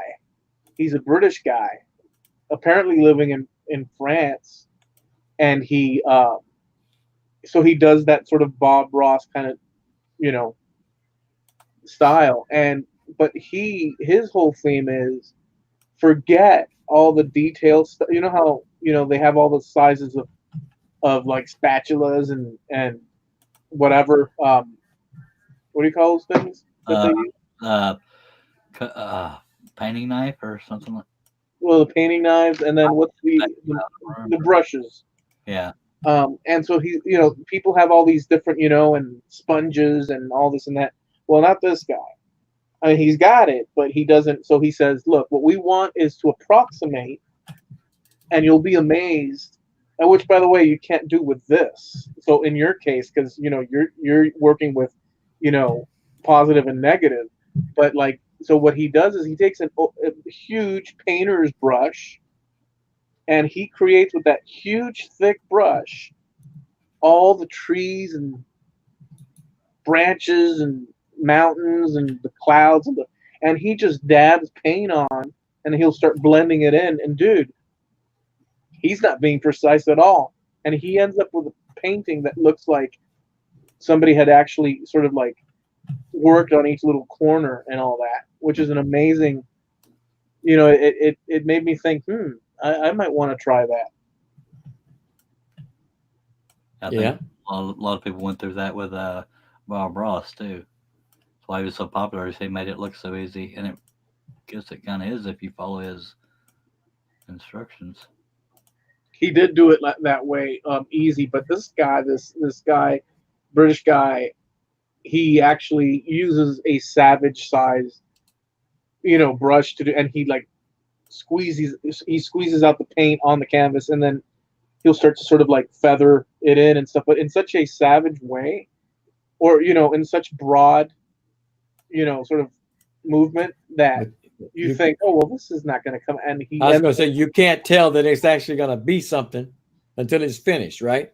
Yeah, exactly. It's like, what the heck? This guy's actually created a beautiful, from very simple, basic brush strokes and all that. Yeah, when you start seeing it come together, it's, oh, that's cool. Steve said they call that a palette knife. Yeah. Palette knife. I want to see if I can share my screen, Charles, if you don't mind. I found that. Looked it while you're doing it. I found that that Eddie that I did for Iron Maiden. Oh, cool. I stuck it on the desktop. Hopefully, if I figure this out, I might be able to find it. Now, you might have to walk me through this. You just down at the very Share bottom, screen. Share screen, and then click on the image of the screen, and then click. You're gonna have to accept his request. Yeah. Okay, because I don't see it. At the very let me screen share to show you how to do it. Okay. I'm gonna cancel this. And you show me. All right. Okay, right here where it says stop screen for you, it'll say share screen. Okay. Click on there to bring up an image of a screen. You click on the picture of the screen and then click on the word share. It's not all showing here because I'm already sharing screens, but okay. That should work. All right. I've clicked on share screen. Okay. And then I say click on share screen again. Click on the picture. Yeah, the big picture until that button that says share turns blue, and then you click on it. Okay. Well, I did the share screen. Now it's telling me your entire screen, the application window, or yeah, where that picture of that screen is up on there. Click on that, and you'll see the button share. Yeah, and you click okay, on share, and then I'll add to stream, and there we go. Yep. Okay. I got to go to my desktop. That's where I put it.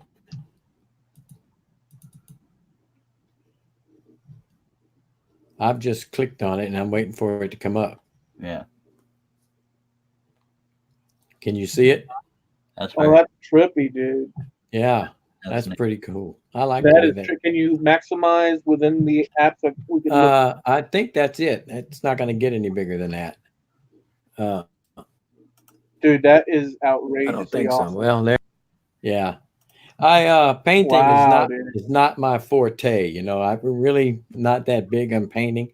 I like how they look, and being this is done out of cherry, I really didn't want to paint it, but it just begged to be painted. And so the hatchet here is actually black paint that I put on there, and I just feathered it till it got down to where it looks almost brown. And then I did the hair. I wrestled back and forth with that hair because I tried to look at the album, and it looks like the hair was white. Yeah. And so I had it first painted yellow, And then I looked at the picture and I said, "But dang, it looks like it's painted white." So I put it to white, and nobody liked it as white.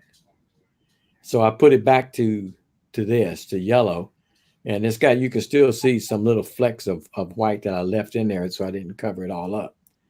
Looks It's pretty stuff. Yellow. Yellow is, I think it's pretty neat, but Yeah, well, it approximates the tone. Not, I mean, you wouldn't say that, but in comparison to just white, yellow approximates the background.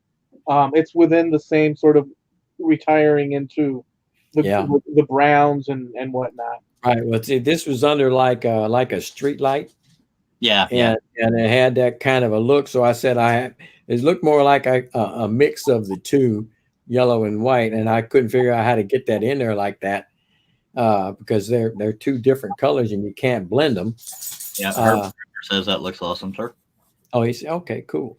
So that's what I did with. I painted all the little droplets. I had a little small brush, and it did have the word "killer" on it, without the S, because the name of it was Killers and stuff. So, but I did all that and got it all dripped down there, and that's what I did. That's what I gave to Brian.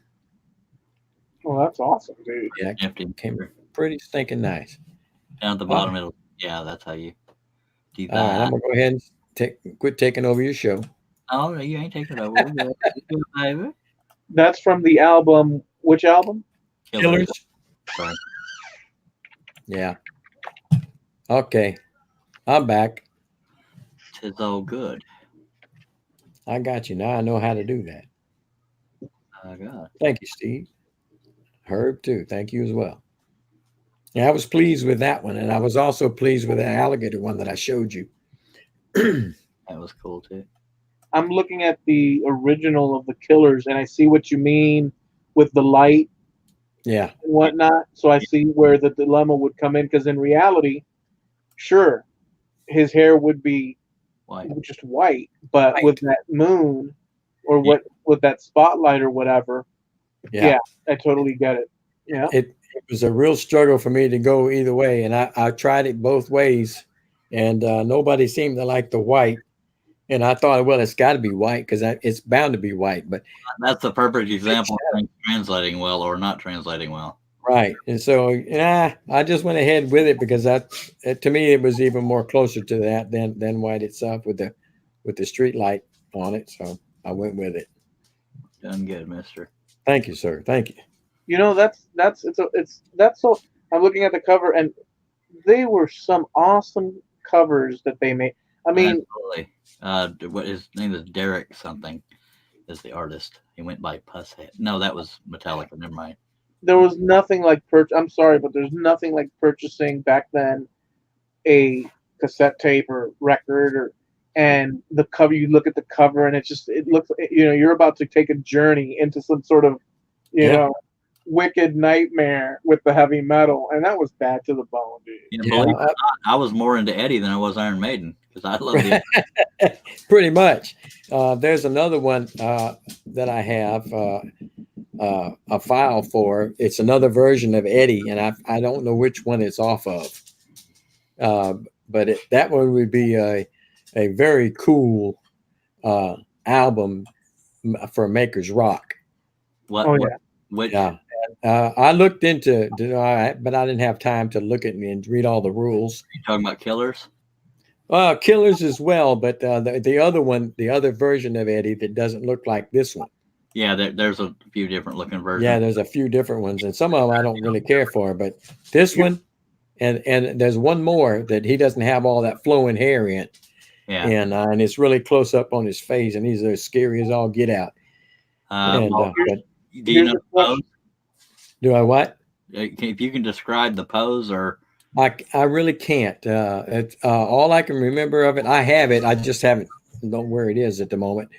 But it's a real close up of his face, and he's looking all monstery, meanly, like a zombie. But he does not have that flowing hair showing, like this one did. Here's a question for Russ. What program do you use for CNC design by Yeah. Harmony Media? I saw the question, but I didn't have an opportunity to get in and say it. Oh, I'm sorry. That's okay. I use Vectrix program, Aspire, and VCarve Pro is the two that I use. So yeah, the reason I was trying to get you to describe, besides just the face, was because I could probably tell you which album it was. Yeah, I know I have it somewhere. I have it in one of my folders of designs that I have, but I have like a little over 1,200 of them in there, and it would take me a while to locate it. So I won't go into it, but I will. I'll show it on another live. Yeah, I'm totally down with that style, and the 3D attached to the rock theme and stuff. Yeah. Well, Steve Carmichael, he has a little X-Carve. He uses a little CNC in some of his stuff as well, and stuff comes out good. That's all there is to it. Yeah, the one I'm doing for Maker's Rock is the Ultimate Sin album cover, Ozzy Osbourne. But I have quite a few. If you need a design, I have quite a few Eddies. I've seen some of your Eddies. I may have some. Yeah, you might. But you might even have the one I'm thinking of. That's why I was asking you to describe it. I was going to say. Yeah, you may have it. There's one he's in a straight jacket as Peace of Mind. There's. Don't ask me what it is. I couldn't tell you. Okay. But I just kind of remember the picture of him, and I kind of explained it like he looks like a damn zombie right in front of your eyes. Was it a mummy one or? Man, here, look. If y'all gonna be here a while, I'll go look. I'll look till I find it. Well, I'm not going anywhere. Let me go look. I'll stop this camera on me and I'll come back. But I'm with Charles in that I dug the posters and whatnot, but I only owned like one Iron Maiden album because I wasn't too big of a fan of his particular vocals. Yeah, I wasn't. I don't have any of the actual albums. I was just into the art part. I just liked Eddie. Yeah. Yeah, because his vocals were. I mean, I'm sure if I go back now, I'll enjoy it because I enjoyed most of the stuff now, looking in retrospect. But he had this very high pitch, and it was all right, but it wasn't Metallica or, Metallica. Yeah, y'all are big into Metallica. I was more into AC/DC. Oh, I couldn't get into his voice. Yeah. Oh, I liked AC/DC. I do too. I liked a little bit of Metallica. I was around, been around for a while, so I was there when they came out. But it was more for me AC/DC. Yeah, I mean AC/DC was awesome. We had, at least for my particular, we had Rat. Yeah, I liked some of that too. Rat or Van Halen was the first. And then Rat. I was a very big Rat fan. Rat, Round and Round. I think that was the name. Yeah. Yeah, that's the one I remember. There was a lot of those earlier ones. I mean, to me, I liked later on Megadeth, Anthrax. I liked, even though they did have that screaming voice, but somehow I just dug them. Yeah. Whitesnake, I dug a lot. Whitesnake, I liked. That was my first concert. Was Whitesnake. There's so many others, Mm-hmm. But the theme, lends itself for, well, frankly, for what you guys are talking about. Yeah, it sure the does. art theme. Well, you can pick whichever album cover you want, they say, and do it. But when I certain era, but now it's just pretty much anything, I think. Yeah, when I saw this this last Eddie, I said, man, that'd make a great album cover. Now their latest album looks like a tribal Eddie, but he's got like war paint on. Yeah. I don't remember the name of that one, but yeah, there's a few of them where he doesn't have any hair. I did for the Maker's Rock, the last one that I participated in. I made the Queensryche album. Oh cover. Yeah. Oh. That's the same one that was the last one I participated in. That was trooper, the one where he's got a British flag. Oh yeah, I remember now. In my case, I don't know if did you see mine, I Charles? think I did. It's been a while, but yeah, I think that was the same one I was in. I did that first album of theirs, which came out in the late 80s. That was called Empire, probably 87, 88, something like that, or maybe 91. I don't remember now, but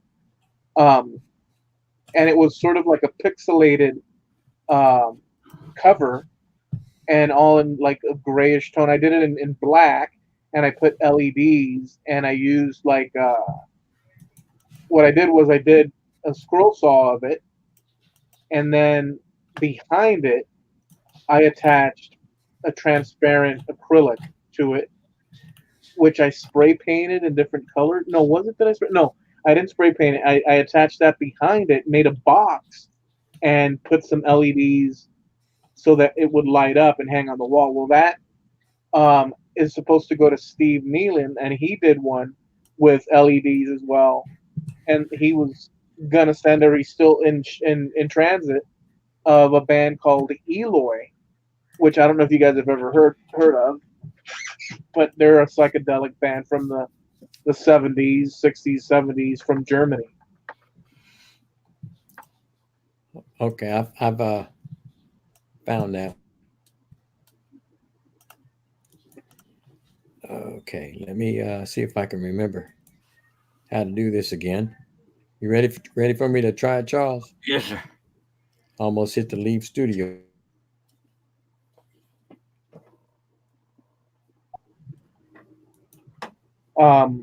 Okay.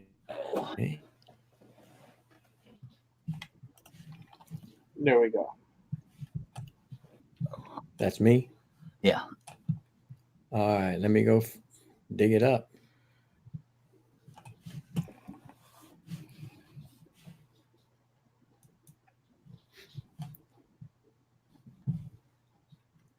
Come on now, let's go a little quicker.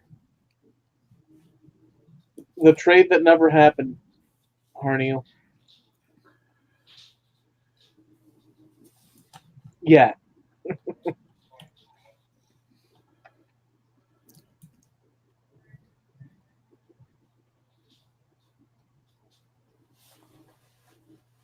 Round and round, what goes around comes around. I'll tell you why. Okay, it should be coming up any second. Something like that. I have never seen that one before. Oh, you never have? Nope. Is that your finished piece or the album cover that you got it from? Oh, that's just a finished piece. That's the actual 3D file for it. I've never seen anything resembling that. But how steep? Eddie. How steep is that going to be? Protruding out? However much I need it to be. You can go crazy with it. Pretty much. Yeah, I can make that as big or as small. Now, if I don't put it in because it appears like it sticks out from the bottom of the wood, probably at least 3/4 of an inch. Yeah. So if I don't use if I use a thinner piece of wood, then I would lose some of the detail. Okay. You know what I'm saying? Yeah. A thicker piece of wood will allow me to get it all and still have a backer or so, say, on the back. Because you know what? I'm sorry. I'm just thinking that in worst case scenarios, could one do just all the protruding out, sort of like raised areas, and then attach that, and then you pull that from the CNC and attach it to another board of that dimension, and then have that, or is that? In other words, just take the face itself, right, and then instead of the background image. Well, like what you know how it would probably, you'd have to flatten all those flat parts that that are further away in the background, and all that work involved. Could one also, or is it? I'm just asking because I don't know. Would it be another way and maybe viable to just carve out what would be raised on itself and then take all those pieces and glue them onto a flat board? Or is that just a ridiculous thing to even ponder? I really think that's more effort than just doing it this way. Okay, gotcha. I think it's a lot more to it doing it the way that you're thinking of it, Yeah, making the individual pieces in the back. yeah. Yeah, that's a whole lot more work. Because, Okay. oh no, I don't think I'd want to do that. Okay, okay. I think I would rather do it as one unit. But there are ways you can take specific pieces and cancel all the rest of it. You know, if I wanted just the face, I could draw a circle around that, a vector, and tell it to delete everything outside of the vector, and I would just keep the face. Gotcha. And I'll pull the face off, you know, and I could use that for something else. And by not saving the deleted portion, I would always have it to come back to as a full image like it is. Gotcha. So All you right, could well, pick I and mean, stuff. Yeah, good pretty to know cool. that, because I was just thinking in terms of, like, you said you need X amount of thickness, and what if you wanted Right. the head to really have a rounded, extreme rounded, shape and all that. Right. And But maybe as this is right here, it's rounded. It goes to the ears I was Okay. trying to set up my and screen. behind. I was going to cancel yours out. That wasn't my intention. That's all right. I'm fixing to stop it anyway.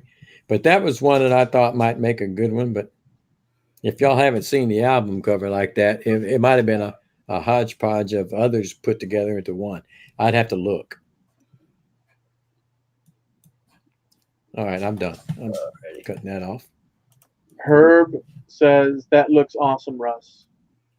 Well, that's good. Glad to know it. Oh, he said that before. I had missed that. Oh yeah. Well, now I'm thinking, what exactly is he talking about? The previous? Oh, he was. I think he was talking about the original Eddie that I showed you. Yeah. Yeah. Did we solve the problem, Charles, Which one? with the teeth? Not yet. I'm still cleaning up, coloring in. That's gonna be the last thing I do. That and the hair. Steve says you can do it like a slicer would and cut the Mhm. lower part and then carve the face and glue it on. Yeah. I'm actually still learning on Aspire. I'm not super great on the 3D yet, but I'm getting there. And I like what I've seen so far, and I've managed to take some files and take off things that are on them and add stuff back to them that I wanted on. So I'm learning it. It has to be a great tool to have. Oh, I yeah. mean, Yeah. it just makes sense to have. I mean, I don't have the space for that, and but I did Right. look at those smaller ones that Right. those tinier ones that they show off on. Oh, Inventables, the X-Carve and the Shapeoko. Well, not even those. I was looking at those like mini ones just to be able to carve out. Oh yeah. But it's Yeah, like, there are. nah. Believe it or not, they want as much for those doggone things as they do for the others. Yeah. Those little bitty ones, Digital Woodcarver, Laney, they offer a small one. It has a cutting area of like 18 inches by 20 or something like that. It's really small, but the prices are still high Yeah. for those things. And the little ones that you see advertised on like Facebook or something, I mean, them things are about the size of my laptop here is what it looks like. They're small. Yeah. And those really are not really functional. I really wouldn't waste my money on something like that. Yeah. That's And what I'm still figured. thinking those prices are kind of high as well. Well, they're like $200. Some of those Yeah, small, well- tiny ones. Oh no, that's I'm $200 Okay. that all I right. wouldn't. Yeah. I No. wouldn't You're, spend my money on that. yeah. You're I would wait. limited, and yeah. Well, you're talking about you don't have the space for it. I didn't have it either.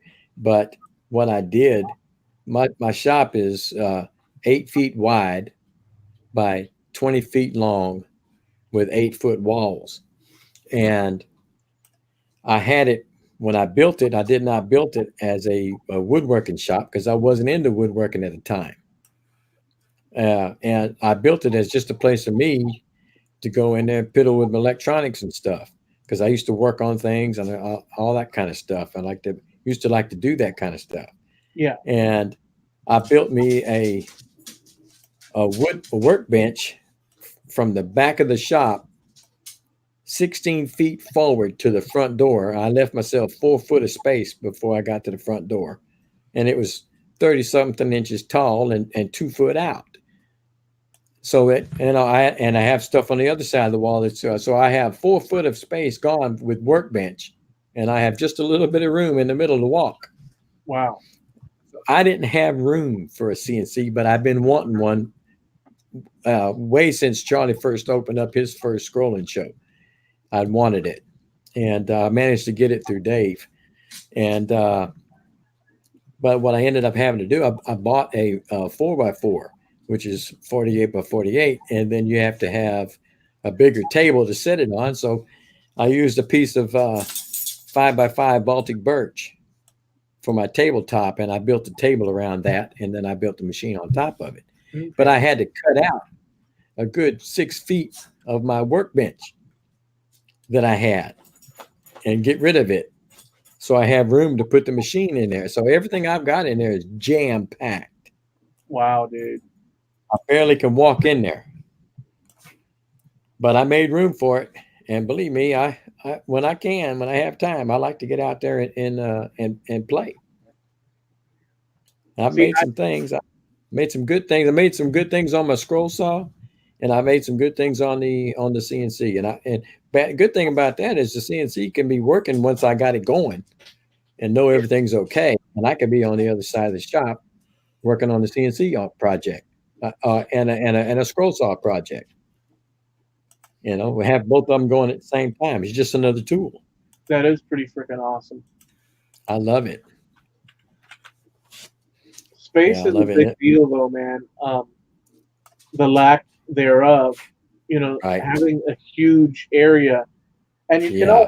you always will. It appears that people always fill it up. They find a way to Yeah. fill every, nook and cranny, but Oh yeah. space is like it's a big deal, and I like the idea of being able to, stretch my legs and move around and have empty. Right. spaces. And I can't do it. I mean, I'm talking about best case scenario. If obviously,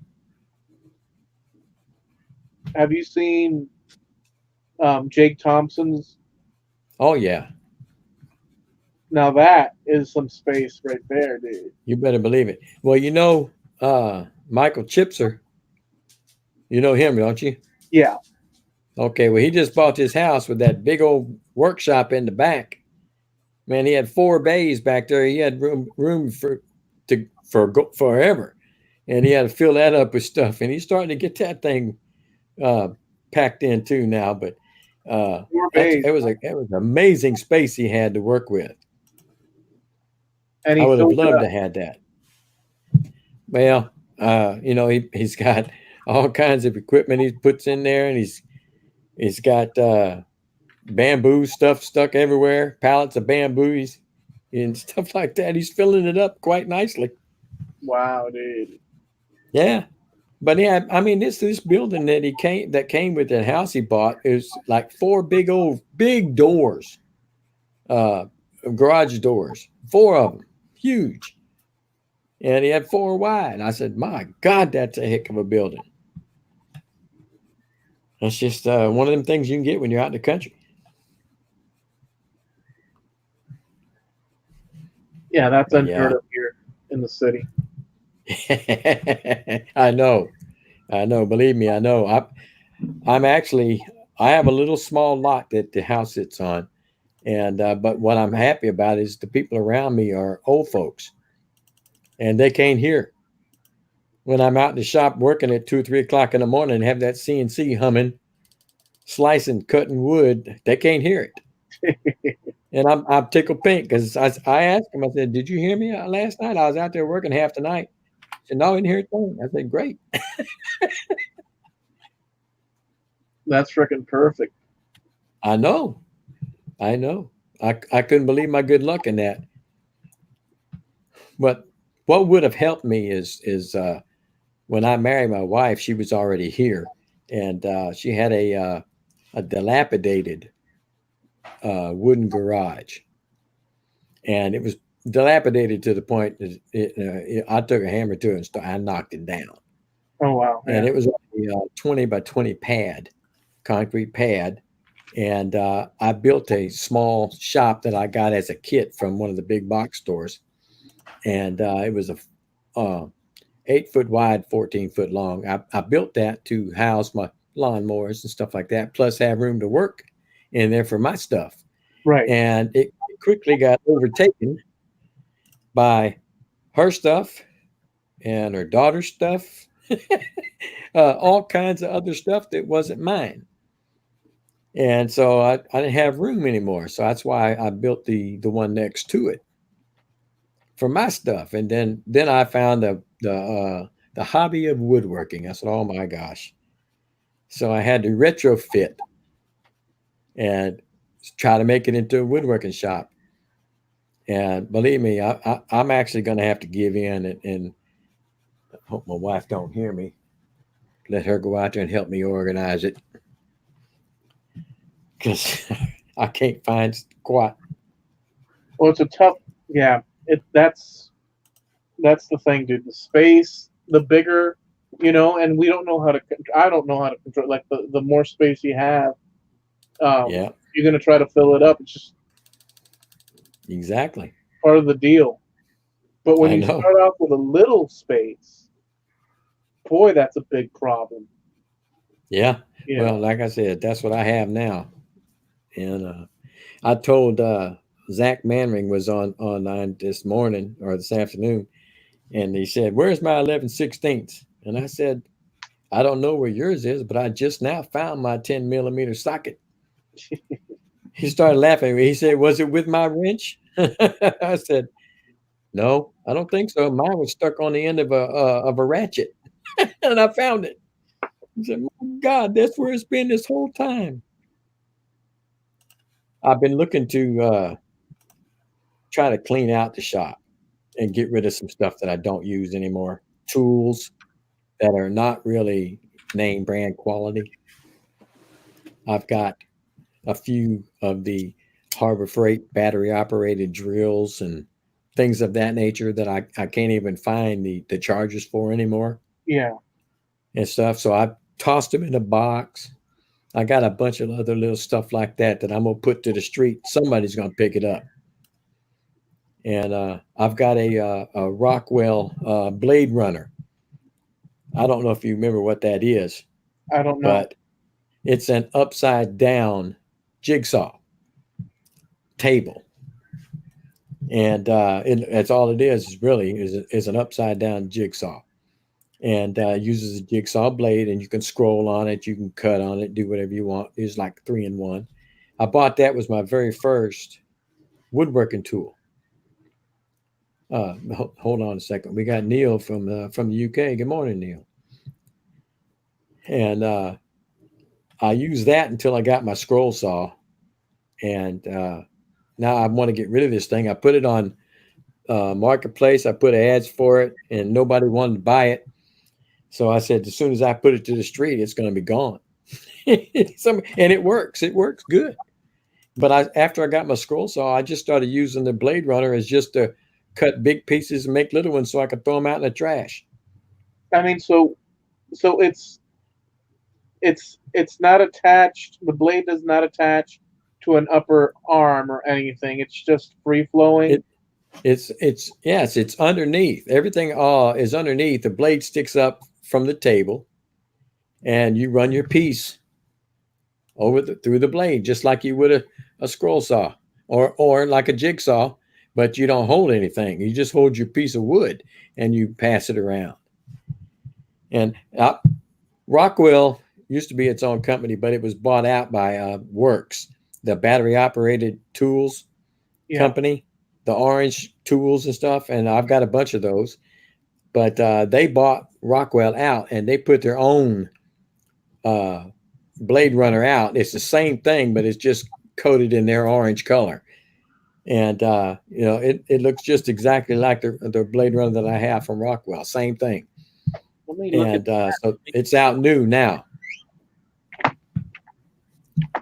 And I don't have room for it in my shop anymore. And I don't use it anymore. I had it mounted to the wall, but I needed that wall space. So I took it down. But I got to get rid of it. And as soon as I put it to the street, it's going to be gone. I'm going to just, what's funny, dude? What's that? I just typed. So we're talking about this, and I don't know if this is a Google situation, but you're mentioning Blade Runner, and I mentioned it. If you don't know what is it, and I just started typing in Blade, and it just went Blade Runner, like the completion of the thing. That's not Google. Yeah, it is. It's a Google thing because it's been looked for before, so it knows that. One or the other. Yeah. Well, whatever that picture shows you, that's exactly what I got, except mine is the Rockwell version instead of the Works version. If it shows the Works version or not, I don't know what the picture you're looking at is. Yeah. Okay. Well, that's what I have. And like I said, it's still a good working piece of machinery. I just don't use it. And I couldn't sell it. Nobody evidently wanted one or didn't know what it was. When they asked me, I said, it's an upside down jigsaw. That's all it is with the table. It's such a weird thing, though. I had not seen this. It's such a weird thing, though, because, I guess it's for it's sort of like a scroll saw is a very thin blade, and you can have the thicker blade. It's not. So this is more like thicker or rougher work, right? Yeah, well, you can use it just like a scroll saw. It uses T blades and maybe J blades. You can cut metal with it with the metal cutting blades. Anything you wanted to do with the jigsaw, that you could do it with that. And you have more control over it because you're not holding a jigsaw, you're holding the piece of wood and just moving it like you would a scroll saw. It was neat when I got it, and I did use it. But when I got the scroll saw, I said, "Well, I don't need this anymore." And so I made little pieces out of bigs and threw them in the trash. Why did you have the need to do the scroll? Why did you decide to go for scroll saw in lieu of this? The blades were smaller. You have way more control with the scroll saw for doing projects. You couldn't do projects like what Charles has with that Blade Runner. Okay. Because a jigsaw blade is too big. Okay, gotcha. So you could do curvy word things with that because you can get in and out of those things. Like the curvy names, the word things like Charles does and Steve Good does, those patterns like that, you could use that for that. If you wanted to, put a thin blade in it, and you could do it that way and stuff. But I wanted to be like everybody else and have a scroll saw. Right. So that's what I did. Yeah, this is the first time. I've never really seen that before. Yeah, it's a handy little device to have. Like I said, I used it and I was happy with it. But I wanted to get into fret work, and it's not for that. It is for bigger cuts and stuff. Neil's asking a question to you. Why do I keep running off with spiral blades? Is it speed or wood grain running it off?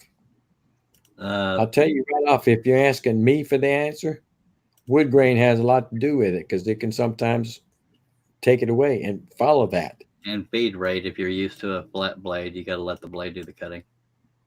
Right. Neil, are you a spiral user or a flat blade, straight blade user for the most part?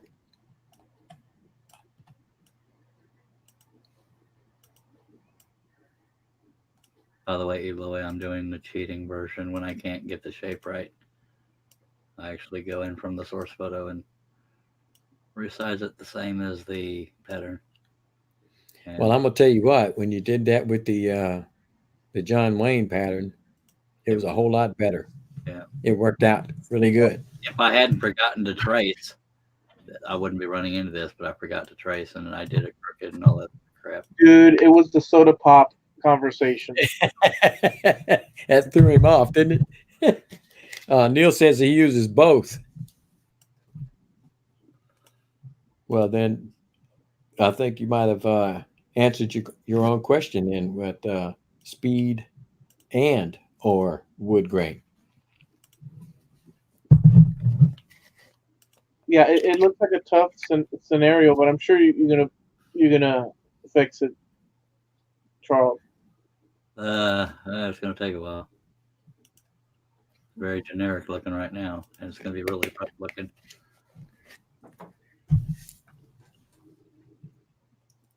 Do you normally stay up this late, Eloy? 3 o'clock in the morning over there, huh?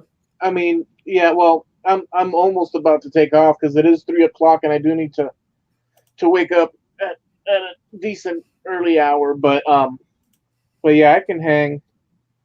Okay.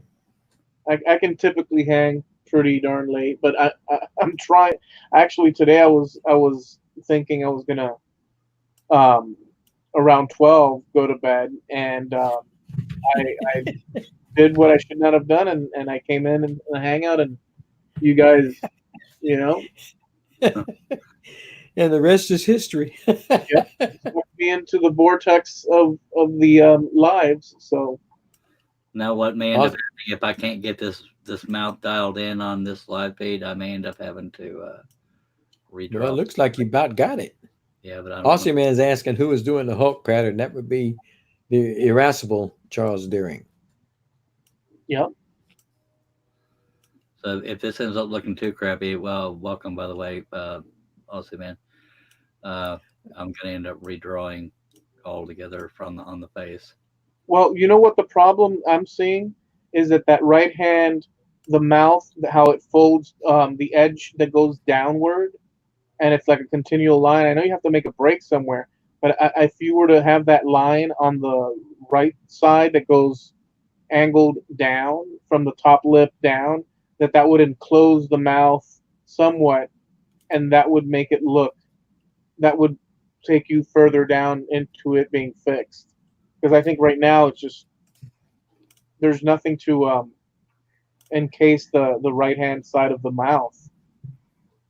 Well, for what it's worth, that's what this piece of gray is right here. Yeah, he did get that part there. He just didn't connect it. Yeah. And the reason why I put a break here is in case I don't like the look of it, I'll know where to get rid of it. Oh, gotcha.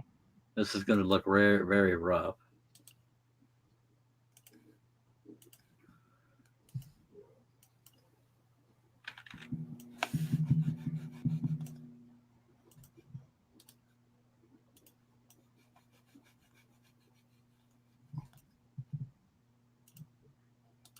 Whoops.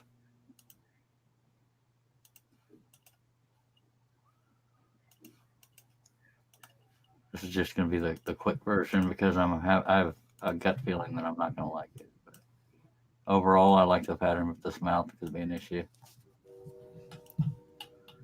Because, this is also pixelated and I'm used to using a pen. Stuart Dobbs is in the house. He says, morning from the UK. Good morning, Steve. What version of PaintShop Pro are you using? I believe that's number 4. No Yes. longer available. Yeah, sure. He says, I have been using Photoshop, but PaintShop Pro looks a better program for scroll patterns, maybe. Possibly. I suck at programs, so I can't really help you much. Okay, we're going to get rid of that. Well, the new PaintShop Pro now is, I don't remember what number it is, but it's I think ultimate. it's 12 or 13 or something. Yeah, it's way up high. We just got my wife uses the Paint Shop Pro as well, but she's the latest one. I forget the number, but it's got Ultimate on the end of it, and it'll do anything you want it to do. I don't have Photoshop, but I have Photoshop Elements, and I have version 8 of that, and that helps me a lot to look at what a pattern would look like.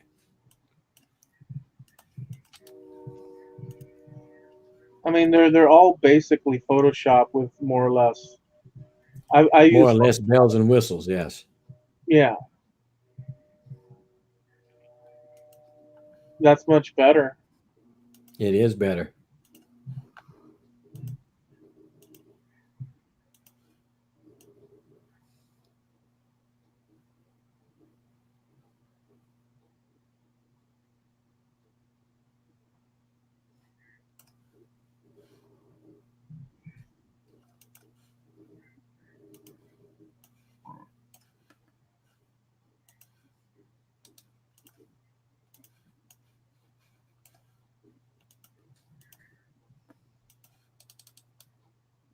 Look at that.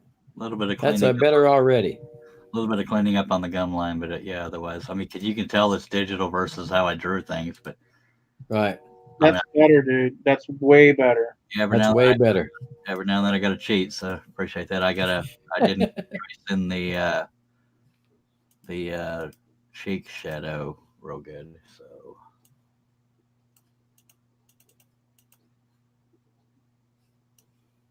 It's more like artistic license. yeah. There you go. Well, I'm too honest sometimes. Yeah, you started the cheek shadow.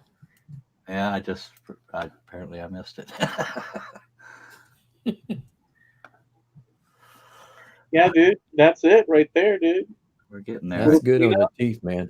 I got to reel in the crap on the cheek. I can probably be pretty generic with it. I know we've done this part right here. I thought that was just a P for drawn on the cheek there. Yeah. Or your favorite soda.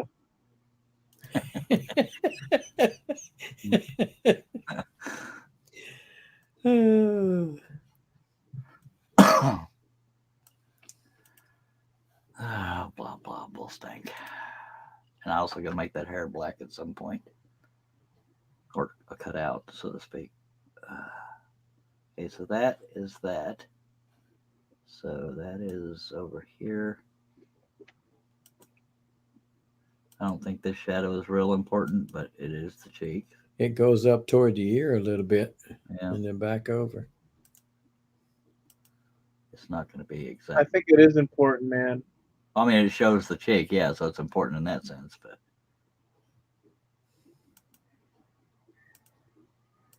I'm not real worried about the exact shape of it, but it'll help. And there you are, folks.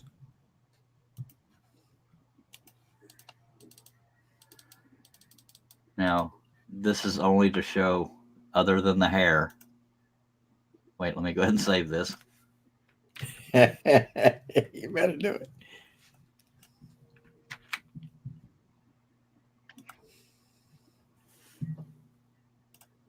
It looks super detailed. Okay, It other than does. the hair, it is done. But let's do the hair. Yeah, that's going to be amazing, actually. Thank you, mister. Oh yeah. I'm going to do this in a different color in case I mess it up, because the black that is there now is the shadows in the hair. So we're going to go with something like red.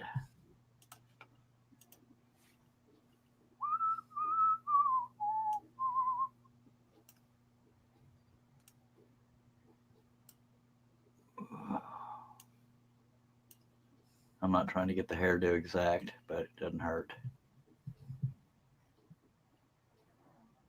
Hulk hairdo.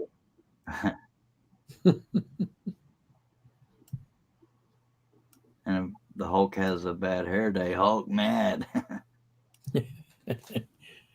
Oh, don't laugh at Hulk.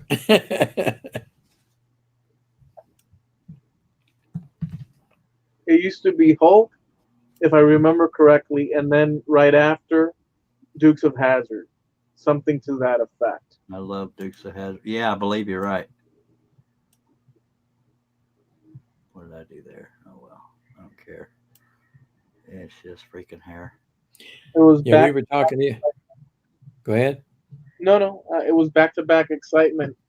For what Oh, Whatever yeah. day that was. I also have Dukes of Hazzard patterns in case anybody gives it. Could be.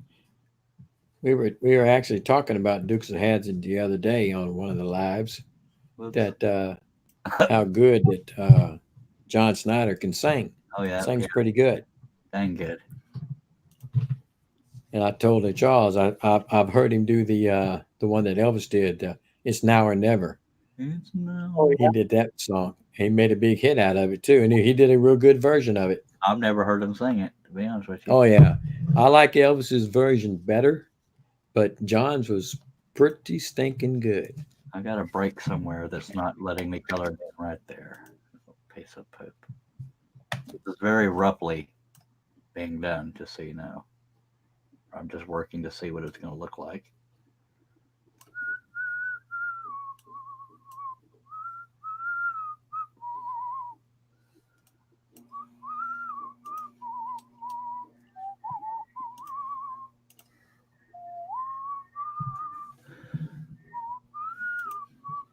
You didn't know Hulk was a ginger, did you?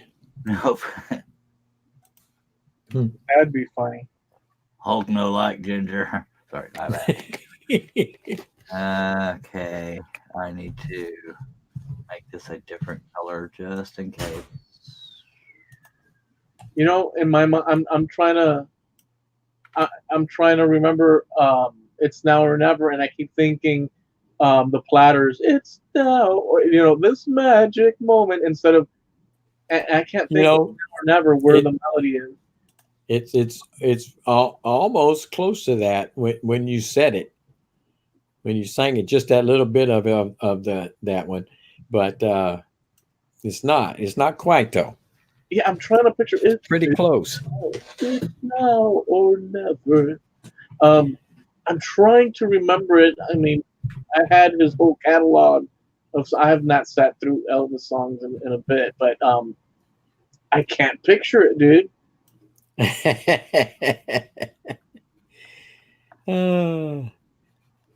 Yeah. Awesome Man says them Dukes. He said the best part of the Dukes of Hazzard was Daisy, and I tend to agree. Daisy was awesome, dude. Yes, she was. I liked Roscoe personally, not in that way, but yeah. Wasco and the Sheriff, yeah. No, they were Roscoe P. Coltrane.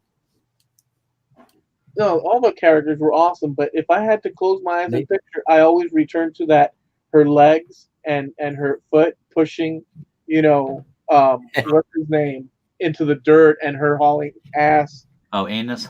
Yeah. Like that picture. That's burned into my brain. Stuart says, I now use a Wacom drawing tablet attached to my computer. So I use a pen to draw and not a mouse. It helps massively. I would use a Wacom tablet. I would consider if I had one that was page size. Anything smaller to me would be unproductive because I'm used to working from pages. I'm wondering, my wife had a Wacom tablet, but it was not the kind you could look at and see the drawing. It was a black tablet and you had to look at the computer screen, and it was hard That would take getting for her to use it that way. Yeah. So what we ended up doing was going and buying a Microsoft Surface Pro tablet. That was a computer, but you can have it also be as a tablet. And she draws on that. We got not the most powerful one. We just got one just because that's all we were going to do with it. And she draws on that and then sends pictures up to the internet like that. And it's a lot easier seeing what she's drawing rather than drawing on a black tablet or black piece of plastic. Yeah. I think I'm not going to worry too much about detail in the hair. I think that you should add. There we go. Because I was thinking he had a receding hairline. Yeah. That's because I basically inverted. I made the shadows white and the making Yeah, well, bull stank. Yeah, so I think I'm just going to be very vague with the hair because that's not the focus. I mean, I'll have some detail in there, but yeah, some there's little.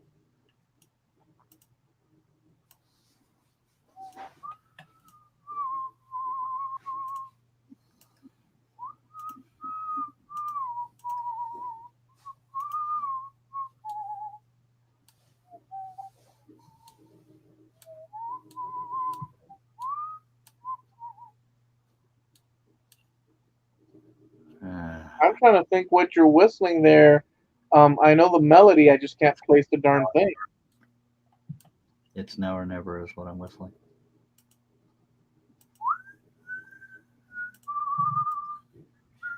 Yep. It's now or never. Come hold me tight. That Okay. song. Okay, there we go. Kiss me, my darling. Be mine tonight. That's the one. And then he says something, and someday Tomorrow will be too late. tomorrow will Tomorrow. be too late. I haven't heard John Snyder's version. It's now or never. Well, he did it. Voice, he probably rocked it or kicked it. He did. He did a good job. Okay, so I'm pretty sure it was him. we're going to go with almost no detail. I'll probably still need to remove some of that white in the hair because it looks funny. I think. Well, you fixed the mouth, so Yeah. The mouth was the main thing. Yeah, this looks like Frankenstein if I don't get the hair. the nose does need a little line on the right hand side. You mean like the nostril? Yeah, above the Above those nostril. nostrils. Above the nostrils. Yeah. Above the nostrils. Maybe a little line on the right hand side where the above that nostril coming down. It gives a shape to it. Because notice the nose has something in the middle as far as shadow.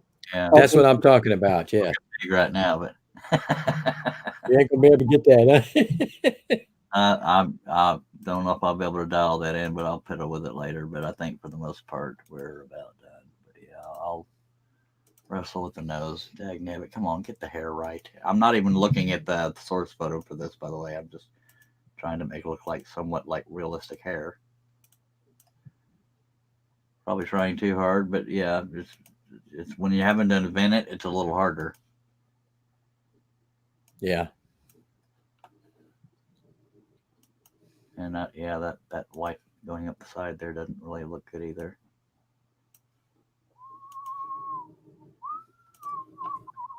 Well, nope. I don't fix the shape of that. We're just gonna make it pretty generic here. Aussie Man is singing the theme song from the Dukes of Hazzard to you. Just a good old boy. Never meaning no harm It's all you never saw. Been in trouble with the law. with the law since the day they were born. Yep. Y'all didn't know y'all was gonna sing it They know how. when you came here. I think we should get Eloy singing. Eloy's got a good singing voice. I do too. You just don't like me.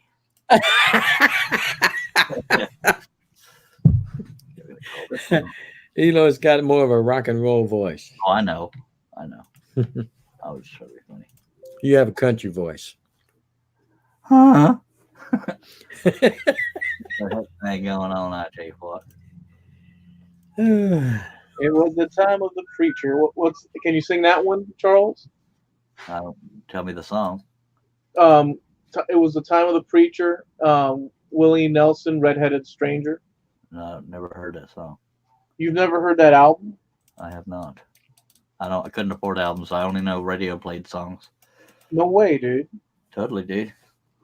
Redheaded Stranger, I believe, was made soundtrack for a movie, and it's a great frickin' album. It's I guess old Western style, let's say, and so it's soundtrack style. So it goes throughout the whole album, and he repeats some musical themes. But it's just a wonderful journey, and it does feel sort of like cowboy. Aussie Man's asking if Waylon Jennings sang the intro to that show, and I think he did. Also, the narrator of it. Yes, he's saying that. Yeah. Just a good old boy. Steve says you're looking good, Charlie. Thank you, sir. I'm pretty happy with it. We'll come back to the nose, but I don't even think the nose is a disqualifier, if I'm being honest with you. You know? If nobody saw the source, then nobody would say anything. I mean, it looks a little bit like a pig. I could add a little bit to it, but I think overall we're okay. Better save it. Yeah, if you ever see me doing a live stream and I have something called NB on the end, that means no background. It saves me print rank. Yeah.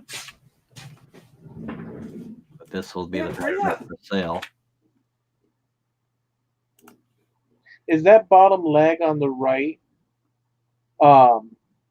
inside thigh? It looks like it should be in shadow. Like, you know what I'm saying? Right down here. I can't see where it's so small. You know. Yeah. Below that.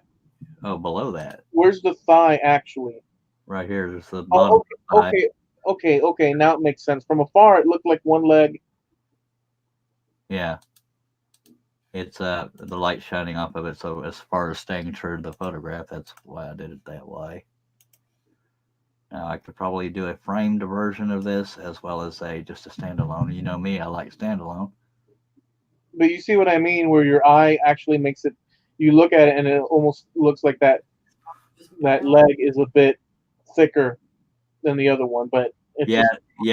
The angle and the fact that it's a cartoon, they are off of a cartoon. They tend to exaggerate crap.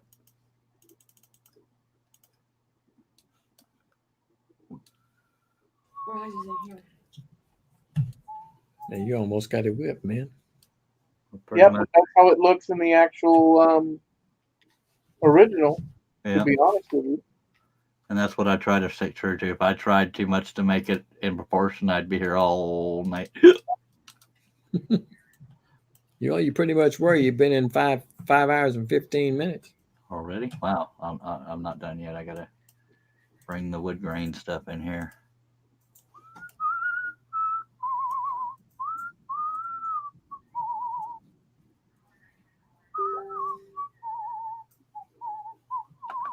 Although this is more of a horizontal picture, I'm making the wood grain be vertical because I think it would look better because, artistic crap that I can't think of.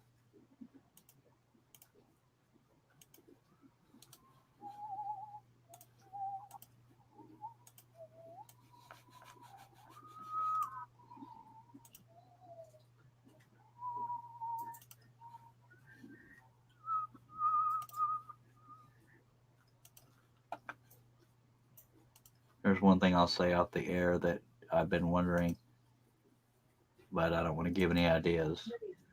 That sounds really mysterious, but it'll make sense when I say it. What are you talking about? I can't really elaborate until we go off the air. Damn, dude. Like, people are going to run off with whatever concept you have? Well, it'll make sense once I tell you.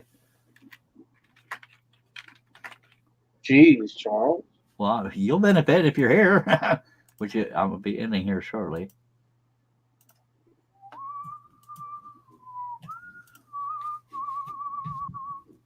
That's pretty damn bad if you kind of freaking gun is this is the thing.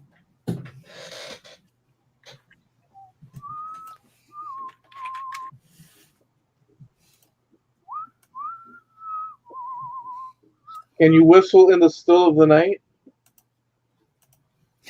My Whitesnake? No, not that one. That's an old song. Yeah, the old one. That's a very old song. Well, the only version I know is by Ronnie Millsap. In the still of the night. Yeah, that's kind of the same thing. Yeah, that's what I was doing.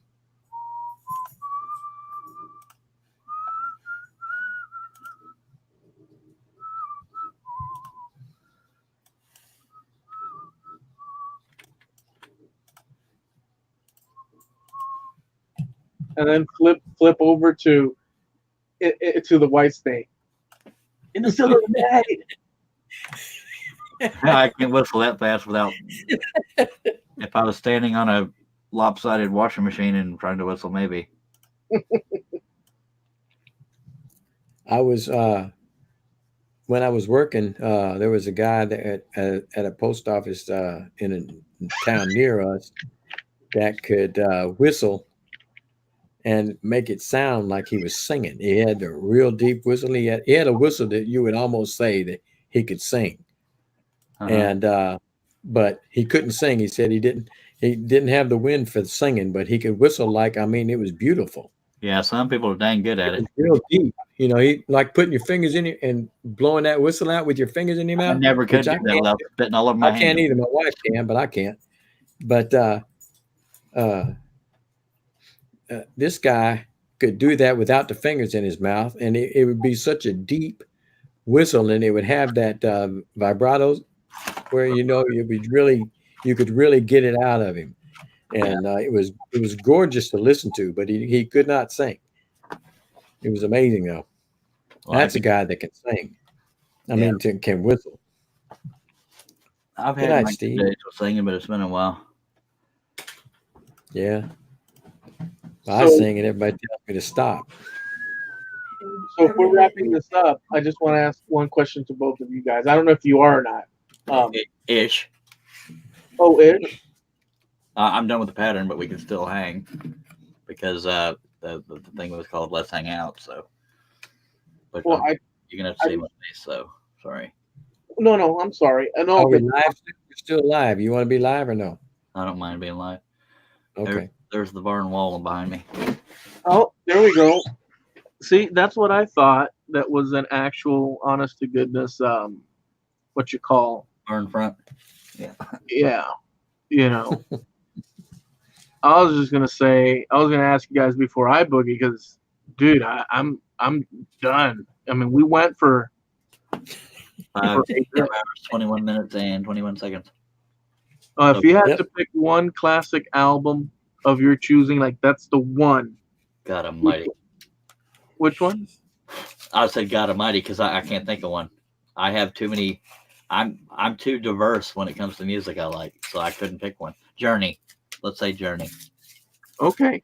Because that dude, God dang, he makes you feel every note he sings. Steve Perry, yes, he does. Emotion. Yeah.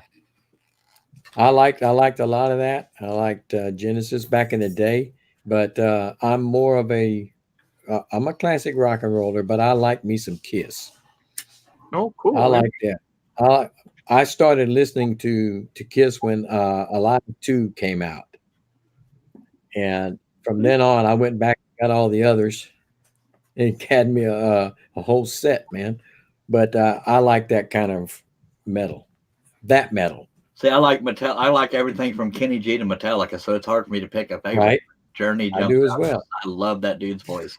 I mean, they don't make them like him anymore. Well, I say that I don't listen to every genre, but Steve Perry, man, that dude made you feel every word he sang. He was Exactly. out of hand. He still is, actually. He's got a YouTube channel, by the way. I did not know that. Yep. Is Yeah. it called Steve Perry, or can you? Yep. And it's pretty cool. He takes you through sort of like little documentary bits and behind the scenes. So yeah. I had seen it. It's been a while back now that he had done one of the Journey songs, and he could still belt it out just like he never left. That God, he's good. And I it was a special thing that he did, but he wasn't planning on joining the group again. Yeah, God Almighty, man, he was good. Another thing I learned about Alabama, I did not know until today, or okay, technically yesterday. By the way, hello, Aussie man. I don't know if I ever acknowledged you. Sorry. He on the group Alabama, the drummer was not considered an actual member of the band. He was a hired employee. The record Is that right? record label added him. Oh, he's like a studio musician? Yeah, but there's Teddy Gentry, Randy Owen, and somebody Cook. Jerry Cook, I might have the name wrong. They're cousins. Yeah. The drummer was, for recordings, but also the record label's the one that wanted him in the photographs because they think Do they're you- trying to compare them to the Beatles. Do you remember the group Alan Parsons Project? I've heard Yeah. of it. I don't. Alan Parsons. They were not a band either. Every time that the dude had a song, he would just go into the studio and record it with just studio musicians. Yep. And they never were a band. And they put some good music out. If you ever go Google, you can't just say Alabama because you get pictures of the state. But Google Alabama Mhm. band, you'll see those three members by themselves in a lot of pictures. If you remember the band called Bread back in the 70s. I've heard of that. Bread, okay. David Gates was the lead singer. They never had a band either. He did the same thing. When he wrote a song, he'd go in the studio. Now he tried to get the same musicians he had Yeah. on Get the all of his stuff, keep it kind of same sound. But they would use the studio musicians and they'd sing the songs. And I liked a lot of their stuff too. Same story, believe it or not, with Boston. Originally, Really? Boston, that Mammoth album, their first one, First one, yeah.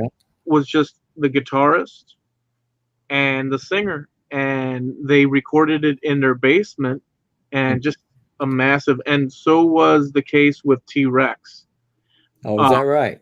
Yeah, it was basically just Mark Bolan. But the Steve Perry bit, guess who Steve Perry's inspiration, singing wise, bar none, was that he catered his vocal style from?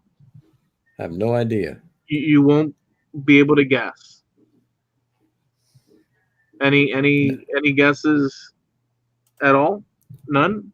I haven't been paying attention. I'm multitasking. Start over. I Who's a Steve Barry? I'm trying to think of who might he tried to be sounding like. You're saying? You're asking who Steve Perry modeled his voice after or style? Yeah, but don't type it. Don't search it, because then you're gonna.